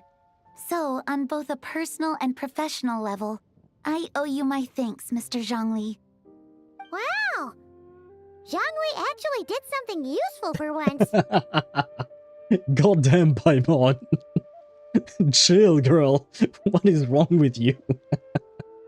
Come on, show him a bit more respect. Bro has been an Archon for thousands of years, and he was the king of the Adeptus and all of that. I think he's done plenty in the past. It's just that you did not witness it personally. But come on. Wait, he's reacting with us? Of course it is. I'm sure that Zhongli had planned this. I'm sure that he planned for this to happen. Ah, brother. Where am I now? But I will never forget about my little one. I drew a soldier and armies fighting. Wait, what? How did we go from cartoons to you drawing armies fighting? Bloodthirsty beetle. See, I knew it had something to do with blood. Bloodthirsty beetle. I still have to ask, what happened to the beetle? Why is it now bloodthirsty? It was happily buzzing before, and now it's bloodthirsty. I feel like something has happened. Happy Year of the Honse. Ah, thank you, Sethra. Welcome to the stream. Hello to you. Welcome in, welcome in. I hope you're doing well. And happy Year of the Honse to you as well. We did have a lot of honses in HoYo games lately, between Skins, Yeshungguang, now it's Zibai. We are missing a honse for Honkai Star Rail, I will say. Now, Wuthering Waves is not a HoYo game, but it is a Chinese company, so I wonder if they will add a honse at some point as well. Hopefully, well, hopefully. It's not like I particularly care about horses in the first place, but you know what? It could be kind of like a little nod, I suppose. Paimon doesn't respect Zhongli and Venti. Does she respect Raiden? I think she's scared of the Raiden. Probably. I think she's probably scared of the Raiden, so maybe? Kaya still doesn't have his honses back. True, but in the last Archon quest, at the end, once we finish the quest, you know, we talk to Varka, and Varka wants to return to Mondstadt at some point, right? So maybe he's finally going to bring back his horses with him. Because technically, you know, the story is that Varka took all the horses with him, right? So maybe once he finally returns to Mondstadt, Kaya will finally have his horses back. Hopefully he's gonna bring them back. Yeah, hopefully, yeah. Otherwise, well, I know the way I'm going to phrase it is going to be misunderstood, but Zibai is a horse, so maybe Kaya can ride her. Now, you can understand that sentence however you want. That is all I will say. Soon on Uwa, and Uma Musume is, I don't know, but it's their year. True. I mean, their whole game is about horse girls, so I suppose this is definitely their year. I wanted to come up with something related to a vampire or change my nickname to a completely new one, but I decided to stay here as Juk so I could be recognized better. Ah, thank you. That does help. That does help. Because, like, last week I learned that 456, that's the name of a person on Twitch, was actually Jamie James. That, you know, she's been there on the stream a few months back. And she came back with a new name, and I had no idea it was her until she finally told me weeks later. So yeah, when you guys change names, please tell me so that I know who you are. I mean, we could say the same thing about our honse costume. Does that mean you want Kaya to ride you? I'm not judging. I'm not judging. I'm not Kaya's biggest fan, sorry. I don't, like, dislike him or anything. But if I had to choose a man to ride me, which is a sentence I never thought I would say, it wouldn't be Kaya, probably. Not necessarily, but, you know, it's a honse. Well, I mean, we could at least, you know, be nice to him, you know? Because I feel like if we show up with the disguise of a honse and he sees it, maybe he'll start crying. Because Varka has been gone for years with the honse, right? Kaya hasn't seen his horses in years, so, you know, I think he's gonna cry, yeah. I hope he'll cry in happiness or something. Well, I'm going because my phone is dead and I need my PC. Very well. A good rest of your day to you, Deidara, then. I hope you will enjoy whatever you might be doing on your PC. Oh ho ho ho! And hello Chip, welcome to the stream, I hope you're doing well, and thank you very much for the 10 months of subscription. Goddamn, we are approaching a year now. Thank you very much for all the support, thank you for being here all this time. And of course the message is Yopta! Of course it is. By the way, did you end up pulling for Zibai? I tried. Unfortunately, I didn't get her. I did 70 pulls, but the fact is that my priorities are Varka and Nicole. Nicole is truly the one character I want out of the entirety of 6.x up until now. It is like the one character I truly want. I mean, there are other characters that I wanted. I pulled for Columbina, for instance. I pulled for Inefa. So I am quite happy with that, but she's the one I truly want, and I do also want Varka. Varka is like number 2 in my list, I would say. So I decided if I get Zibai early, that's great, but if I don't, then I'm keeping that pity that I built for Varka and later on for Nicole, hopefully. I might have stolen one of yours, got her C2. Nice, congratulations. I hope you have fun with her. She seems fun to play. I did her trial run and she was pretty nice to play with. I rather enjoyed it, which is also why I wanted to pull for her, but yeah, well, the horns didn't come to me. The horns came to me in ZZZ, but not in Genshin, unfortunately. What just happened? How did I get here? That light ahead looks like it could be an exit. I should check it out. Why would it be an exit? And okay, so they use my traveler with my own outfit, and I don't have a mouse for some reason. Oh, okay. But in the cutscenes, I appear without my outfit for some reason.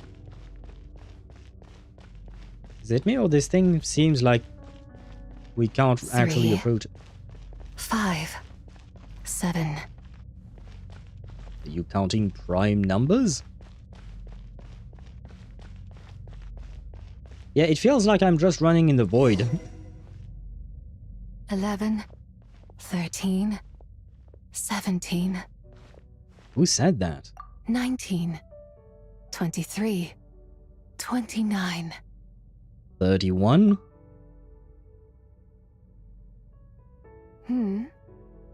Oh. Hello, honse. You also enjoy counting in such a fashion, lost child? Not really, but now that you're here, you're very pretty, lady. Let me grab a screenshot of you. Wrong button. There we go. Man, I wish I had enough pulls to be able to get her and then Varka and then Nicole later down the line and all of that, but man, I need saving, but she's so pretty. The same loneliness as them. It seems to exist in your heart as well. And you are? Me? I'm sorry, I don't remember. Does that mean you're a protagonist in a gacha game? What is this place? The shadow of the moon? Or a dream of time? What does that mean? The shadow of the moon or a dream of time? I think I'm gonna need more drugs before I understand this thing. She's really fun, yeah. I still have 90 pulls saved up, so I'm gonna try to pull Flains when he reruns. Flains is really fun to play. I play Flains with Inefa and Colombina, and in my opinion, it is a very satisfying team to play. I really enjoy it. So I wish you good luck. And, I mean... yeah, I don't think Flains is going to rerun right now, because, you know, he was in 6.0, and right now we're in, what, 6.4, I think? 6.3, 6.4? Ah, you know what? Maybe he could have a rerun before the end of the year, huh? Ah, maybe. Where do I start? Mason, what those numbers mean? Let me say the magic phrase. 10 pull won't hurt. I'm already at 70 pity. So... if I pull another time now, we are going to get probably a 5-star character. And while I do like Zibai's design, and I like her voice too, I will say that much, I don't like her to the same extent as I like Varka and Nicole, so I want to keep saving for them. And, you know, I told you guys, right now I cannot spend real life current money into the game. Otherwise, I wouldn't have for Zibai, but I might have done it for Varka. But the fact is that I've had some what do you call that? Unfortunate expenses, unexpected. Well, they're both unexpected and unfortunate expenses. Hence, my gacha funds have been stashed away for other things, more important things. So, right now I have to be careful and plan my pulls around. Only have an Efa, unfortunately. Gonna pull for him and his weapon, and then save for Colombina.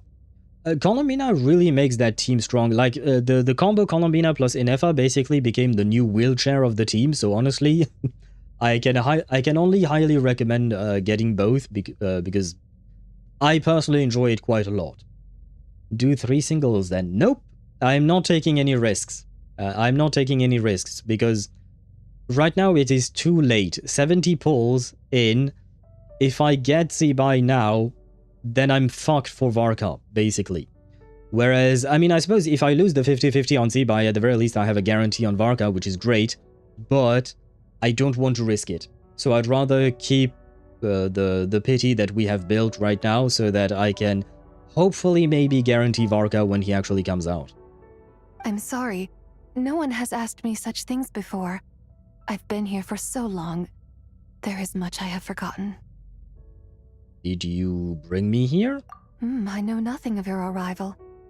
All I know is the longing in people's hearts. Yet... I sense the moonlight's guidance within you, child. Perhaps that is what brought you here. The moonlight's guidance? Does she mean Colombina? You seem confused. Perhaps I can help in some way. How do I get out of here? The path home is... that direction.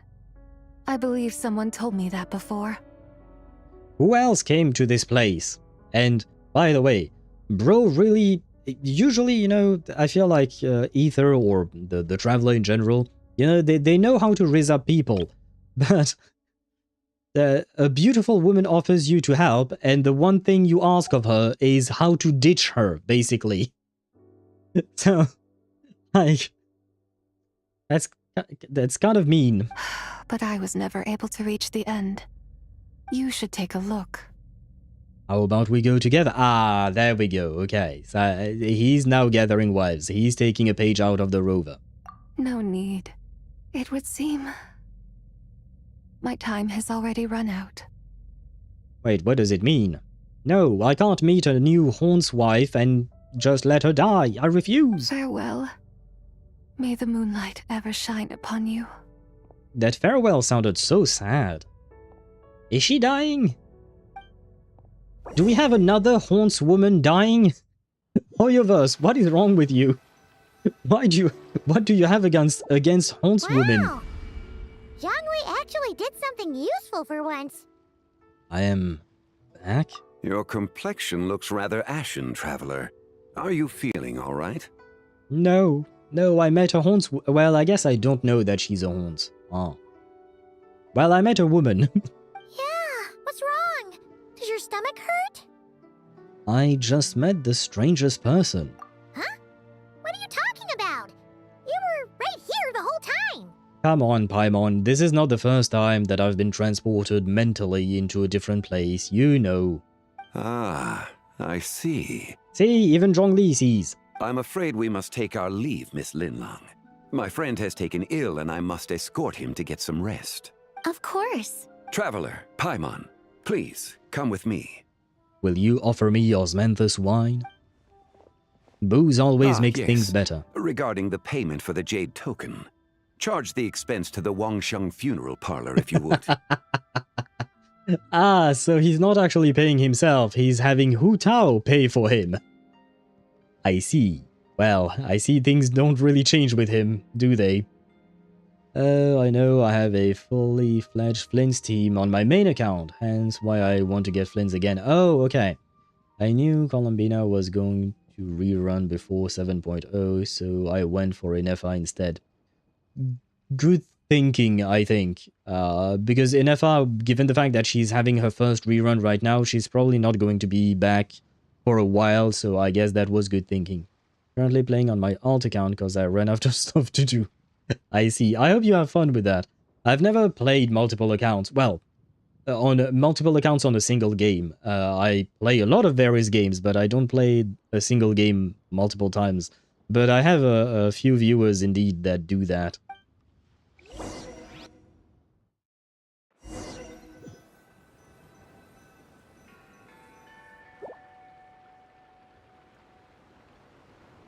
What the? Oh, they're at the place. Bless you. They're at the place where the photo was taken, I think. Guess someone's thinking of me. But this late at night? Don't ask. Must be that consultant of yours. I bet he's out there spending all year more at the exhibition. Yeah, he'd be the perfect employee if he just knew how to rein in the spending. But never mind him. Let's focus on the moon. We gotta see if it gets eaten tonight. Isn't he basically embezzling funds from the company to buy things he wants? Isn't that like a crime? Isn't that like a crime? The heck is he doing?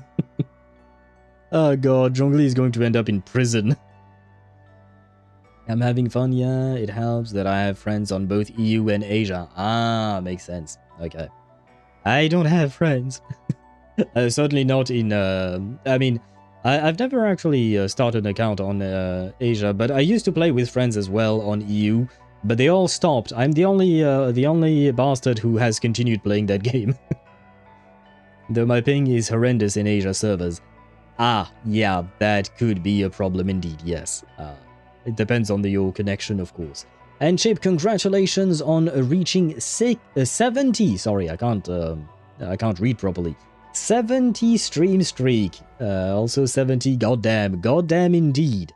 That is more than 2 months now. Well, yes. Well, yeah, it is more than 2 months. Let's put it that way. 2 months where, well, 2 months of streams where you managed to be there every single time. I do thank you very much. for being here. Sorry, my sentence was inside my brain, but it didn't come out at the same time. But thank you very much, and bon appetit to you for eating your breakfast. I hope you will enjoy your meal. I'm thinking about Hu Tao every night. Every night mentioned... Okay. Ktosh. You do you. You do you. It is not my place to judge your kinks. Or your... hobbies. Let's call them hobbies. I have a good connection, I'm just too far from the servers. Yeah, I've never actually tried, because I do have a good connection as well, but I've never actually tried playing on a different server. I'm not going to. Too lazy. I've already done everything there is in Genshin except for what I'm doing right now, basically. I am not doing that all over again. I don't think it's going to happen. We've been out here all night, and the moon's the same as ever. It is quite late, and Chongyun's getting tired. How about we head back? We can come back another time. Head back? Already? Actually, I do have a new dish I'm testing out tomorrow. And as part of my New Year's resolution, I'm trying not to oversleep. Xingqiu did say that he would get scolded if he went back home too late. Alright. Guess it just wasn't meant to be. Let's go.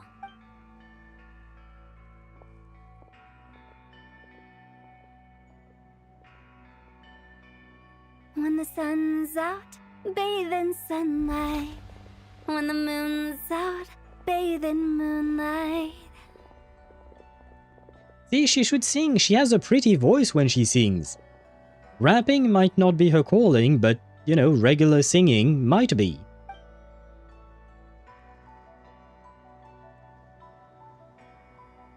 It does look like a chunk of it is missing. It doesn't look like there is just a thing appearing in front of it, I think.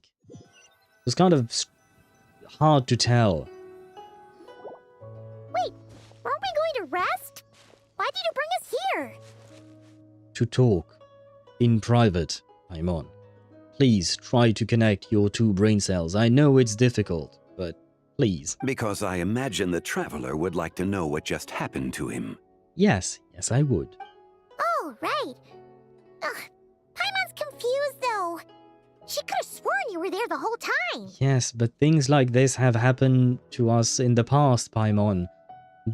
Does she really have, like, memory issues? Just like earlier, you know, when she was talking about, oh, I swear I've heard about the long-gone dynasty, kingdom and all of that. As if she heard that months ago, but in truth we just heard it 5 minutes ago. Does Paimon have memory issues all of a sudden?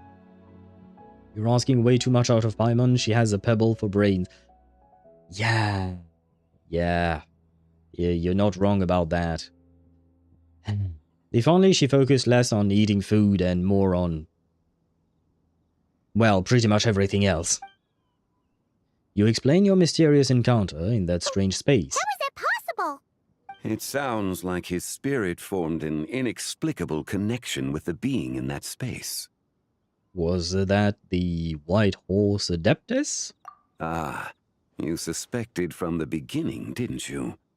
Indeed. Well, she was the white. being you met is the fabled White Horse Adeptus, and the original owner of this jade token. Her name is Zibai. And you happen to know her, right? Would you please tell me more? Wait, does that mean she's inside this token? Well, I mean, why not? We've seen stranger things. No, she does not reside within this token, but rather within the moon's shadow. This token is merely a medium. The moon's shadow, what do you mean? Yeah, because the moon's shadow, are you talking about the... Where is the moon casting its shadow onto? What are you talking about? Word has it you accomplished quite the feat in Nod-Krai. You and your friend brought the Frost Moon back to Teyvat.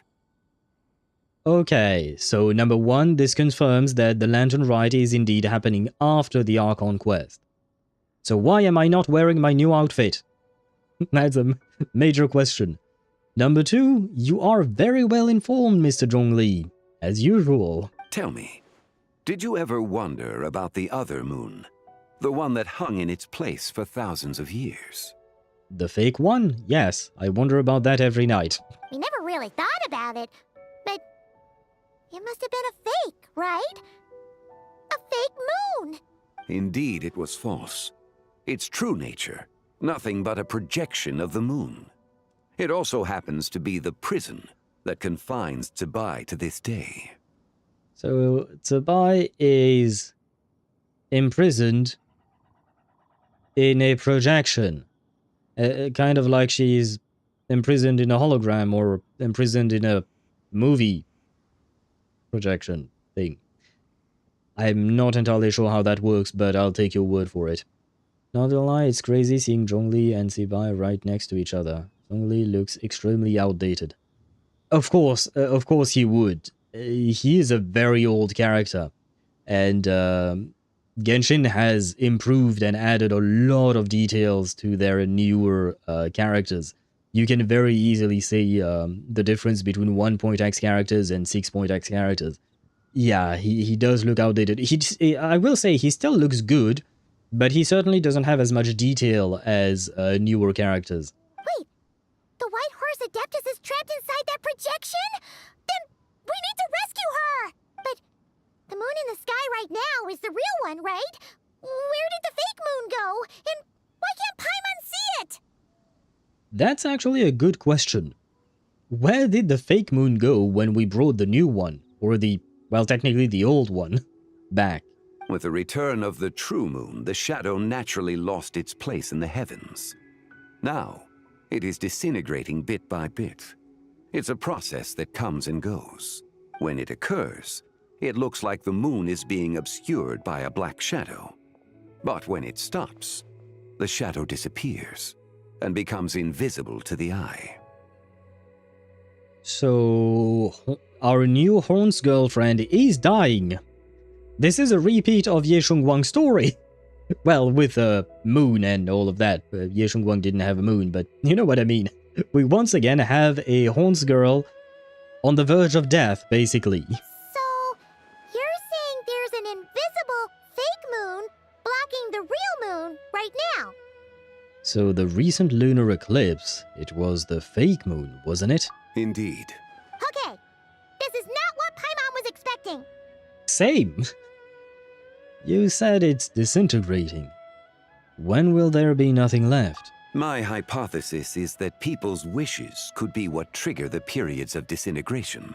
After all, when you experienced that episode just now, it was precisely when Miss Linlong spoke of her own wish. Wait, shit, what did she say? I don't remember what she said. What was her wish? Because I don't think her wish was to destroy or was the disintegration of the old moon, right? Or the fake moon.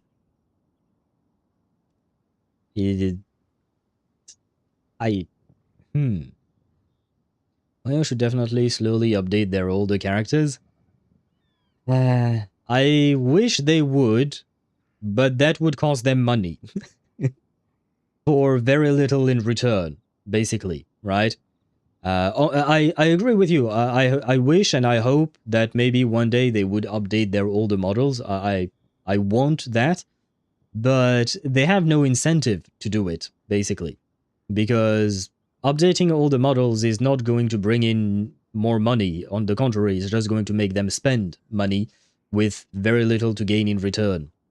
So I highly doubt it will ever happen. But let's never say never. Maybe it could happen. Wait, is that because the White Horse Adeptus answers people's wishes? The legend must be true then. So Zibai is just like Columbina, granting people wishes and all of that? So, that means the more wishes we make, the faster the fake moon will disintegrate, right? Then it won't be long before the White Horse Adeptus is free! Yeah, nah, I think she's disintegrating with the moon. Quite the contrary. After countless years trapped inside, the two have merged into one. When the moon shadow is gone, Zibai will cease to exist in this world. And because of the Lantern Rite, this is going to accelerate, right? She's probably going to die, or the moon is going to disintegrate and she is going to cease to exist at the same time, because people will make wishes. A shit ton of people will make wishes during the Lantern Rite. Well, now we have a deadline, quite literally. Oh no! So, by bringing the moon back, we actually hurt the White Horse Adeptus? Well, I mean, to be fair to ourselves, it's not like we knew. Do not burden yourself with such thoughts. Because of your actions, a promising opportunity has presented itself to us. Oh. Let us not forget, what is crumbling is also precisely that which imprisons her. So we should try and untangle the two, somehow. I don't know how we do that, but I'm all for it. True, they really don't unless it's locked behind skins. Yeah, because, once again, skins bring money, right? At the end of the day, HoYoVerse is a company, so they need to make money. Well, they are already raking in a lot of money. But usually the way a business thinks is, if I spend this amount of money, how much of that money can I bring back, and how much more can I bring back? Because every decision they make is an investment. The point is that the money they invest will bring them back more money. They won't invest money into something that will just be a sink, basically, a money sink. So, yeah, unless they just make new skins, I don't think they will just update old characters for free. Although, well, I mean, to be fair, they are updating characters' kits, like with the Hexerai characters, right? But I feel like gameplay might be of a higher importance than the way old characters look, maybe. I could be wrong, I don't work for them, I don't know what the way they think is, or whatnot, but it is, in my opinion, the most likely explanation. Like Yao Yao, for example, or the Traveler, like, yeah, they're free skins, but they did update the looks for those characters. Hoyo could literally make money out of it if it's paid skins like newbies. Would it suck that it's locked behind a paywall? Yeah, but at the same time, we can have the option of an updated model, unlike right now, where it looks really weird. Players have been begging for the Archons to have skins, Hoyo never made them. True, that is a good point. That is a good point. I have also said many times that maybe that making skins would definitely bring in a lot of money. Although, that is my guess, because I've seen people buy skins. I have bought skins. I have bought the Nuvi skin, for instance, the Yelan one as well. I've bought quite a few skins, but the question is, once again, it's all about money, right? Do new skins sell well enough for it to be worth it to invest the money into creating a whole new model? Is it worth it? Or does it not bring enough? Maybe it does bring enough to cover the cost, but does it bring enough to be like a what would you call that? Like actual good amount of profits to them, right? Again, I do not know, because like I said, I don't work for them or anything like that. But I'm guessing it's either a question of money or time, because you would have to devote some of your artists and developers to do that, right? You would have to take the time that these people would put into other works into making these skins. So maybe they are unwilling because they have other things they want to prioritize. Again, I'm trying to find explanations, but please do not take my word as it was the law or something, because I don't know. I will never spend money on skins. My only exception is if Zhongli gets one. I will immediately throw my bank account at it.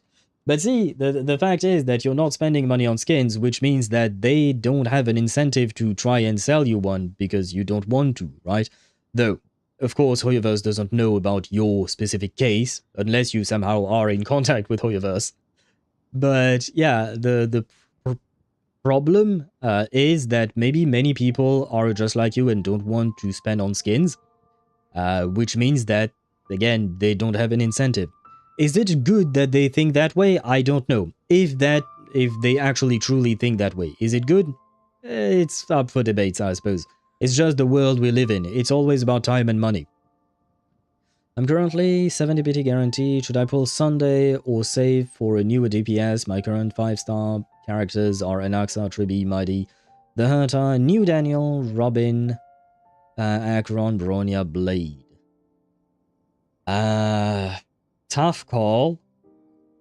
Because I have no idea how good new DPSs will be. The thing with Honkai Star Rail is that they have a major power creep issue, and they've had it for the last 2.5 years, if not more. Well, 2 years, about that much. But, so, theoretically speaking, you can expect newer characters to deal way more damage than older ones, especially because we're getting the new Elation path. So, if they do things the same way they did with Remembrance, then, yeah, newer characters might probably be a better investment for the future. That being said, they are also working on a trend where new characters are quite highly dependent on other characters to perform well. They basically try to sell you pairs of characters. So you could also expect that Yao Guang and Sparksy will be kind of needing each other to actually make it worth pulling for. Like, pulling for one of them might not be worth it if you don't pull for the other. Again, I do not know, I have not looked at leaks. The livestream announcement will be this Friday, if I'm not mistaken. So right now, all I can do is speculate here. But it's kind of up to you, and it depends on whether or not you will actually need to pull for both in order to make them work. And if that's the case, are you willing to pull for both, and do you have the funds to pull for both? Castrace and Mighty are not that good? They are. They are, but I think you're missing some crucial parts of their team. That's why. But Castrace and Mighty are good characters. They are strong. They're still strong. They might be getting power craft once the actual Elation path is revealed and all of that, or releases. But for now, they are still good. I don't spend on money, and don't spend money on skins because I don't really care that much for the characters that got skins. Ah, so you're waiting specifically for the character that you want a skin for, which in your case would be Zhongli. But, like, how many people want a skin for Zhongli? How many people want a skin for Neuvillette? How many people want a skin for, I don't know, Zibai? I'm just naming random characters at this point. So, what I'm trying to say is that I would assume that Hoyo would want to think, like, they need to try and see where they would want to invest things, probably. I will admit, I do not quite understand how they decide. Like, why did Neuvillette get a skin, right? That I have to admit I don't know. Why him specifically? I'm not complaining, I love Neuvillette, I love his new skin, I bought it. But why did they choose him? He is a popular character. But, like, why? And last year, we got skins for Shenhe, right? And as much as I love Shenhe, I don't think she's a massively popular character. Is she? I mean, people like her well enough, but to the point of buying her skin? I don't know. So I don't really understand fully. Again, I'm speculating about things, but I don't fully understand how HoYoVerse thinks. I'm scared that new DPS will be glued to supports like Saridra or even Hyacinth, so I don't want to pull if you don't have the correct supports, but I also need more than 3 usable DPS characters because my something? Oh, because my Castrace and my demos are not that good. Okay. Ah, but that's a build problem. I will say, Saridra is definitely tied to Anaxa and Phynon, that's for sure. Hyacinth, on the other hand, she's good anywhere. You can use Hyacinth anywhere. She is specifically good for Castrace or even Midemos, but you can pretty much use her anywhere. She's a very strong sustain. Like I said, I don't know if new DPSs will be glued to supports. My theory is yes. Again, theory. My theory is that yes, it will be glued to their support, because it is the trend that HoYoVerse has been setting in HoYoVerse, in their games. Whether it is like, even for instance in Genshin, you could see it with Flynn and Nefer, Lauma and Nefer, well, I guess Zibai and Iluga, or rather Iluga for Zibai. Zibai works without him, but Iluga, or Itlua, sorry, he does not work without, well, he works, but he's useless without her. He buffs her specifically. So there is still a way to fix this, right? Yes, and that is why I invited you here tonight. Your connection to that broken jade token confirms that you can do what I envision. However, while I had hoped to receive your assistance, this matter could have significant ramifications. Is it going to trigger a war or something? What is going to happen? Genshin Impact? I don't know why you wrote that, Kumo, but yes, Genshin Impact also has power creep issues, and more importantly, supports glued to their what do you call that? To their well, it's mostly DPSs glued to their supports, not the other way around. Like Lauma, for instance, is viable, but Nefer without Lauma not so much. Flynn's is great with another Nod-Krai character. Without another Nod-Krai character, Flynn's is utterly useless. He loses way too much damage, just for the lack of one Nod-Krai character. It's perhaps not as bad as Nefer, I guess, maybe. Debatable, I suppose. We'll save for now, then. I think, yeah, the more cautious thing is to save, wait and see. Because at the end of the day, worst case scenario, you will get reruns for characters, whereas the guarantee that you have right now, once you use it, it's gone. HoYo is going into a trend with all of their game, to be honest. In Genshin right now, we need a DPS support for them to actually be good. Yes, we have 4 stars that can take the job, but just look at Zibai polls today. People were struggling getting Itlua. Yeah, Flynn's can work without an Nefer, but he does so much worse without her. True that. And he does even worse without her and without a Nod-Krai character at all, basically. And even if you look at Skirk started kind of this trend in Genshin. Skirk without Escoffier is a major downgrade. I have Skirk, I don't have Escoffier, unfortunately. And I can see the downgrade it is. I can certainly feel that. But it is what it is. It is the trend that HoYo is setting. Thankfully, it's not too much the case in ZZZ for now. But I'm assuming it will happen at some point. I must admit a certain reluctance to implicate you in more of Teyvat's secrets. Oh, brother. Often, the deeper one's knowledge of such matters, the harder it becomes to extricate oneself from them. Oh, brother, I think you know that we are quite, deep in one's knowledge. Yeah, I don't know how to finish that sentence. But I think we are pretty much, integrated into Teyvat's secrets by now. You are someone who once traveled through the boundless sea of stars.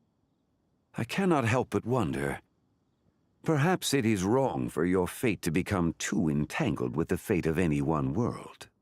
Well, to starters, we recently learned that while we were traveling through the stars, we were mainly sleeping, so I'm afraid we didn't do much tourism, to be fair. And I think at this point our fate is indeed way entangled with this world specifically. I mean, our sister is here. I know that every goddamn Archon, except maybe for Nahida, tends to forget about our sister, but our sister is here. Her life is definitely entangled with this world. So I don't think the Traveler would want to abandon her, which means that he will keep living in this world for the time being. So I think it's, yeah. Yeah, I'm already deeply connected to Teyvat, yes. Such is your conviction, then. Since journeying beyond Liyue, you have had ample time to reflect on these matters, it would seem.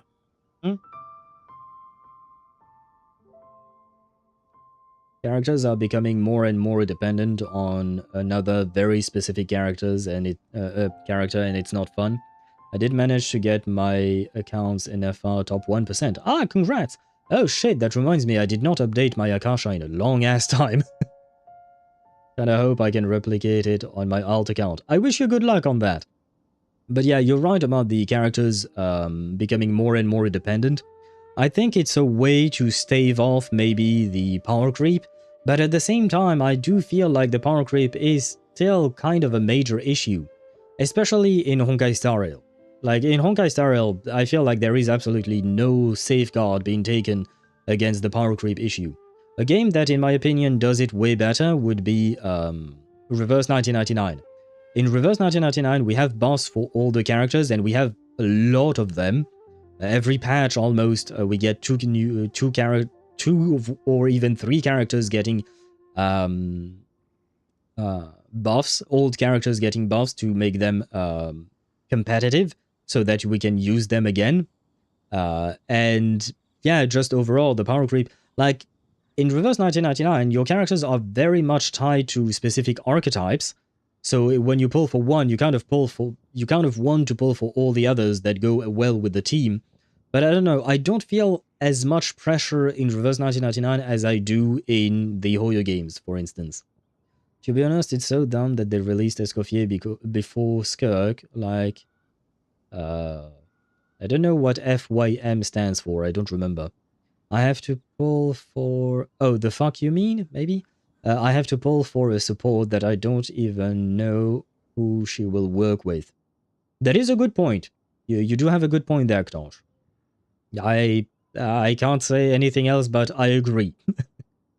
I agree. Kinda hoping... Oh, I read that. Not gonna lie, it's creating even more of a power creep. Like Nod-Krai without Lunar feels horrible. So does Abyss and Stygian. I mean, they did the same with NFR. They released NFR way before Flynn's. Well, not way before Flynn. She released right before him, didn't she? Oh no, not right before, because we did have the Simulanka first. I suppose. We did have Simulanka, but she was right before Simulanka, if I recall correctly. Yes? So tell me what I need to do. Very well. The first secret I must reveal is that Zibai has long since passed away. The being within the Shadow Moon is merely one of the 3 deadly selves she severed before her death. What does that mean? What is the 3 deadly selves? What does that mean? So, Honse Girl is already dead? Ah. That sounds bad. The White Horse Adeptus is dead? Weren't you supposed to tell us how to fix this? Now it just seems even more impossible! Unless we bring her back to life? Please, remain calm, Paimon, and allow me to explain. We had Lauma first, then Flynn's. Oh, right, okay, you're counting patch phases. I was just counting patches themselves. Because if I recall correctly, we had Inefa in Natlan, then Simulanka, then Lauma in Flynn's, right, in 6.0. So that was just counting each patch, which was like to me, it was just one patch, one patch away, I guess. Well, 2, depending on how you count. I think you probably understand what I'm trying to say. I counted differently, basically. For me, it wasn't that much away from Flynn's release, but still, it is the same point as Ktosh made on YouTube. The fact is that they did release characters, supports that we didn't know they would be good with whom we... Oh, fucking hell, speaking is hard sometimes. We didn't know who these supports were good for, and yeah, it's kind of a pain. I would agree that it would be better for them to release the DPS, because usually you tend to build a team around the DPS, so that then you can decide whether or not you want to pull for the support for that DPS afterwards, right? So it would be better. But I think they're just playing on the fear of missing out. So they give you the support first. You know that support is going to be good for someone, you just don't know who yet, but it's going to be useful for someone, so they want you to fear missing out on that support. If you end up liking the DPS, you would be like, oh no, I didn't pull for the support. Blimey. I don't know. I don't know why I said that. But like, oh shit, I didn't pull for that. So instead of feeling like that, you pull right away and then you no longer have pulls, then you spend because you need to get flints for NFR or something like that. My assumption, again, is that's why they do it like that. Yeah, I saw a lot of people not knowing what NFR was good for and even more people regretting skipping her at the time. I mean, I skipped NFR as well. I got her on a rerun after I pulled for Colombina. I did not regret pulling for her because I was not particularly interested in her in the first place. But yeah, it did kind of feel bad that she was such a major upgrade for Flynn's.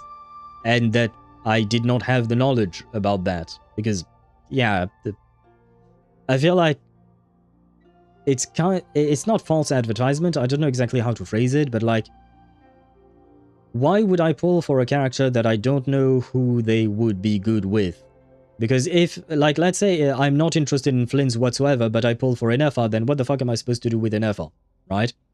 It's just, I had to get her on the rerun because I wasn't playing when she first released. Okay, same, especially as a free-to-play, yeah. I mean, to be fair, free-to-play, I suppose, matter a bit less to HoYoVerse, I mean, not to me.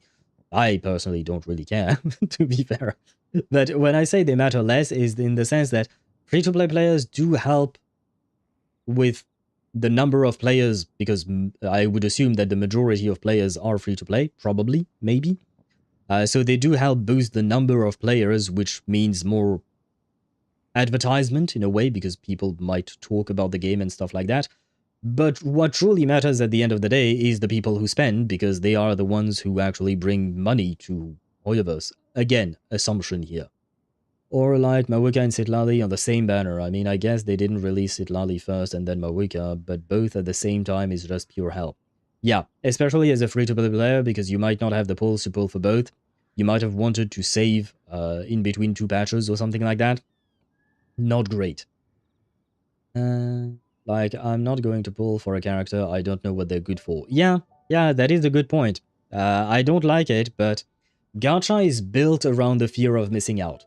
It is the truth. Like, I love Genshin, I love the HoYo games, I love Wuthering Waves, Reverse 1999 and all of that. But the major fault they all have is being gacha. To be fair, they do need to earn money in some way, right? To play devil's advocate, they do need to bring in some money, otherwise the game cannot be sustained, of course. But they go about it in a very aggressive way in order to kind of, you know, to take your money away from you. It's not about making you want to spend money, it's more about basically extorting you in some way, kind of, you know? Well, maybe it's a bit exaggerating when I say it that way, but it is the nature of gacha. It is very predatory, unfortunately. Which is sad, because the games themselves are amazing, in my opinion. The 3 deadly selves is a practice used by those engaged in spiritual cultivation. The intent is to sever the 3 vice-laden mortal selves to reveal one's true, pure self beneath. However, Zibai's 3 selves are more complicated in nature. The vice-laden mortal selves. The fuck are you talking about, my dear Zhongli? I don't know enough. Maybe it's part of Chinese culture or something like that, or Chinese history or something. But I don't know about it, so I don't know what you're talking about, mate. Because in the moment before her death, someone preserved the shattered essence of her soul and placed the fragments within her 3 deadly selves. Okay, I think I understand. This is getting complicated. And let me guess, the someone could it have been you, perhaps? If we retrieve the 3 fragments of her soul, there is a chance we can restore her presence in the mortal realm. So that means we can bring her back to life? Is she going to turn just like Chi-Chi Are we going to get zombie Zibai?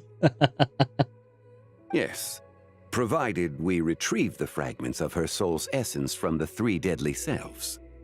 I'm guessing I just met one of them? Indeed. The being you encountered was Zibai's first deadly self, Ziju. After Zibai's death, she ascended to the heavens and became one with the Shadow Moon. Okay, Ziju did that, okay. The essence that resides within her is a heavenly soul, also known as Taiguang.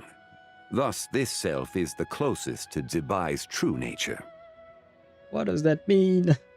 What is a heavenly soul?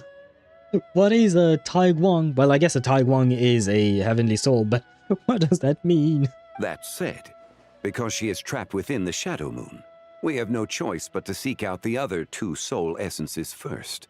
Then we can unite them as one. Okay. What was the word? Taiguang, I think? Taiguang, yes. Google, help me. Taiguang. Meaning. Taiguang, the name means great light, signifying a bright and prosperous future. Taiguang, both terms mean to grace with one's presence or your esteemed visit. Or it can mean sunlight. Or it can mean towers and mansions. Holy shit, man. Chinese is way too complicated for me. Well, I give up, I guess. I tried, guys. I tried to find an answer, but Chinese ain't that simple. I skipped all of Nat9 characters because I didn't like any of them in Fontaine. I only pulled for Nuvi and Farina. Oh, wait, I missed another message before that. Be it free-to-play or not, money doesn't fall from the trees unless they have a really nice design and playstyle. I'm not pulling.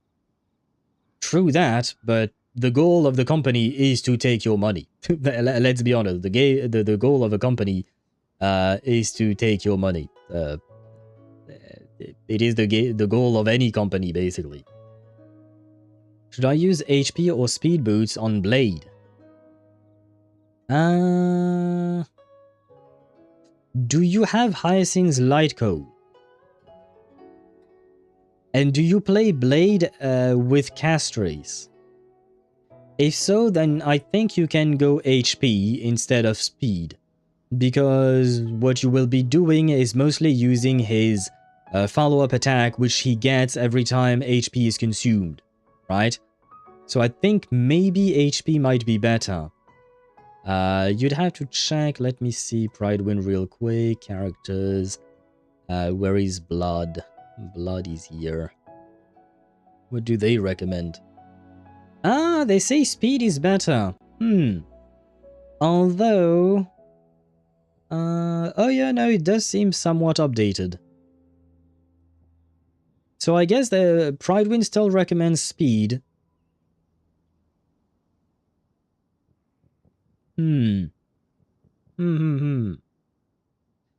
At least they want you to... Well, they want you. Pridewind recommends reaching at least 135 or 134... Well, 135 so that you can use Bronya? Really? You want to use Bronya? But he's HP scaling. Yeah, no, I'm not entirely sure the Pridewind website is updated for what is currently being used for Blade, not gonna lie. So I'm not entirely sure there. I don't have Hyacinth nor her light cone. Oh. Then maybe speed boots would be better then. She's a mention confirmed.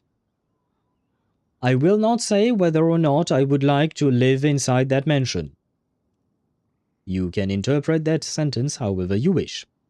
I wanted to play Blade Triby RMC Gallagher, but yeah, I can play with Castries, I guess.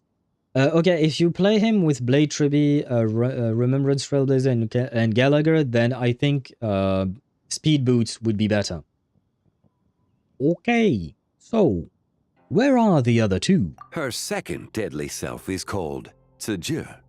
After Zibai's death, she fell into a slumber deep beneath the earth in what is now known as the Chasm. Please don't tell me I have to go and fight the serpent. I am not fighting that motherfucker again. I've did it plenty of times for Yelan, and I think I did it again for some other character I forgot, but Yelan is my favorite out of anyone who used the serpent materials. Anyway, not the point. Yeah, nah, I'm not fighting that shit again. It's not difficult, it's just annoying.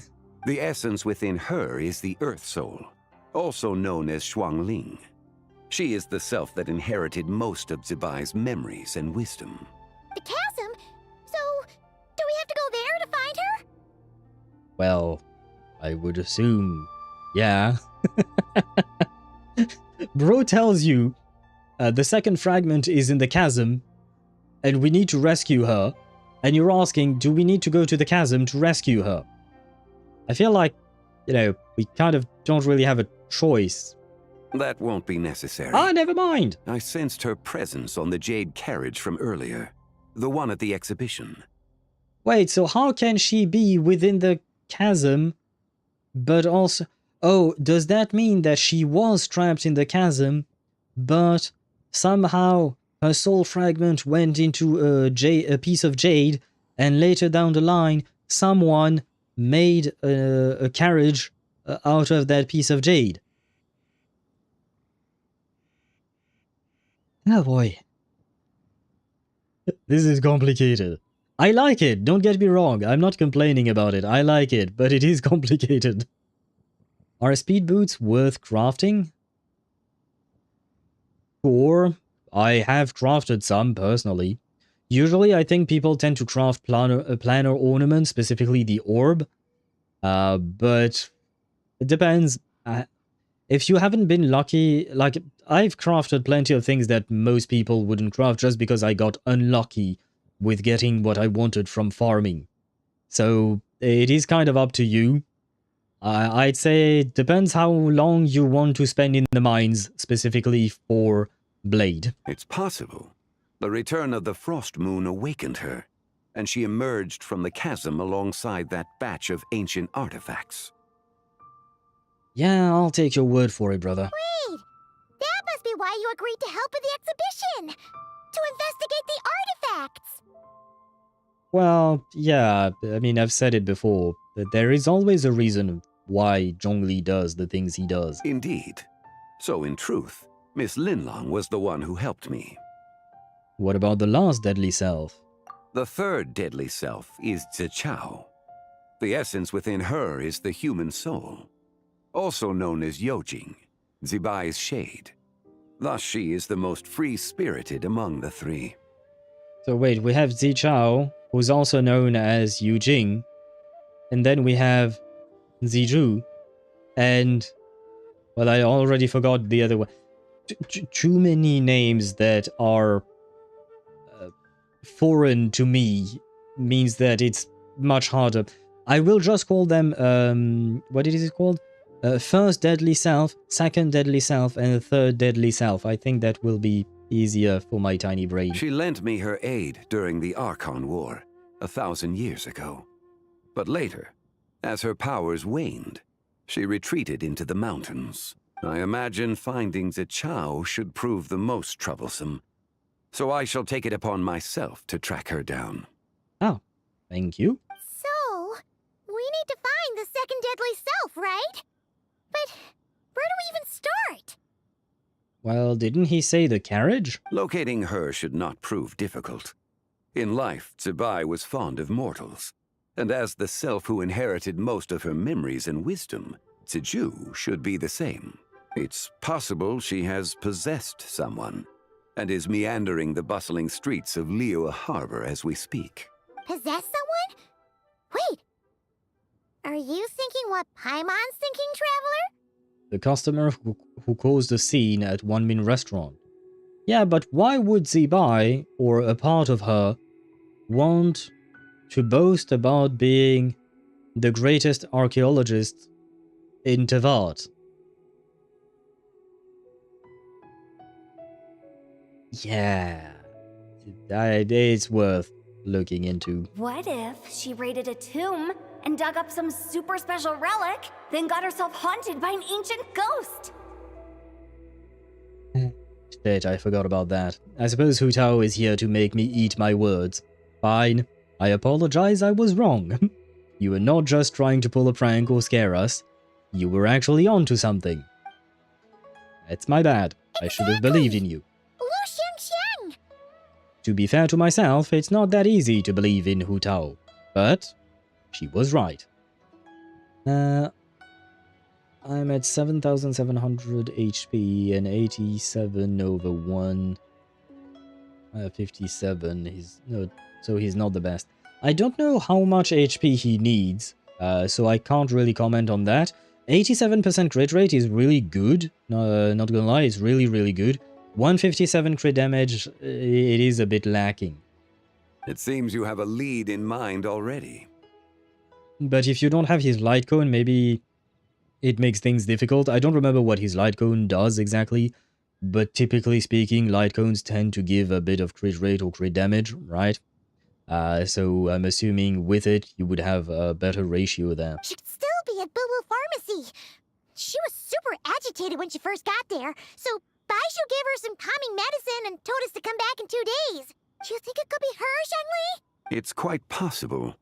The deadly selves are impure beings that can easily influence mortal minds. Let's start our investigation there in 2 days, then. A sound plan. Well, I should get started on my own investigation then. It is quite rare, I will say, it is quite rare to see Zhongli taking an active part or an active role into a situation. Generally speaking, he tends to be more passive and just, you know, guide people. What would you call that? Like, not from afar, but how to phrase it? He tends to guide people, like, without them really noticing that he's guiding them or something like that. There are only a handful of exceptions where he actually directly intervened. One of them being, you know, when he saved Xiao, for instance. But yeah, usually he tends to just be more of an observer than an active participant. So maybe Zibai was not just a former ally that helped him in during the Archon War. I'm not saying that she was his girlfriend or whatnot, but, you know, maybe they were actually close friends or something, and, you know, he cares about her in some way. Right, taking my leave now. Bonne nuit, au revoir, and à bientôt. À bientôt, Chip. Good rest of your day to you. I hope your day will go well, and thank you for joining us today. You're leaving already? I must. Zichao went into hiding after the Archon War. If I am to have any success tracking her down, then there's no guarantee. I should start sooner rather than later. But there's still so much you haven't told us. Like, who the White Horse Adeptus actually is, and how she died in the first place. Not to mention who it was that preserved the fragments of her soul. Oh, come on. You can't tell me I'm wrong. You can't tell me it's not Zhongli who did that, right? Should our endeavor prove successful, then naturally those answers will follow. If not, speaking of them would be rather meaningless. Well, even if we fail, I am still curious to know who's the person I failed to save, you know? It's not meaningless. And you know what? You often talk about the memories, right? Isn't it true, like what we say, that people truly die when others forget about them or stuff like that? So it is important to pass down the memories of those who came before. The one who preserved her soul's essence. Was it you? It would seem that this is a question you are unwilling to set aside. Very well. I shall tell you. And you seem to be quite reluctant to share information. As usual. It was the Avatar of Time. Ah. Well, I guess I was wrong again. God damn it. Today I'm on a roll being wrong, it seems. Istaroth. Why? Was she bored? Is it because she was bored or something? Why would she do that? Ah, So you know of her existence? Yeah, I met her sister. The ruler of time saved her soul. Indeed. Preserving what remained of Zibai's soul in the moment before her death. Only the power of time could be capable of such a thing. Well, I mean that, or the power of death itself. I'm assuming... I mean, yeah, because Renova cursed the Conrians to immortality. So she kind of removed death from them. So couldn't it have been Renova as well? However, there is no telling what effect it has had on the three deadly selves.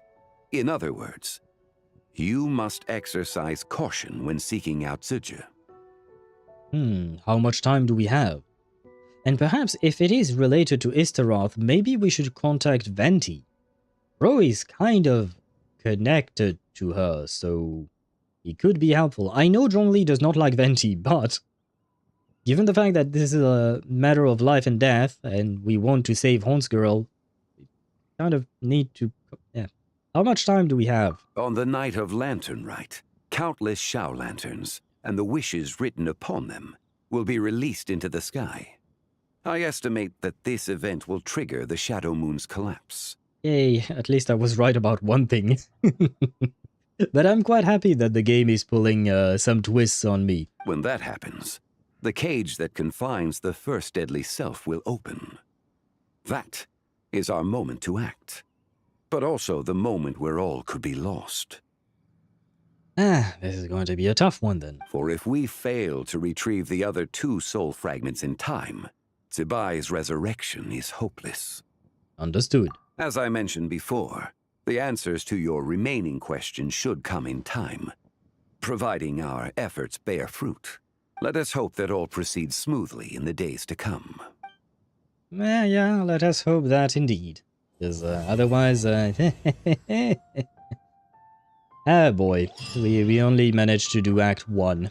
I was hoping we could do a bit more than Act 1. Wait until 2 days tomorrow.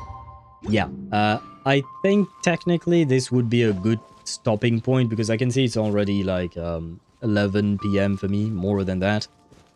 And I don't want to just start the second part of the quest, the second act, and stop all of a sudden. So what we can do, however, is just end things here for now. But tomorrow, of course, we will continue. And tomorrow we won't...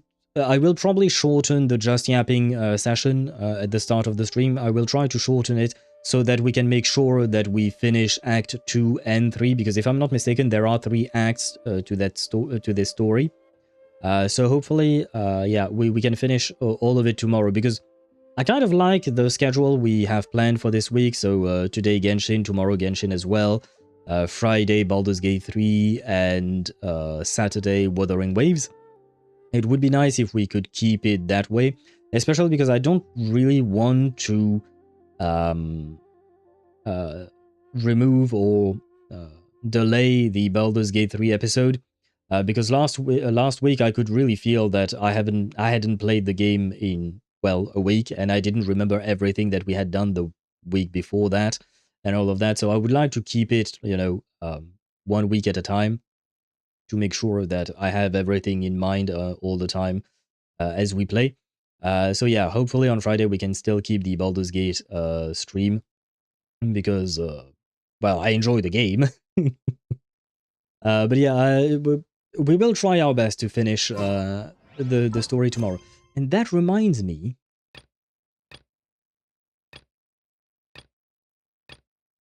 Ah, okay, yeah, it is as I thought. I still haven't done the Nuvillette skin quest. I was told it was relatively short, but I kind of forgot, I suppose. Oh, and now I can grind for these things, right? Oh wait, it has 4 parts? Oh no, this is probably an epilogue. Right, yeah, okay, Act 2, 3, and then epilogue. Okay. Well, I'm gonna need them rewards, because how much do I have left? I have, like, what, 35 balls, I think? 25, sorry. 25, 35 with this. Okay, yeah. Well. Hopefully that will be enough to get Varka, right? Yeah, we believe. In truth, I actually wanted to get his weapon too, but with the pulls I have, I don't think that's gonna be, that's gonna happen. I don't even think I don't know if I can guarantee him before he releases, because he should release in... Well, I mean, assuming he releases in the first phase of the patch, yeah, 19 days. 19 days. I will have another reset of the Spiral Abyss to help, I suppose. But, oh well. I'm at 97 over 254 in battle, bruh. Yeah, that ain't great. 97 crit rate is great, don't get me wrong, but 254 crit damage is not enough in battle. You should be receiving way more buff, or you should achieve way more than that in battle. Otherwise, you're going to have a hard time fighting enemies in endgame content at the very least. In regular content, you should be fine, but endgame will prove difficult given the HP inflation that HSR is suffering from. But speaking of HSR, I will try to put out a video on time this time for HSR and its live stream.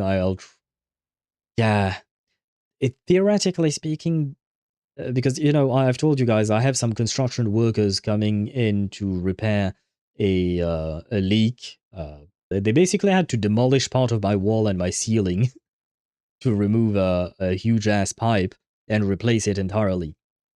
But I think they're more or less done. I think tomorrow they only have a few things left to finish things off. So hopefully by Friday they'll be gone. Not that I mind them, they're just doing their job, and I'm very happy that they finally came.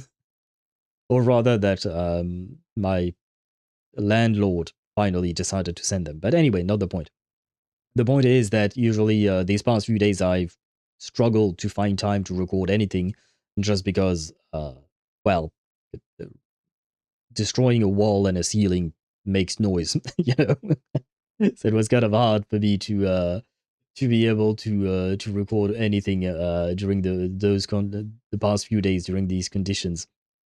But hopefully on Friday will be good. Anyway, guys, I thank you all for watching. I hope you had a wonderful time during this stream. I certainly did. I really, honestly, so far I'm enjoying this quest. It is interesting. I am really happy that as time goes on, especially given the release of Nod-Krai, Genshin is leaning more and more into its lore, because it is one of the best part, in my opinion. For me, it is what keeps me engaged. It's the lore building and the interesting culture and history of this world. So I'm really, really happy that they are leaning into it more and more. And I hope that we will have a productive conversation with our pal there, Zhongli. I hope that he will reveal a bit more. I know he can't talk about the heavenly principles or whatnot. He has his contract, which we still don't know what it entails, but you know, I still hope that he will be willing to reveal to us some things about the world itself, and even himself, or his friendship with Zibai, if he was indeed friends with her, or just allies, or whatnot. Just, you know, learning more. Hopefully, he will share all of that with us. But, for now, I shall leave you. I shall go to the restroom, because I kind of really need to go to the restroom. And I need to eat dinner. Which reminds me, I have not cooked anything, so I don't know what I'm going to eat tonight. Well, that's on me. But yeah, tomorrow back at 6 p.m. Central European Standard Time to continue Genshin Impact. I thank you all for watching. I thank you for the subscription, the follows, the stream streaks, the likes on YouTube as well. They do be making me happy seeing that people enjoy my streams and enjoy sharing this time with me. So thank you very much, guys. I shall see you tomorrow. I wish you all a great rest of your day, and bye-bye.